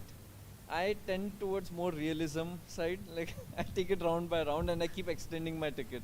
Realism, so you mean you've also booked it till the end? No, Vidit more is practical. Gujarati, yeah, he's saving. No, Anish though even books okay, I cannot rat him out, so I'll save the story. But I just extend my ticket. If you go ahead, then it's worth it. So. What did Anish do, by the way? No, I can't say. Aha, now we have a question to ask him. He's saving that for his personal YouTube account for later. But Vidit, do you enjoy the knockout format? Because this is so rare that we get to see as fans and commentator at the absolute elite level over the board chess. I think knockout make it more fun because the stakes are very high. So as a spectator, it's really very enjoyable to watch knockouts. I don't know if the viewership also says the same, because I remember watching the finals. I think it was Pragg versus Magnus last time, and it was very interesting to watch it. But as a player, it is one of the most stressful events, especially when now there are candidates spot on the line, and the cost of a mistake is very high. You might not be able to make a comeback, which you might be able to make in a Swiss tournament. You have fewer chances. You can make a comeback, but you have fewer chances. So, yeah, so that's the downside. But for audience, I think it's more fun, right? Audience, commentators, we love it because it's high stakes matches, right? Every single game and one off day could just mean the end of the tournament. I'm hoping that you have none of that. I want to ask you, what are your feelings about playing in Goa? Is it going to be tough to focus a little bit for the players because we are here? No, for me it's easy because I don't drink, I don't party. So for me it's easy. And I'm hoping others do. So Vidit, there's also a casino next door, yeah? No, not next door, this door. I don't even gamble. You don't even even in my chess, I don't gamble. So You are though greedy weedy, as your name says. You just take it. You don't give the pawns or anything on the board. And also, Vidit, you have like historically done very well in World Cup. You reached the quarterfinals in 21. Also in 23, you were in the quarterfinals. What is it about this format that makes you so good at it? I think sometimes you don't desperately need to go all out, and you can keep your chances. Basically, you can play the long game, and if you play more consistently, because chess inherently is drawish if both sides play correctly, right? So the odds always skew more towards a draw. And stakes will eventually be knocked out if you are playing at a certain level. So that favors my style maybe. That's my... And Vidit, oops, sorry. Vidit, one question to you. Would you be okay, do we have your permission if later when you will be playing the round, if Nidhi joins us for some time in the commentary? I mean, you don't need my permission for it. We have to ask Nidhi's permission here if she is ready to join. And of course Nidhi's permission also. No, but if Vidit feels the support, then that's different. So. Yeah, it's good content anyways. So. But yeah, Nidhi, would you join us at some point? If you want more? If you want more viewers, I shouldn't, is what she's saying. Oh, no. No, it would be great. We are already inviting you for the commentary. It would be very cool. But yeah, I think with it, your thoughts on Divya's position, any hope for her from here? She is in a bit of it pressure. Seems like a very tough position. The king is weak. White has 2 bishops, very safe king. And just positionally, it's very easy also for white to play. It would take a miracle for black to, win, and a lot of help from white. So, not easy, I would say. Tough. One more question for Viditya. As one of the big hopefuls from India to make it to the candidates, and of course, it's a very, very tough field. Playing on home soil, playing on home ground. There's a lot of noise, there's a lot of pressure, but also I'm guessing it's extra motivation. Which side are you leaning on? Pressure or motivation? Neither, because honestly it doesn't make a big difference to me. Maybe for people the perception is different, but I like playing here more because I get Indian food on a daily basis. So.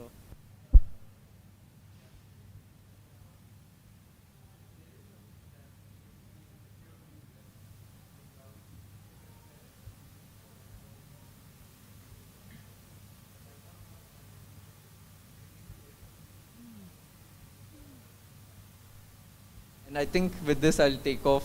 So thanks for having me, guys, and good job. Wow, just thank you with it. Thank you so much for joining us, and it was very nice of him to stop by at the fan zone. And for few moments at least, I think with it won't be under any tension or pressure because his opponent is not yet decided. The moment these players get to know whom they are playing, then the preparation begins for the next day. For now, he's still a little bit relaxed. I was wondering if we should ask him, if Anish had any thoughts about becoming the world number 5, like if he had shared any thoughts, but maybe for some other time. I think we should find Anish, yeah? Anish directly, yeah. We should find Anish if he's around at some point. And by the way, I would love to go to Wang Shixu versus Leon, because Leon has an only move in this position. So, okay, so quickly going But to... then he's got the chance, are you saying He's that? got a chance to save the position, Wow. otherwise he's dead lost. It's a very, very crucial moment for Leon. But and him being from Goa, I feel this is a very important match. But Sahaj bhai, already it's looking not so great, right, for black at this point? Or is there It's something? not, but there is a move which we all need to find. Just one move that saves the day. Well, kind of saves the day. Otherwise, he's dead lost. Save, oh yeah, I can't. Like, by the way, the rook is hanging here. If the rook moves, D5, pawn is coming with a check. No, rook d5, then there's a pin anyway. Takes, queen c4 also is lost. So anyone wants to try what this move is, at least to stay in the game. Otherwise, you are anyway being knocked out. Well, there is a very nice tactic I saw. That's a follow-up of it. I'll show you afterwards. But anyone in the audience, anyone in the chat? What should black play here to stay in the game? Black is in big trouble. Rook d5. Close. Rook d5. You said rook d5. Yeah, that's what he means. Bishop d5. It's not but working. still close. What about knight e4? But knight e4, queen f7 Very check. close. King H8, I thought. Check. So, दोनों answers को मिला दो बस. Aha. There's Rook D5 and Knight E4. Both of them are out. So it is Rook E4. Exactly. Only move, by the way. And there is a nice tactic here, Sagar bhai. I think if you go Bishop takes D6 ना, I know there is Rook F4. मैं उसको छोड़ रहा हूँ. But just for the sake of calculation, Bishop D6, you can actually go Bishop takes D6 and it's a perpetual. Queen D6, Rook H4 check. King G3, Rook G4 check. Oh, सुंदर. Nice. Because the point is King H2 पे जाता है, Rook H4, King H3 पे तो I think Queen H1 check है मेरे पास. तो King H2 पे जाओगे. King H3, Queen H1, Queen H2, Rook H4. Yes, beautiful. Khatam. And you win the queen. But like if you go King H2, yeah, check, and then na? if you go Rook H3, yeah, Rook H4 and Rook H3, then it's a mate in 2.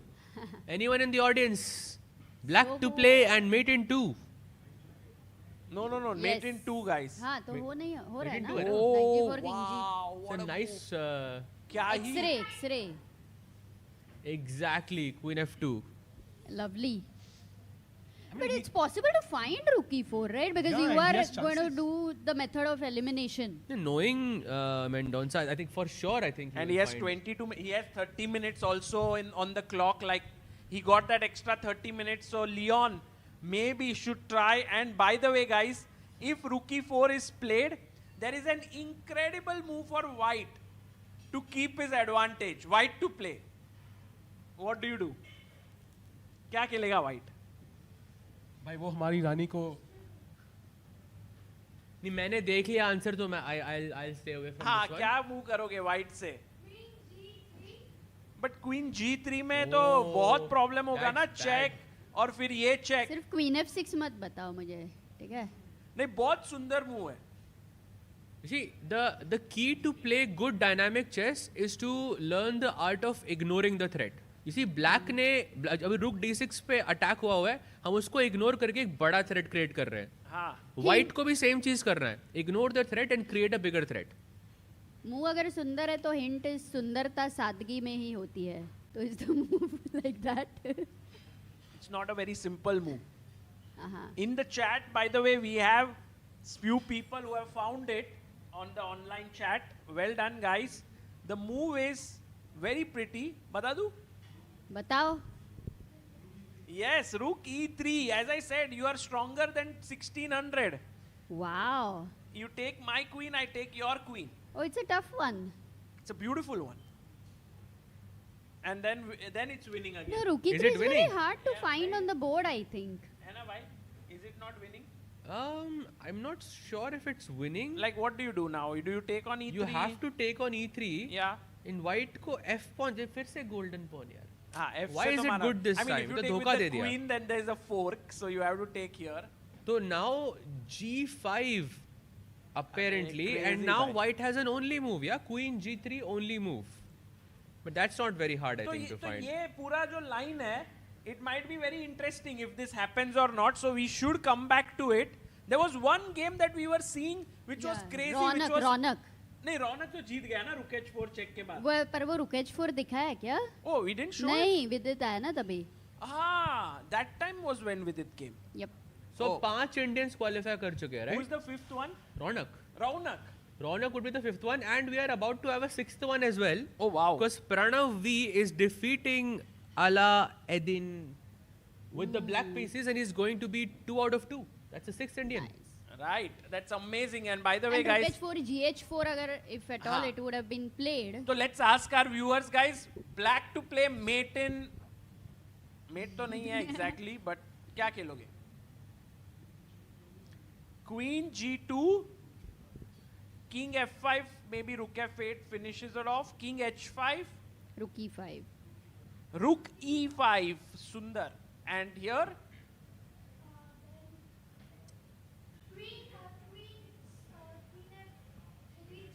Beautiful. Only move Queen F3 और फिर ये खेला. It's a game of pins. Yeah. बढ़िया. It's over. Well done. Can you check the game of रौनक ने बारिश को रुका दिया. Raja Ritvik and Himal Hussain. Yes. Oh yes, we haven't looked at Himal's game. Ritvik drew already. So that's going to be tiebreaks. Okay. So then Gukesh's opponent is not yet confirmed because Gukesh is going to face the winner of Ritvik and Nogerbek. So it's 1-1. So we don't know who Gukesh will face. Also, Himal Gusain, I think he's eliminated. He lost. Andy Woodward. By Andy Woodward is too good. Like, he's unbelievable. I think I was speaking with Harshit Bhai yesterday, and he said like Andy Woodward is somehow very underrated, and he's 2598. He might well be very close to 2650 or 2700. Wow. Super talent. Yep. He Super defeated Aronian, yeah? Yeah. In the Grand Swiss, I remember. He was one win away from qualifying into the candidates. And also at US Championships, he did very well. He defeated Hans Niemann. That is insane. So I have a feeling that Andy Woodward is someone to watch out for. Even Jakob Agard yesterday had tweeted his position. It was one of the best positions. Yeah. By the way, guys, I think 30 minutes have been added. 40 moves are done. Maybe, if you guys think so, it might be a good time for us to take a short break. And on the other side, we'll come back and finish this entire round and, continue with our analysis. Should we do that? Yes. Yeah. Let's go for a short break and we'll be back very soon.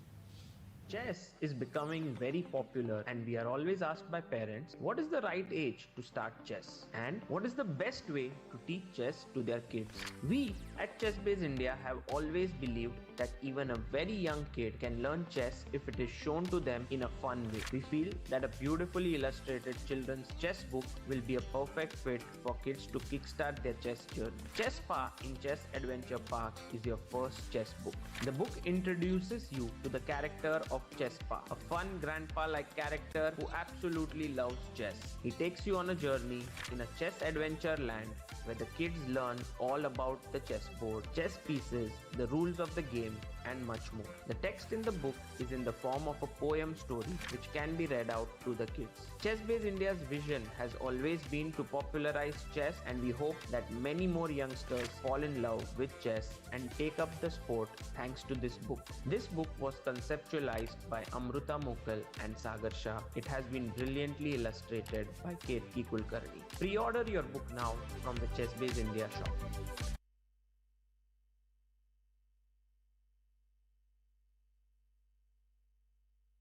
A premium membership at Chess.com will help you improve your game with full access to a powerful set of learning tools. Unlimited tactics let you practice like a master, with more than 50,000 puzzles to challenge you at every level. Our library of interactive chess lessons, created by master coaches, will enhance every aspect of your game.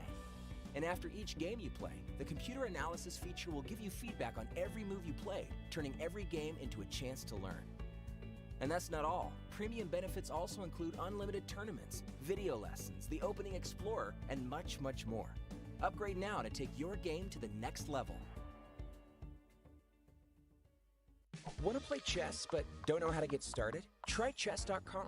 Play for free against someone at your level or challenge one of our friendly computer bots. Trying to improve your chess? Learn the Queen's Gambit and other openings with guided interactive lessons. Like chess but don't want the pressure of playing games? Chess.com has hundreds of thousands of fun puzzles to help you relax and sharpen your mind. Play your friends, make new ones around the world, follow the latest games, and more. Sign up and play for free at Chess.com today.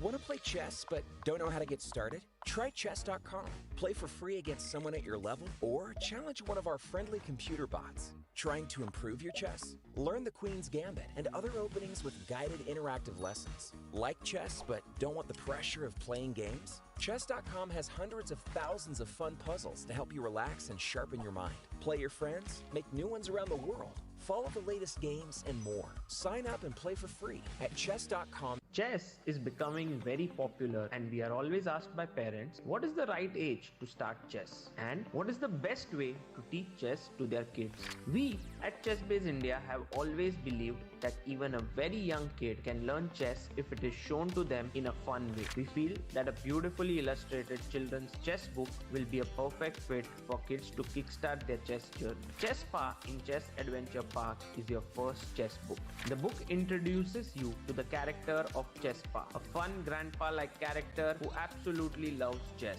He takes you on a journey in a chess adventure land where the kids learn all about the chessboard, chess pieces, the rules of the game, and much more. The text in the book is in the form of a poem story which can be read out to the kids. Chessb India's vision has always been to popularize chess, and we hope that many more youngsters fall in love with chess and take up the sport thanks to this book. This book was conceptualized by Amruta Mokal and Sagar Shah. It has been brilliantly illustrated by Ketki Kulkarni. Pre-order your book now from the Chessb India shop.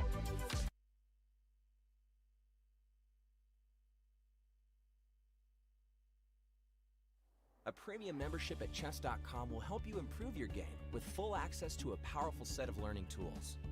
Unlimited tactics let you practice like a master with more than 50,000 puzzles to challenge you at every level. Our library of interactive chess lessons, created by master coaches, will enhance every aspect of your game.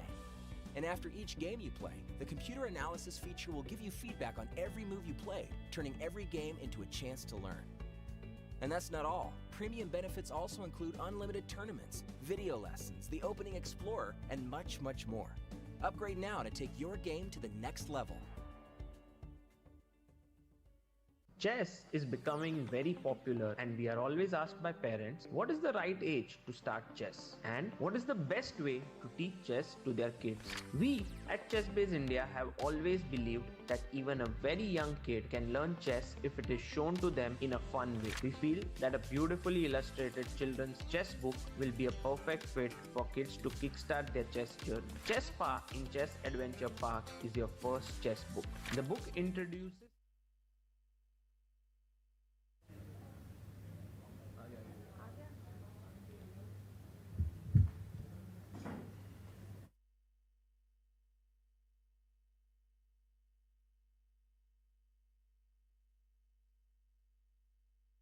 Deshmukh right now is playing here, and sorry, we had the position of someone else. There we have Divya's position on the board, and this is what we have right now.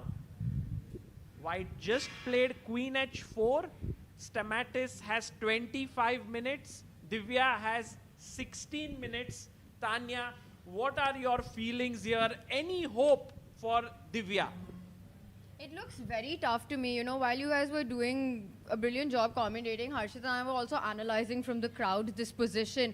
And I think Divya really tried to hit that chaos button with little time on the clock, reaching that 40 move mark, the tactics that we saw flow on. But at the end, I think Stamatis has managed to now consolidate. F6 is weak. Queen takes pawn is a big threat coming up next. You can take E4, but I think it's Divya's king that's feeling the heat more right now. Yeah, I think giving up that bishop on h6 was a big decision. I was hoping that she goes something for like f5 and just goes all in, because the problem is that once they reach the time control, Stamatis is going to get enough time to consolidate. Yeah, just those pawns, the h5, f6, d6, they are super weak and super broken, and the last hope is that she can get f5. But somehow I feel now if you play f5, it's only going to be worse for black. Of course, there's the h5 pawn hanging. But on top of that, white has a double bishops. Yeah. So it only helps white in the positional sense.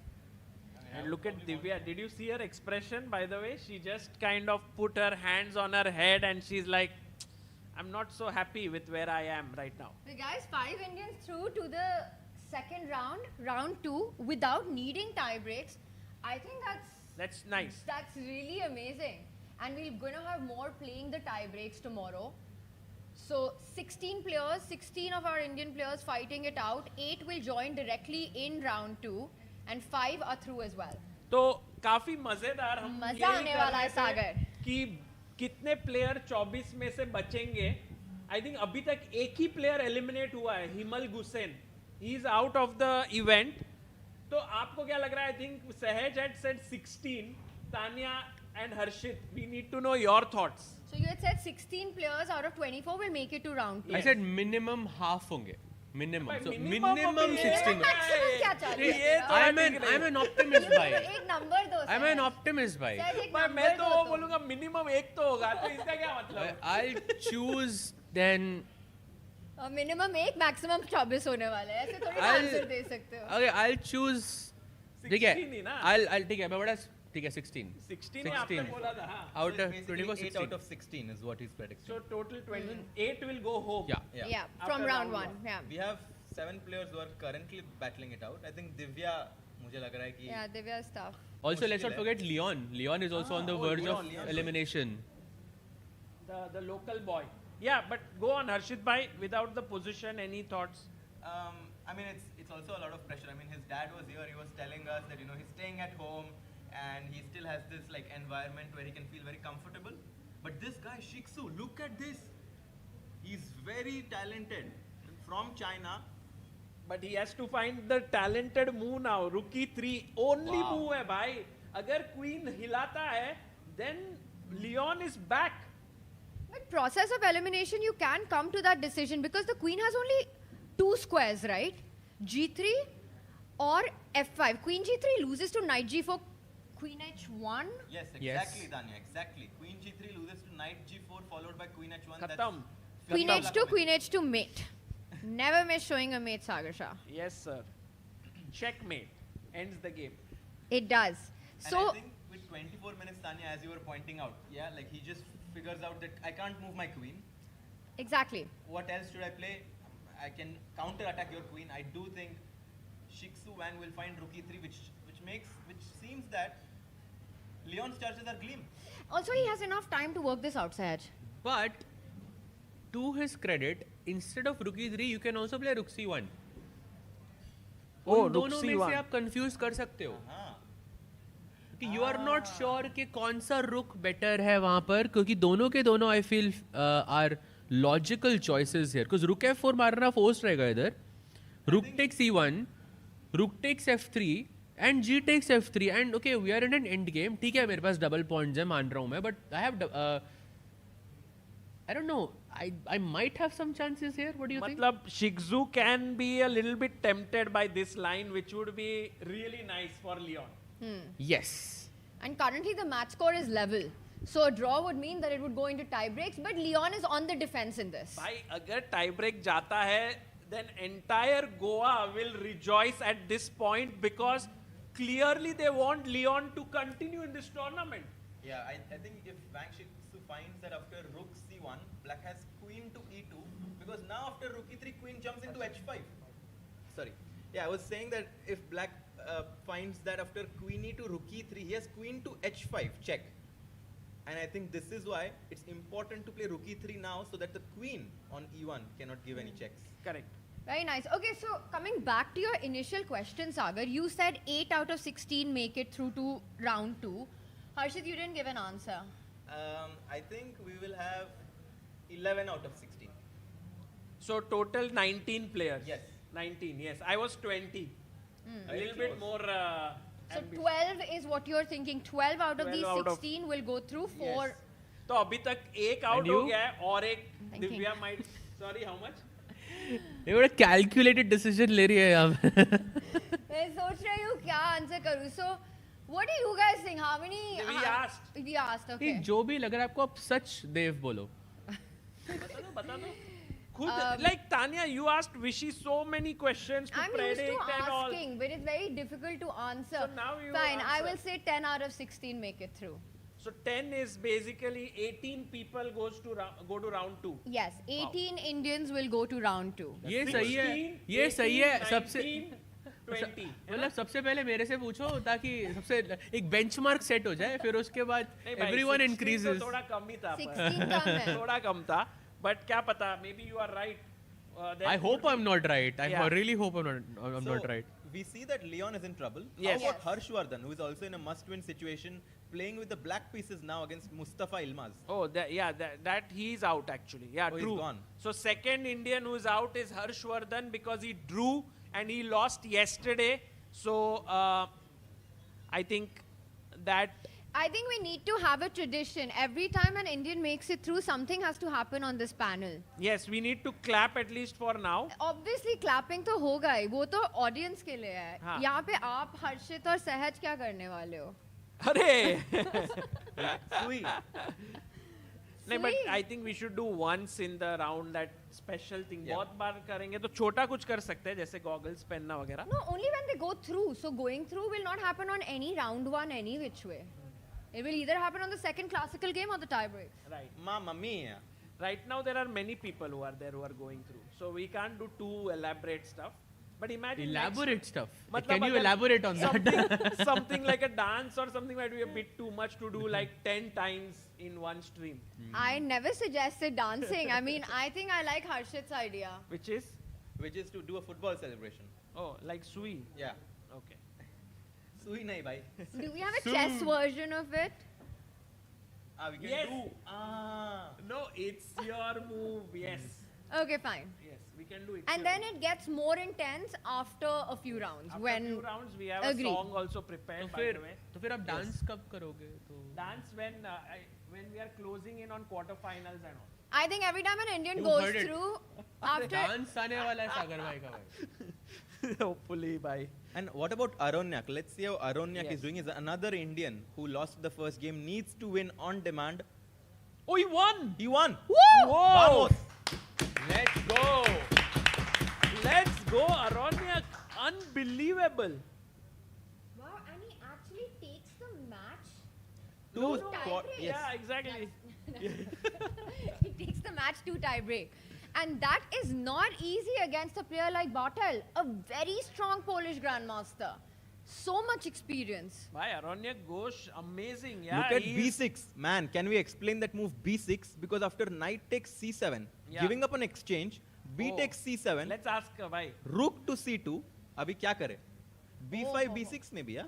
Oh नहीं नहीं knight c7 के बाद b7 Mama. b5 yes it's I thought working. here you wanted bishops. Exactly. Yeah, I was just confusing the audience. Bishop Oh. to C5. नहीं, नहीं. Sorry, अच्छा sorry, वो भी that's also very nice yeah Oopsie. but b7 is so cute Yes. B7 is actually very pretty. Can we show that line? Yes. So cute, Select actually. by with some cute variation here. B7, knight A6 and B5. Wow, very good. Actually, very beautiful. very nice I think yeah. वो d6 का pawn is the culprit you want to go rook d8 and defend but it's not possible Super nice. Okay. So at this point, guys, By the way, our Aronyak- chat Yeah. got bishop c5 very quickly. Chat is wow Very strong. too good. They are all preparing, yeah, at home, working hard. No one's traveling to Goa, bhai. Aa jao. Okay. So, who else? Now we can take a look at the people who just need a draw. Indian P already qualified. Really? I was wondering. No, bhai, he was in trouble, but oh, he's come out of the trouble. Indian was in big trouble today, and we had actually thought he would lose today because at some point he had like -2 position. But somehow, the tricky guy that he is over the board, he managed to save himself. And now Indian has excellent chances. No, this is a huge difference. I mean, between a win, between a loss and a draw, he saves himself. Playing tomorrow, he's going to take some rest. From what I heard and saw, he's also here with someone helping him. Maybe it's a secret. Why the Indian players have a really nice team, and sometimes it's not about chess. Sometimes you just want that emotional support for someone to be there and help Who is you. helping Indian? It's secret, yeah? Yeah, it's a, Who is your emotional support here, Harshit? Mentioning that it's so important. unfortunately. No, But- Harshit bhai, क्या भूल गए भाई आप? भाई सागर Love है you, यहाँ man. पे क्या क्या कुछ भी बोल रहे हो यार दिल से बुरा लगता है but one second before you change this board I want to point out this last maneuver by the knight it's really nice it's not only heading to f3 with the check but coming to d3 to block that bishop from attacking a weakness on e4 and that's how he'll just consolidate his position here I think black is completely out of trouble Can I scare everyone Yes. and play this move pawn to f4? My golden pawn. You're no. You're Can I touching scare the you? golden pawn. No. There is no way to do opposite. No, by the way. आप पूछ रहे थे कि on person की हिंदी क्या होती है? Did. Yeah, did you find out? No. I thought you found out. No, we didn't find out. We just said, by the way, knight f3 check. We found. If you play, that would be a big mistake because then king to h1, no check, and suddenly you find yourself in some trouble. Maybe knight d2 is the only move. Correct. It's still holdable, but knight d3 might be easier. Yeah. Okay. So Indian will go through, yeah? Looking good. Looking good. Looking super good here. Okay. Now I think we can go to the game of. Can we quickly take a glimpse of Divya's game because some moves have been played. Some moves have been played here. So what happened was after we left it off here, Divya gave up a pawn. And then rook e5 she played. And she's essentially saying that this pawn is a bit weak. This pawn is a bit weak. So I'm trying to get some counterplay. The biggest problem in Divya's position is that her king is weak. And that is going to be a long-term issue. King safety is so important. Also the threats on d6. You know, I'm looking at moves like even queen f6 here as a possibility. Very nice. Putting pressure on d6. The bar does not like it at all. But draw hi chahiye. So it's okay. Even if it's equal, it's okay. But I wonder what is wrong with queen f6 because it felt like the first move that you want to make. Which is a5 hanging or? Don't you think bishop e4 is because then I have bg2 and rook e1 threat? Oh, nice. Let's show that. Let's show that. But Wait, no, I it rook doesn't e4. work. Oh, rook e4, bd3. Yeah. Ooh, spicy. So not bishop e4 then. So I think you can possibly play just the simple move pawn to d5. Just doubling down on the pawn on e4, saying that your rook on e1 is passive.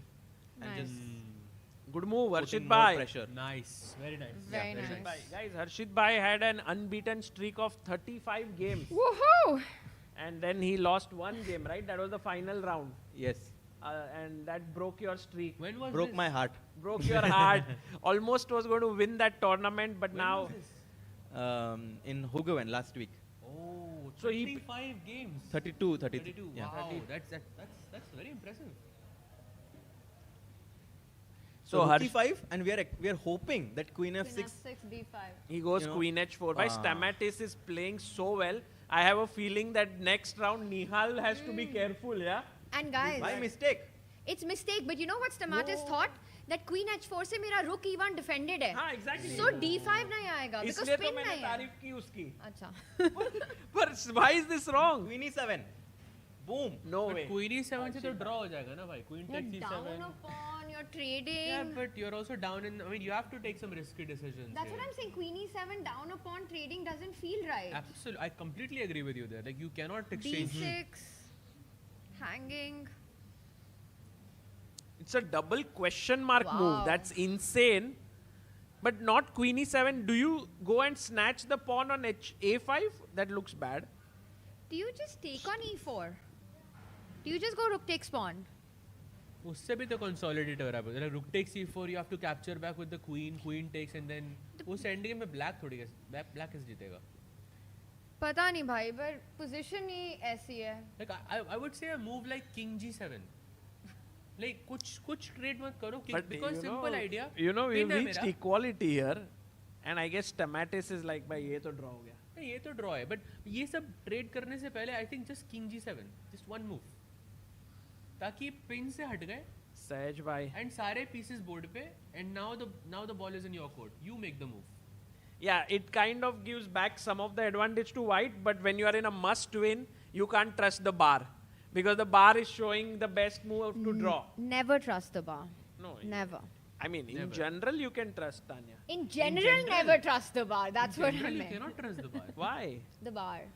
Bar is always very accurate. I hope someone that's in the audience got it, but yeah. Okay. I didn't expect this from, like Amruta was, when she's here, I'm like ready for her jokes. But I wasn't joking. Oh, you were I was serious. spitting facts. Ah. So this was not a joke. No. But then why did everyone laugh?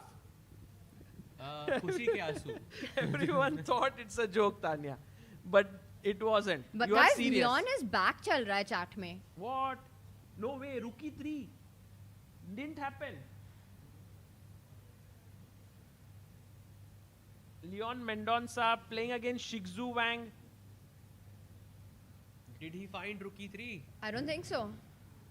Oh no, he actually played Rook C1. Cannot believe. Wow, this was exact. The entire Goa is celebrating right now, Shayad. Let's go. Queen E2 must be played, no? Immediately. Queen E2? No, you have to go Rook takes F4. Really? Only move. Yes. Wow. Because apparently Queen E2 पे कुछ Bishop D6 मर रहा है अब. तो पहले Bishop D6 मरने में ना, you had that check on like Knight G4, Rook H4, Knight G4, कुछ तो checks आ रहे थे Wow. आपके पास. But अब back rank is open. And the D pawn. D pawn is coming for you. It's a monster. So actually, then Rook takes F4. Rook E1, Rook F3, GF3. क्या हुआ? And Rook D7. This we will reach, and maybe if Leon gets a draw, tomorrow is tie-break time.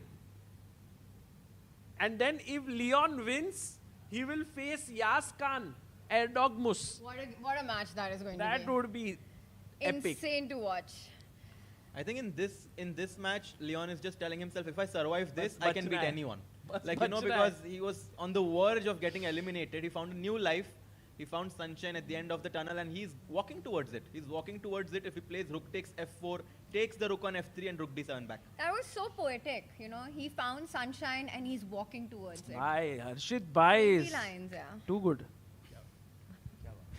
क्या बात है? Wow. So not Queen E2, you have to go Rook takes F4. He Into has that endgame. 11 minutes on the clock. I mean, black is still sort of struggling in that endgame because of the bishop pair, the d pawn's alive, but at least it's a lot better than rook e3. But like once you go rook takes once you go rook takes f4 rook takes e1 वाली जो line है, हाँ, थोड़ा अगर हम इसमें आगे तो वो फाइनल पोजीशन एक बार दिखाओ ना. Sorry, यहाँ पे Rook ये F4, वाला, Rook ये E1, वाला, ये वाला Rook takes. f3 gf3 rook d7. ये ना I feel ऐसी भी पोजीशन है कि अगर white ने कुछ immediately कुछ नहीं किया तो पोजीशन white की भी खराब हो सकती है. Right. Because आपके pawns काफी टूटे हुए हैं. Correct. Like you have double pawns, double left pawn and you have two isolated pawns kind of. And एक bishop अगर trade हो गया, जैसे for example bishop a3 and bishop f8 gets traded, then it's really bad. Agreed. So Leon is thinking after this move Rook to C1 because he knows if he's accurate, कुछ तो मजा आ सकता है अभी भी game में. Who else is playing from the Indian contingent? So we have Indian who was playing. Surya is already through. We want to see maybe Neelash Saha. Yeah. Sagar bhai, shuru mein you were making so much fun of my handwriting. हाँ. And now you're just spitting out everything that you're able to read everything on the it. problem is I What was that prepared so about? many notes, but I realized this is all impractical. I can't go through this. Please remind me, what did I say about these notes at the start? You said that that's great work, Sagar. You did some good job. So, yeah, but I mean, guys, Tanya has written some great notes here, which is helping us throughout the stream. I must give it to her. Because of this, we are going to the right games. So, we wanted to see the game of. Right now, we Neelash Saha is what? Neelash. Yeah. Yeah, Neelash Saha lost yesterday to Georg Meyer. Yes. And today has drawn. So, Oh, so he's Neelash out. is out. He's out, yes. So Neelash is out. Aronyak is in tie break, correct? Correct. And Harshvardhan Harshvardhan is out. So we have already 3 Indians out. Neelash, Harshvardhan and Himal. Indian is going to go through still. Pranesh is round 2.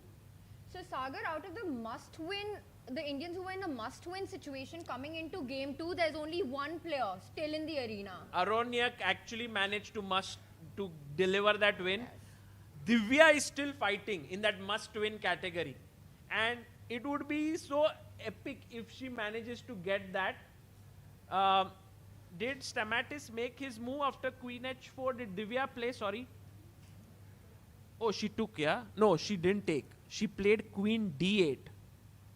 Oh, which is the second best move. That's insane.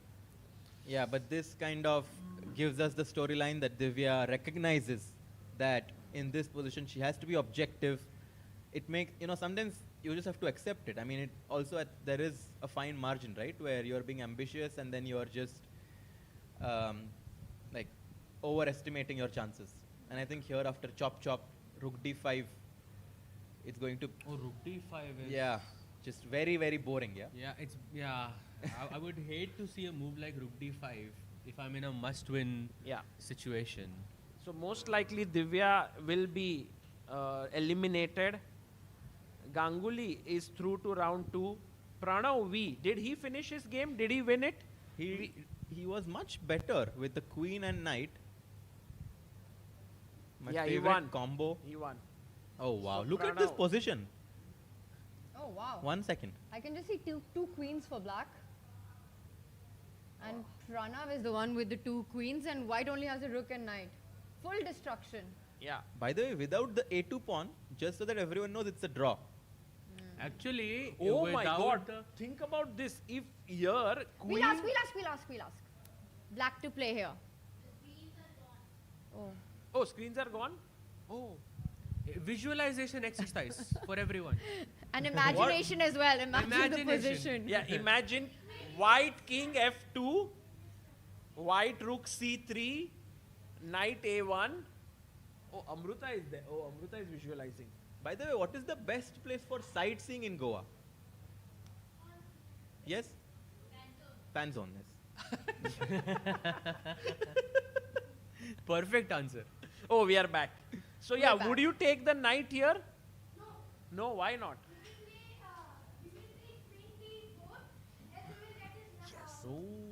Thank you. You fell for it. Queen D for Rook E3. But the idea is correct. Yes. Yes. But you could have taken Queen takes Knight straight also, no? And now. And this is actually a draw. theoretical draw. Yeah. You just put your rook on F3 and H3, keep swinging, and there is no way that black can win. Very instructive. Very beautiful. But there's one move that wins on the spot Yes. for black here. Black to play, guys. Let's go. Queen D2 check. Well done. You win the rook, game over. Yeah. You had the correct idea, but again, the execution, the right square was on D2. Okay. Well done. Yes, so Pranav is through to round 2 from this. Diptayan is in tiebreak. Yes. Guys, Ronak? keep drinking water. It's a long event. Hydrate yourselves. Maybe everyone can get some water. Very important. Yeah, it's a long event. Ah, yes. Maybe if we can fix this television would be very cool. We are just fixing it. So Raunak qualified, right? Raunak is through to round 2. And what a way to make it through, right? In game 1, he was busted. And then to find a way back from that, to draw, to hold that game, and then to take a win Raunak, today. Raunak was He was in big trouble yesterday in that end game. Yes. Yes. Ronak was almost losing. Almost lost. Actually, he was lost at one point. Yeah, instead of, don't At want Queen to talk. D3, Queen G6, Queen D3. What? I remember. Yeah, he was What is this? What is what? By the way, guys, Lalit Babu, who was completely better against Max Warmerdam, has taken a draw from a position of strength to move into tie breaks. That's a bit unfortunate, but yesterday Max was winning. So, in a way, it's kind of even. It evens out. Balances out. By the way, one more game. It is SL versus Steven Rojas. Oh, yes. That's a good one. And it's quite interesting because it's a rook end game, 4 versus 3. It was a rook end game, 4 versus 3. Sagar bhai and Harshad bhai, I think all of you would know this end game, this Kasparov picket. Yes. You know this, no? I know that. Where H2, G3, F4, E5. Yes, exactly. Where picket. Oh, 4 versus 3, of course. This is the most famous 4 versus 3 endgame. Exactly. And looks like Steven Rojas is going to hold this one, but Kasparov could not actually in in that game. Although the pawn was on h2. Yes. Not on h4. I think so that helps, no? It helps a bit, yes. It helps a bit. But, guys, maybe SL tricks his opponent. No, SL just doesn't lose. Sorry? He's very solid, I think. He just does not Yeah, lose. he does not lose. He had some Grand Swissmen, 10 draws and 1 win. Yeah. He was so Insane. good. So here, if it's a draw, What if- SL would go into tie breaks. Let me make a waiting move. Let me play rook to a1. Okay. I'll go rook g6. Rook g6. He played rook d2 by the way. Okay. Rook g6. Now let me play rook to d7. I see what you're doing. If you move the rook from King this G8, line, no? I come here. King g8. Simple. King g8. Yeah. Because if I move the rook, then you had e6. I think that was your plan. Or just king g8, king g7. Simple. Just keep moving back and forth. Should be a draw. Yes. Yeah. So I think another tiebreaker incoming here. Sorry? That's a great suggestion. Great suggestion. I was about to suggest this move, but the problem is black can even take on d6. Or no? No, he cannot take. He can. You can. King And f8. king f8, yeah. King f6, king e8, yeah. And just somehow it's in time. But rook d6 is a nice But I concept. feel like you don't have to take rook d6. You can Yeah, just I go was king just- g7, just simple. Like King just G7? just not. There's no risk. H4. Yeah, h4. Just in time. 2 queens on the both board and win. So that's a I draw. think black might be playing for a win here. I'm not sure. I have some checks. I might take your f4 pawn. True. Shouldn't get too ambitious. Yeah, maybe. Okay, so SL tie break draw. most likely. Which is a good result for Steven Rojas. I mean, SL was putting pressure throughout the game. He resisted. He's from Peru, a country where people are known for their tenacity. Right. They're not very good in the openings, but their middle game and end game is really strong. I remember this one player, Corey Jorge? Corey Jorge, and a very His sister also. no, the Yeah. the first grandmaster from Chile. No, Peru. Granda Zuniga. Granda Zuniga. Correct, Yes. correct. Exactly. Played with him. Big Me fighter. too. I lost in 19 moves. It's What happened absolutely to your crushed. game? I won. It You was had one won. of my most memorable games, and he was also so kind because he actually analyzed with me. This was in a tournament. You and I were traveling together, Sahaj, Spain? in Spain, in Sort. It's actually where I made my first year. Oh, we need to I see this remember game. this. I remember this. Can we look at that game, Tanya, at some point? Okay, fine. I'd be happy to revisit. Meanwhile, Divya, who had just played the move queen to d8, Yeah. has had a few moves played in her game. Maybe we can just check the update. Sure. She played rook d5. I mean, he played rook d5. Yeah. And she got rook takes e4. But So he's going to trade and take on h5 नहीं वो थोड़ा risky लग रहा है. because of the d pawn marching up. I think that's a Exactly. very important point. If we just show that, Sagar, that after rook takes pawn in this position, you might think you can go rook takes rook, bishop takes rook, rook takes pawn, and white has 2 connected passers. But I think this is Divya's best hope. Because अब ये d pawn is actually quite strong, assisted by the bishop and the rook. And also the king starts getting active here. So maybe some chances here, but you know, having this draw margin is really very this good is the for biggest schematics. problem. Also, there is a very nice sort of instructive way to think here. Like you can see rook e4 and rook h5 is a very natural response. But if you shift the order of these two moves, you don't play rook e4, you play rook h5 first. That way, the king doesn't go to g6 because your bishop is already there. So you have to play king g7. Good spot, bhai. So you have to play king g7, and now I'll take rook e4. And black takes that rook, and you have the exact same position With where, white to play. where the black king was on g6. It's much stronger there. And if the king is on g7, you're not attacking anything, and white gets an extra move. Nice. Too good. Nice. Wow. Deep. Move orders are so important in chess. Absolutely.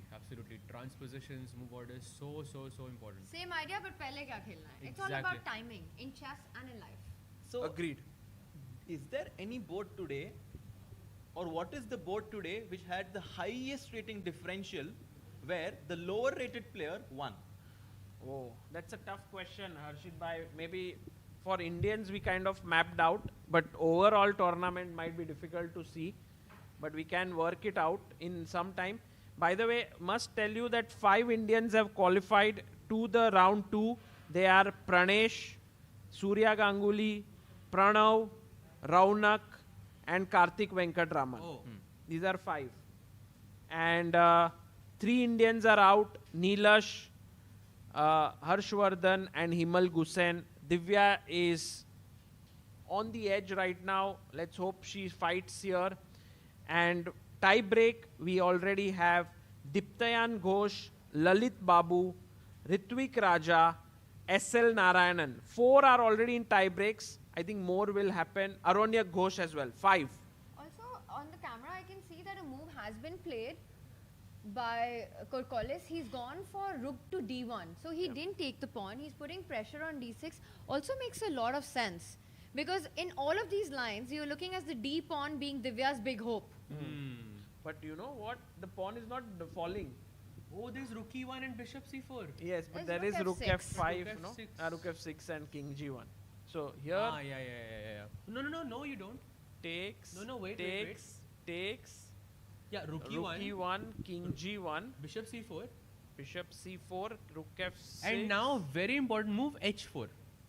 I love this concept. But the rook f4. Oh, rook f4, rook h4 is a check. Yeah. Oh, that's very bit, unfortunate. That's annoying. What was your Oh, you are because like... the king is trapped. Complete like trap it. Yeah. There is a slightly better way to do this.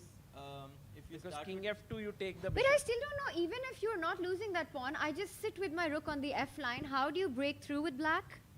That's future Sahaj's problem. Like, एक काम तो हुआ अभी पहले से. No, I agree, but the opponent को मतलब, ऐसे paralyze करना is a good thing. Agreed, And but then you can think about the next step, how you can break it. By the way, look at this game of Dmitry Kolarsh. Crazy position. Wow. Dmitry Kolarz is playing against Akar Ali Sali.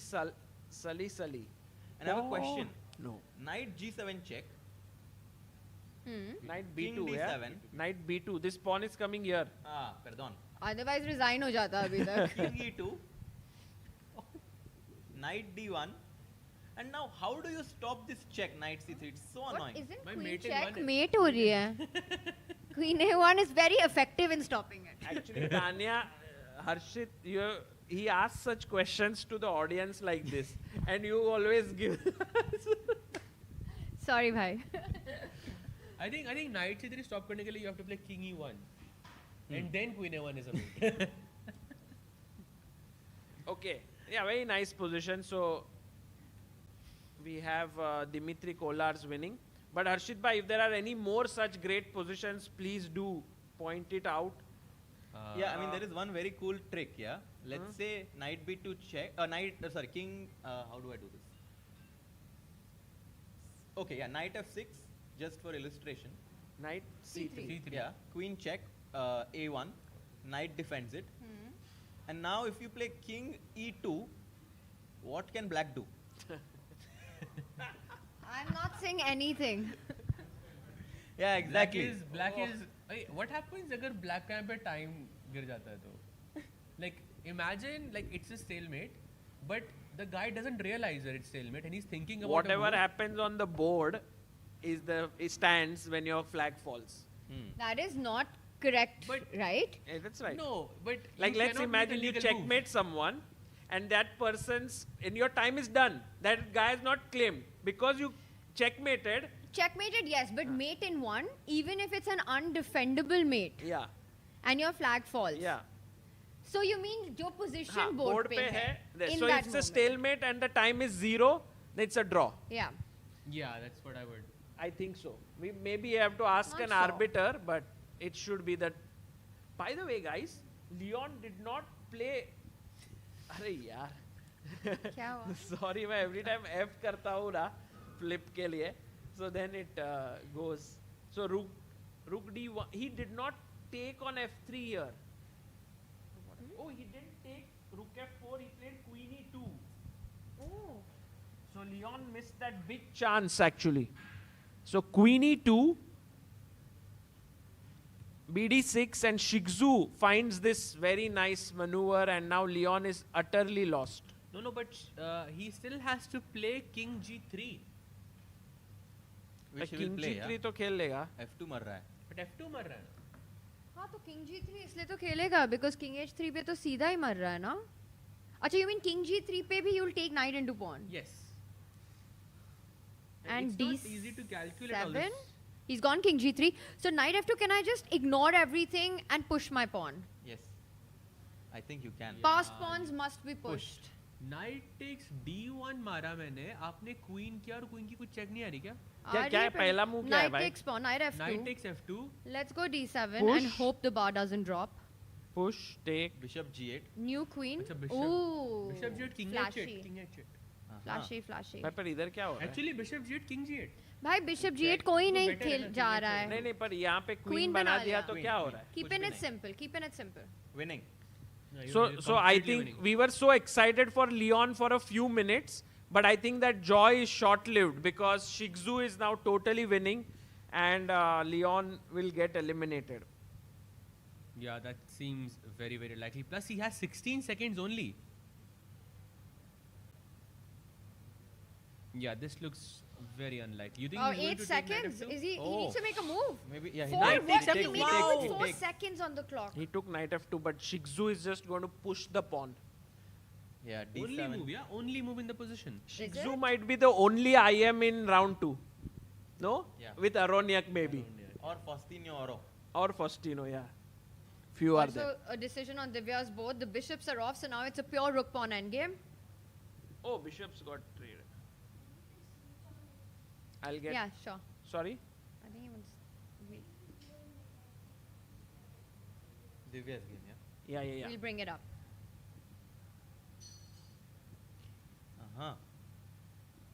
Oh, he plays d7 also. Yep, this Rook is b4, bishop d3.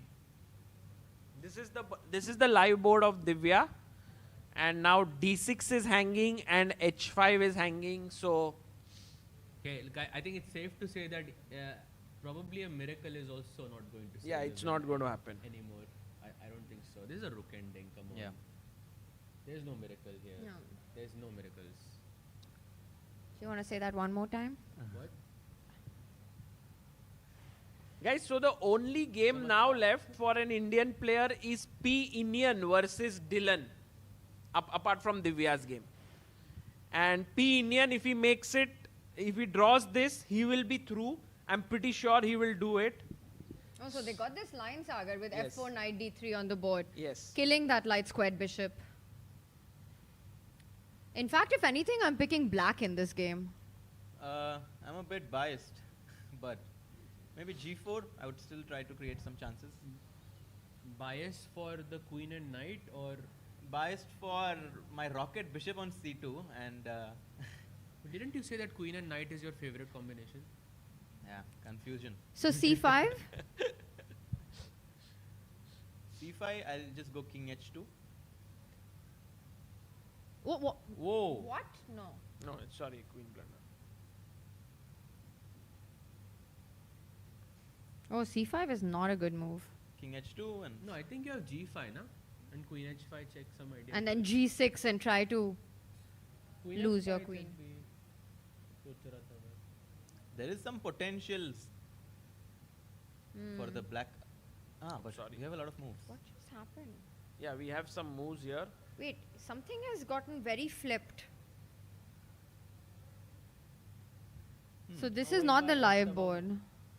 Sorry. Wait, I will put.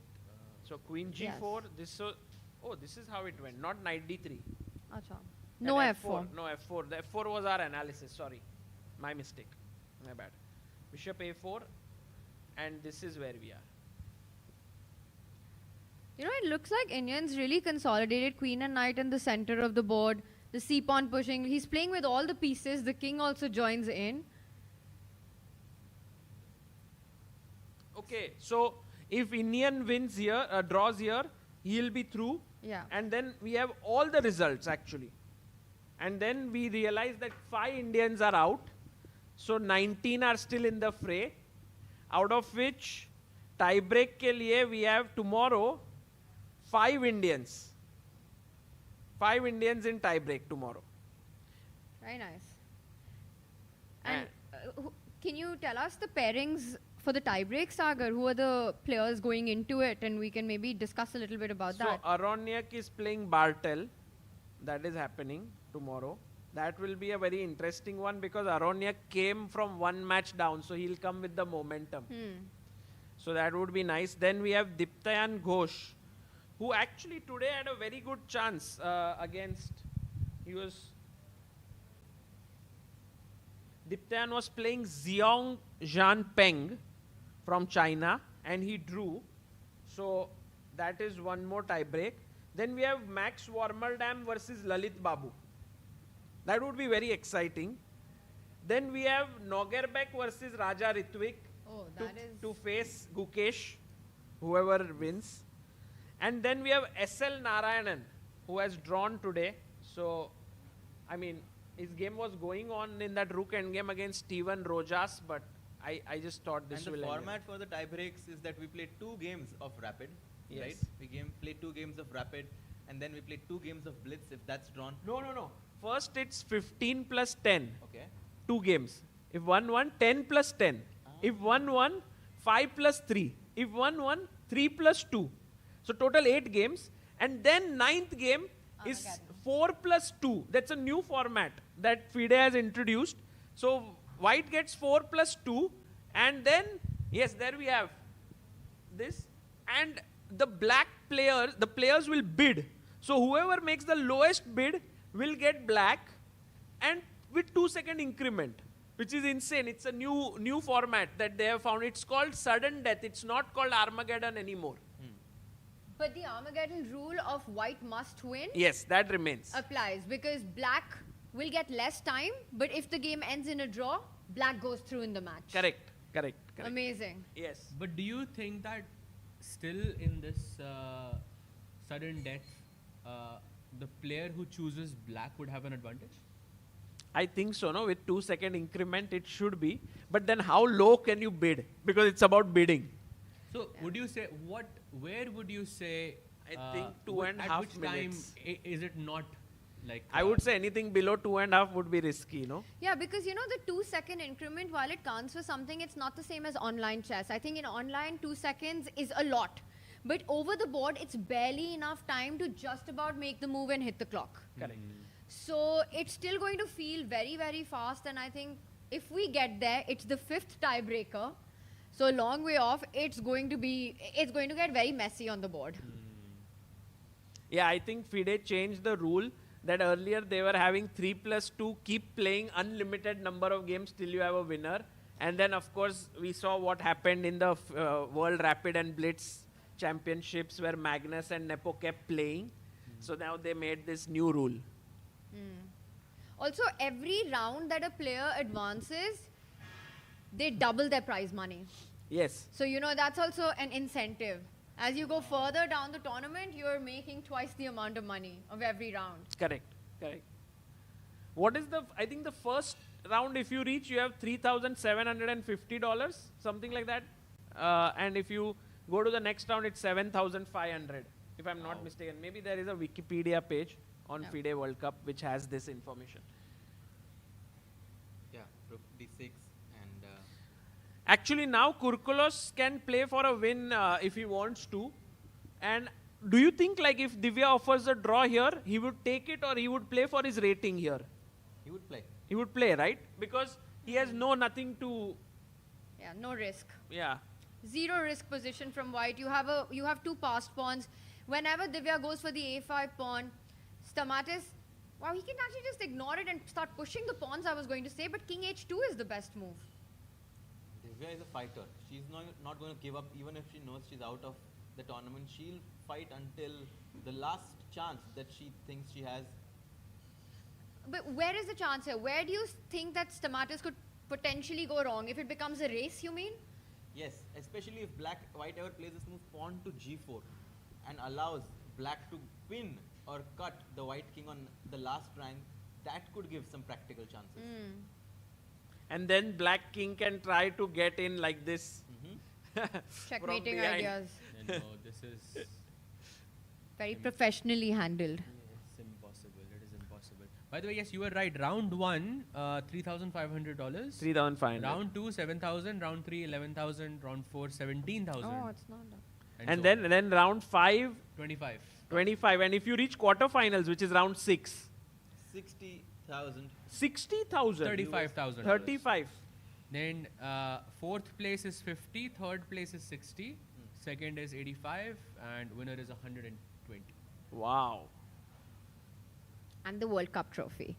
And the candidates. Let's go. Yes. 120,000 is like life-changing amount, yeah? To the winner. But I guess the one who would win generally would, for them, it's not a big amount.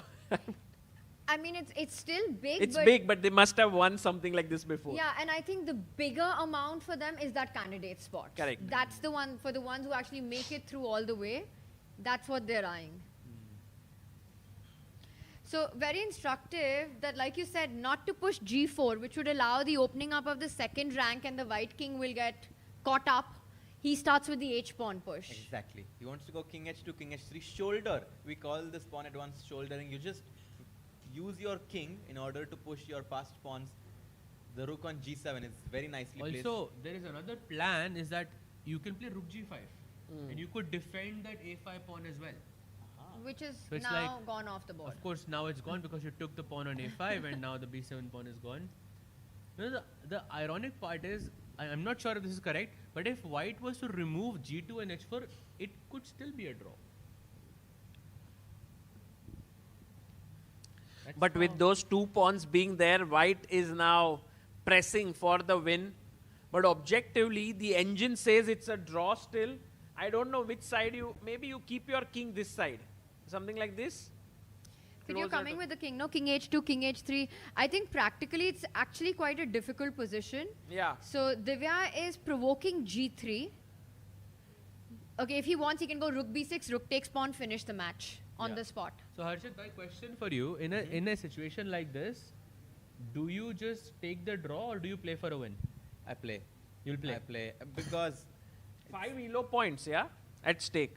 I think. Also, it's about 5, 6. personality. I think like some people like to just play it safe and preserve some energy. I think I'm someone who likes to push myself to the limit, and I would try to maximize my chances in this position. I don't know, these days, don't you guys think elo rating has assumed more importance than what it was perhaps few years ago?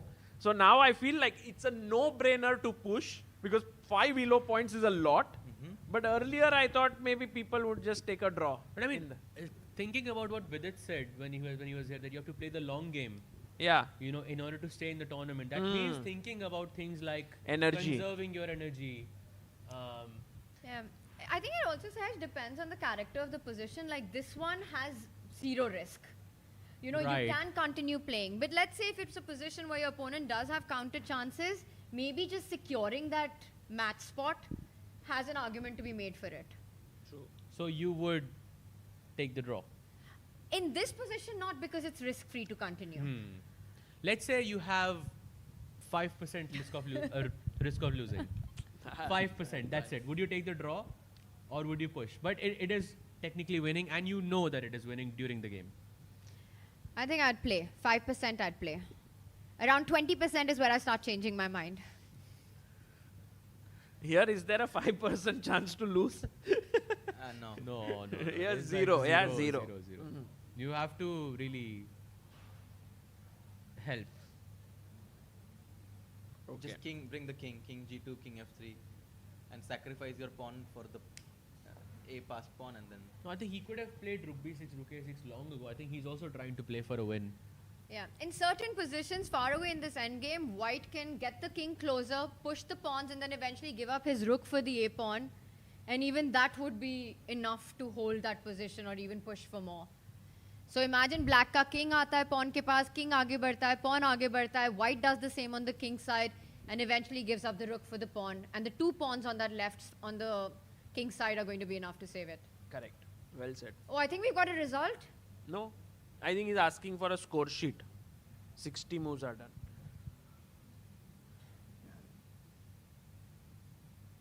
I think Divya shouldn't be upset. Yeah, she fought hard today. She kept fighting, and I think it's a great learning experience for her. And I think it especially hurts if you feel that, okay, you had some chance, but you had some missed opportunities. But somewhere it just felt that there were no chances that Divya could have actually capitalized on. She just had a great game with the black pieces. Unfortunately, needed a win. Oh, what? Oh, she resigns? Yeah. I resign, she says. She doesn't want to continue. Oh, he asked for a new score sheet? Yeah, and Divya said I resign. That's it. She stops the suffering there. She knows that the white king can... Oh, no. No. What? No, she said something. Oh, I'm sorry. She's playing on. Divya continues. Yeah, I was surprised that she said I resign, Yeah. but she said something else. And they even shook hands, it felt like. But maybe they were exchanging score sheets and she said thank you. Or maybe the guy offered a draw and she said, I decline. Oh. Which sounds like which might. No, Given the match situation. This is not true. Sahej bhai with some I decline is too much. I'm thinking it's I mean, possible. actually, nobody says I decline. They just make the move. I that's think it. Divya would Right take now, a draw she's at probably any not- time right now. But she's not feeling the best. I mean, decline is very polite, very professional. By the way, the plan that we pointed out, I think we might see that happen. G4 coming next. Yeah, I agree. That's the plan. Just 2 pawns and the king. Too much for the rook. And give up this rook for this Wait, pawn. I'm just curious if black plays a4, is rook takes a4 a draw? I'm just curious. I decline. I think rook a4 is a draw. You think it's a draw? Oh, Yes. yes, it's a draw.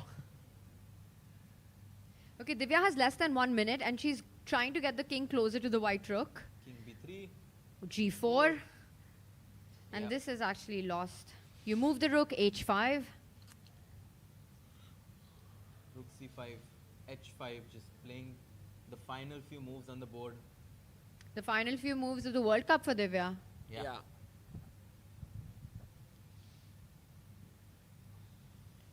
I think off late, Divya has been such a source of inspiration to so many players, especially to little girls, I think, in the country. I've been traveling a bit around and, wherever I've gone, I've seen a lot of people saying, I'm inspired by Divya, little girls.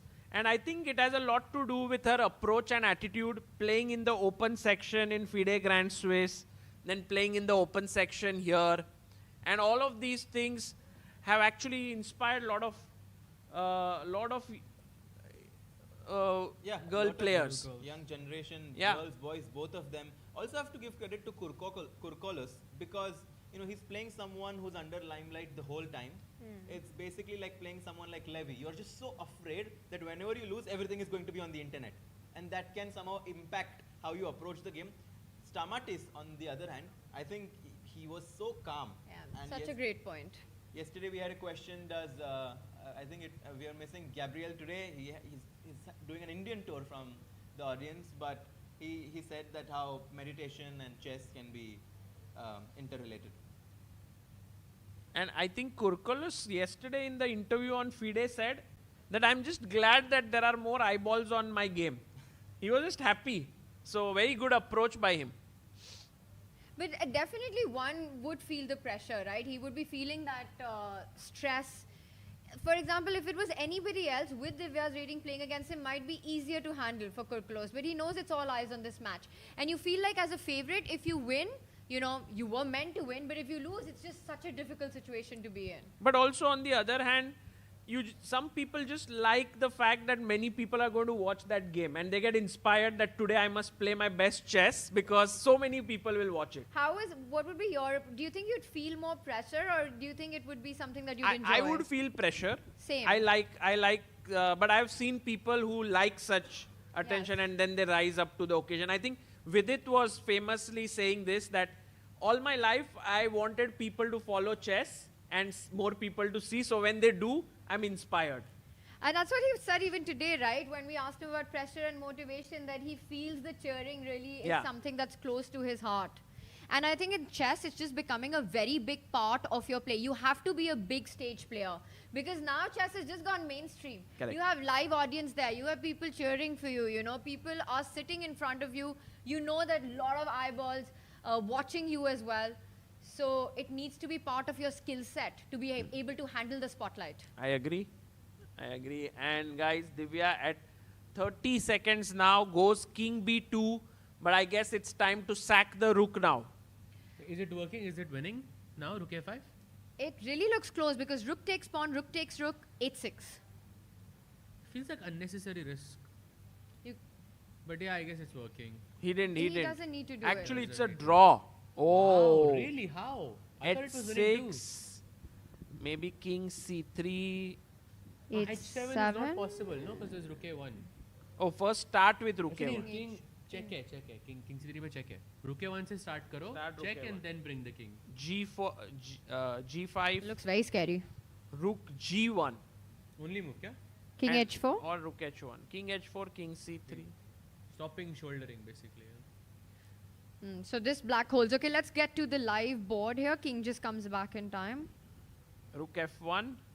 And oh, the point is if you go rook C1, I just take, and then push. The queen will eventually stop the a pawn And you're not in from time. queening, and white will be. But white is, I think, one step ahead anyways, yeah? Yeah. So it's just... Right now, Stamatis is playing for the rating points. Okay, h6 played.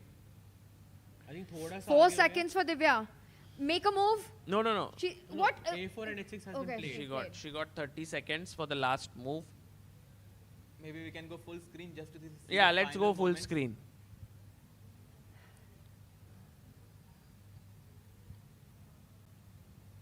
I think a3 only move probably. This is definitely not Divya's last appearance in the Open FIDE World Cup. I think it's going to be such a big learning experience for her, this one, taking away so many things, and she's going to be back on Oh, this stage. She played with With 1 1 second, second on, on her the clock.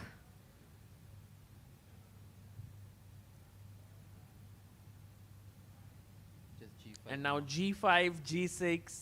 We might play king h4 just to be very technical. G5 is simple, Yeah. no? Just c5, g6. It's a very important principle in chess also that a rook alone cannot stop 2 pawns if they are on the 6th rank. Connected pawns.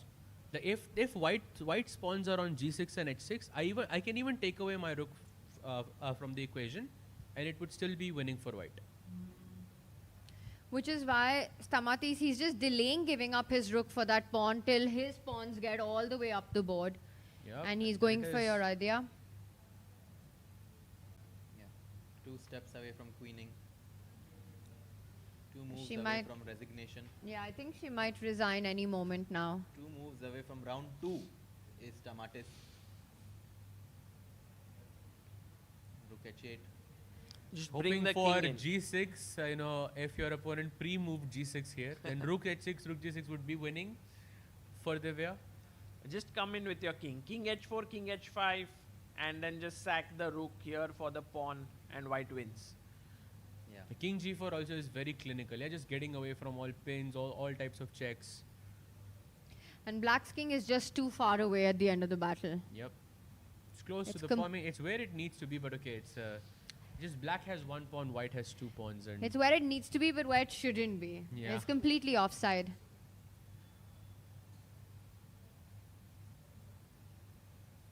and now a2 most likely and g6, and I think after g6 we will see a resignation.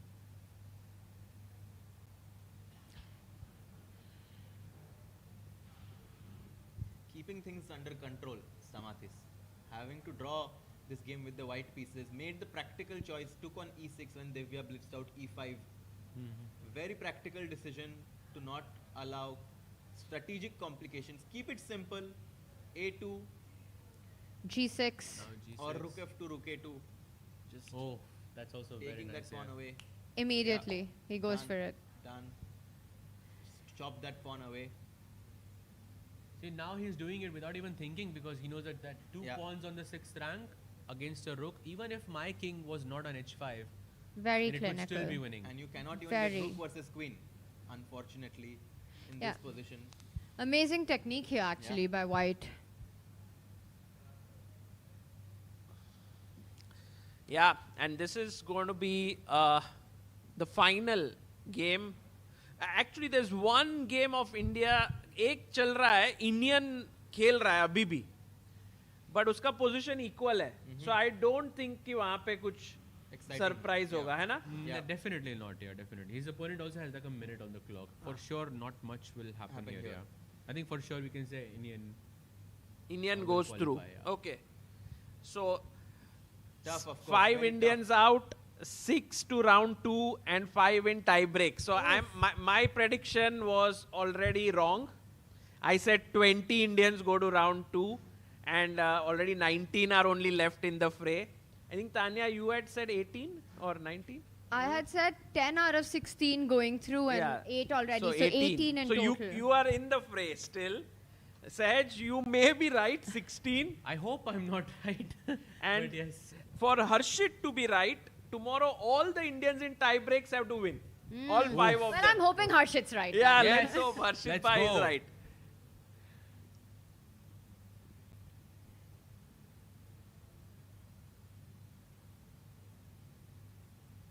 Final moments there. Divya Deshmukh played, fought really I think hard. she's going to resign. Yeah. There's really nothing. G7 is coming, Kings marching up, 8-7. It's just game over.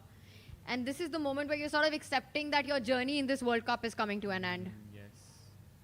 Precisely. Maybe round of applause for both the players. You know, they came all the way here. He traveled from Greece. Divya qualified as the wild card here. She played Rook B8. Final few seconds. I think these guys definitely deserve it. Yeah, I mean, this is not easy. At 7, and I think the moment the game ends, we'll all erupt in applause for both of them. Yeah. Absolutely. I think that would be the nice one. I think it was the game of the day for us as well. It's been the match of round 1 for us. We've had a lot of attention and focus because of the significance of Divya playing in this World Cup. Right. And just what it means, well, overall for women chess in the world. Right, I agree. Doesn't want to give up, of course. She Go, wants to play Divya. on. 3, 2, 3, 2, 1, and she stopped the resigns. clock. That's it. Great game, great fight by both players. What a game. Good fight shown there by Divya, and really hats off to her for taking this decision, because, you know, there were other players who were going to play. They did not play. I believe Ju Wenjun had a direct entry. She did not play. Then Ho Yifan. And Divya got the wild card. She accepted it. So she knew it was going to be a challenge. She accepted this challenge and gave her best. But it is Tamatis who now moves through to round 2 and will be the opponent of Nihal Sarin. Yes. Whoa. It's Nihal versus Tamatis. Nihal might want to avenge the Indian participant Divya there, playing him in the second round. I think, of course, Tamatis has a lot of momentum, but Nihal Sarin, I mean, he just recently crossed 2700 club. First tournament है भाई निहाल का 2700 rating के साथ। अरे भाई भाई। तो मजा आने वाला है Nihal Sarin He has to be very motivated. I mean, Nihal is one of the expected players to have a big run in this tournament. You know, to even hopefully reach those top 3 spots. So, क्योंकि big निहाल one coming up. Grand Swiss में was very close to qualifying to candidates because Yes. he was in the lead. He was almost beating Nadirbek Abdusataro और वो पहुंच जाता था, वो जीतता था तो। His game against Firuza was also such a हाँ, heartbreak. exactly. Such a दोनों heartbreak. game. तो इसके लिए I think Nihal is in really a good form right now. So hopefully he'll do it. But guys, what a day it has been. Any final thoughts just to round up, summarize? We had 16 Indians playing in this tournament. 6 Indians are through to round 2. And they are Pranesh, Inian, Surya Ganguly and Pranav. And we also have Raunak and Karthik Venkatraman. These are the 6 Indians.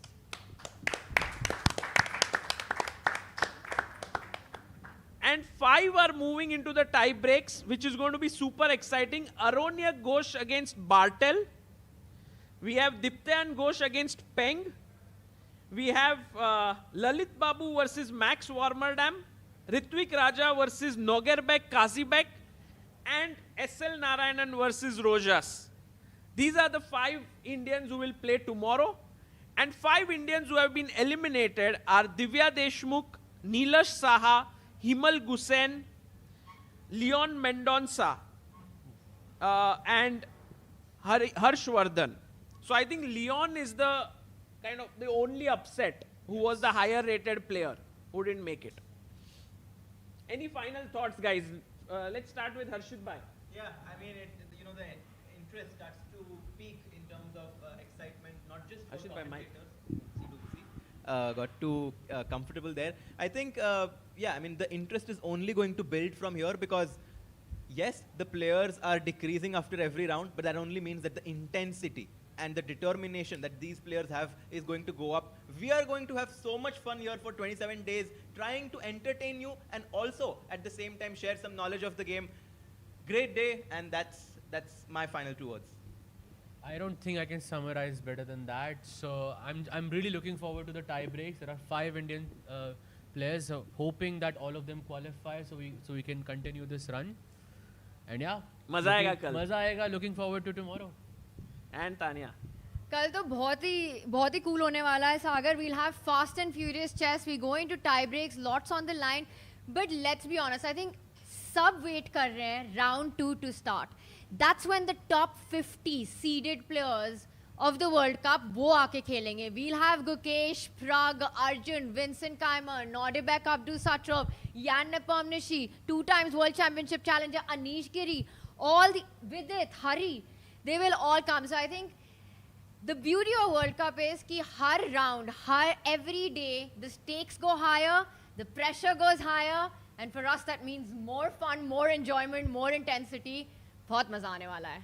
And आप सब लोग भी, if you are planning to leave tomorrow, maybe you can think about extending your stay. Maybe.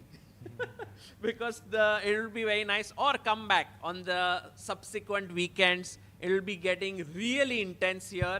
So I want to add to that if anybody watching Goa mein ho, you have to come because don't forget that maybe some of your favorite players knock out ho jata hai. Maybe they're out of the tournament. So I think round 2, round 3 are going to be big ones to catch your idols and catch the players you've been waiting to see in action.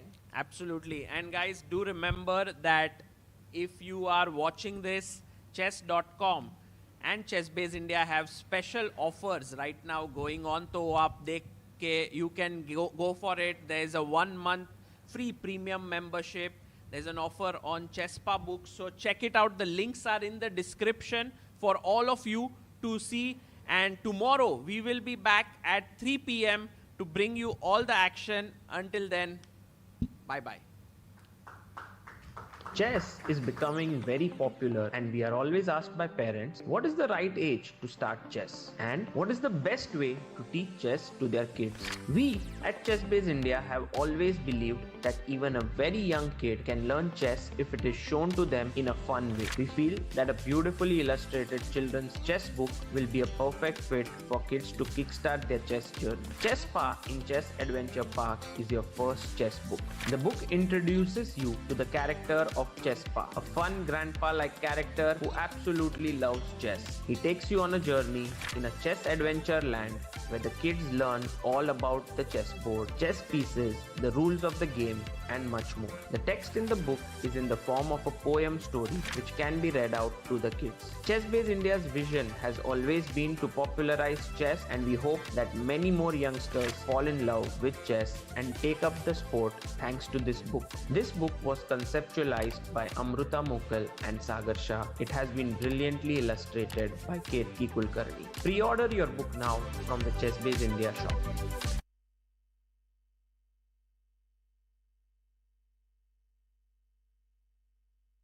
A premium membership at chess.com will help you improve your game with full access to a powerful set of learning tools.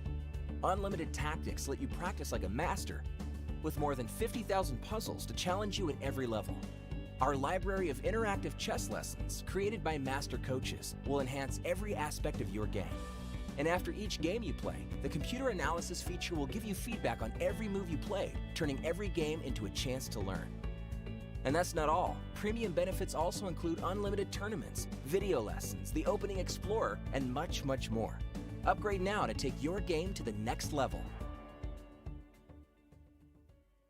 Want to play chess but don't know how to get started? Try chess.com. Play for free against someone at your level or challenge one of our friendly computer bots. Trying to improve your chess? Learn the Queen's Gambit and other openings with guided interactive lessons. Like chess but don't want the pressure of playing games? Chess.com has hundreds of thousands of fun puzzles to help you relax and sharpen your mind. Play your friends, make new ones around the world, follow the latest games, and more. Sign up and play for free at chess.com today.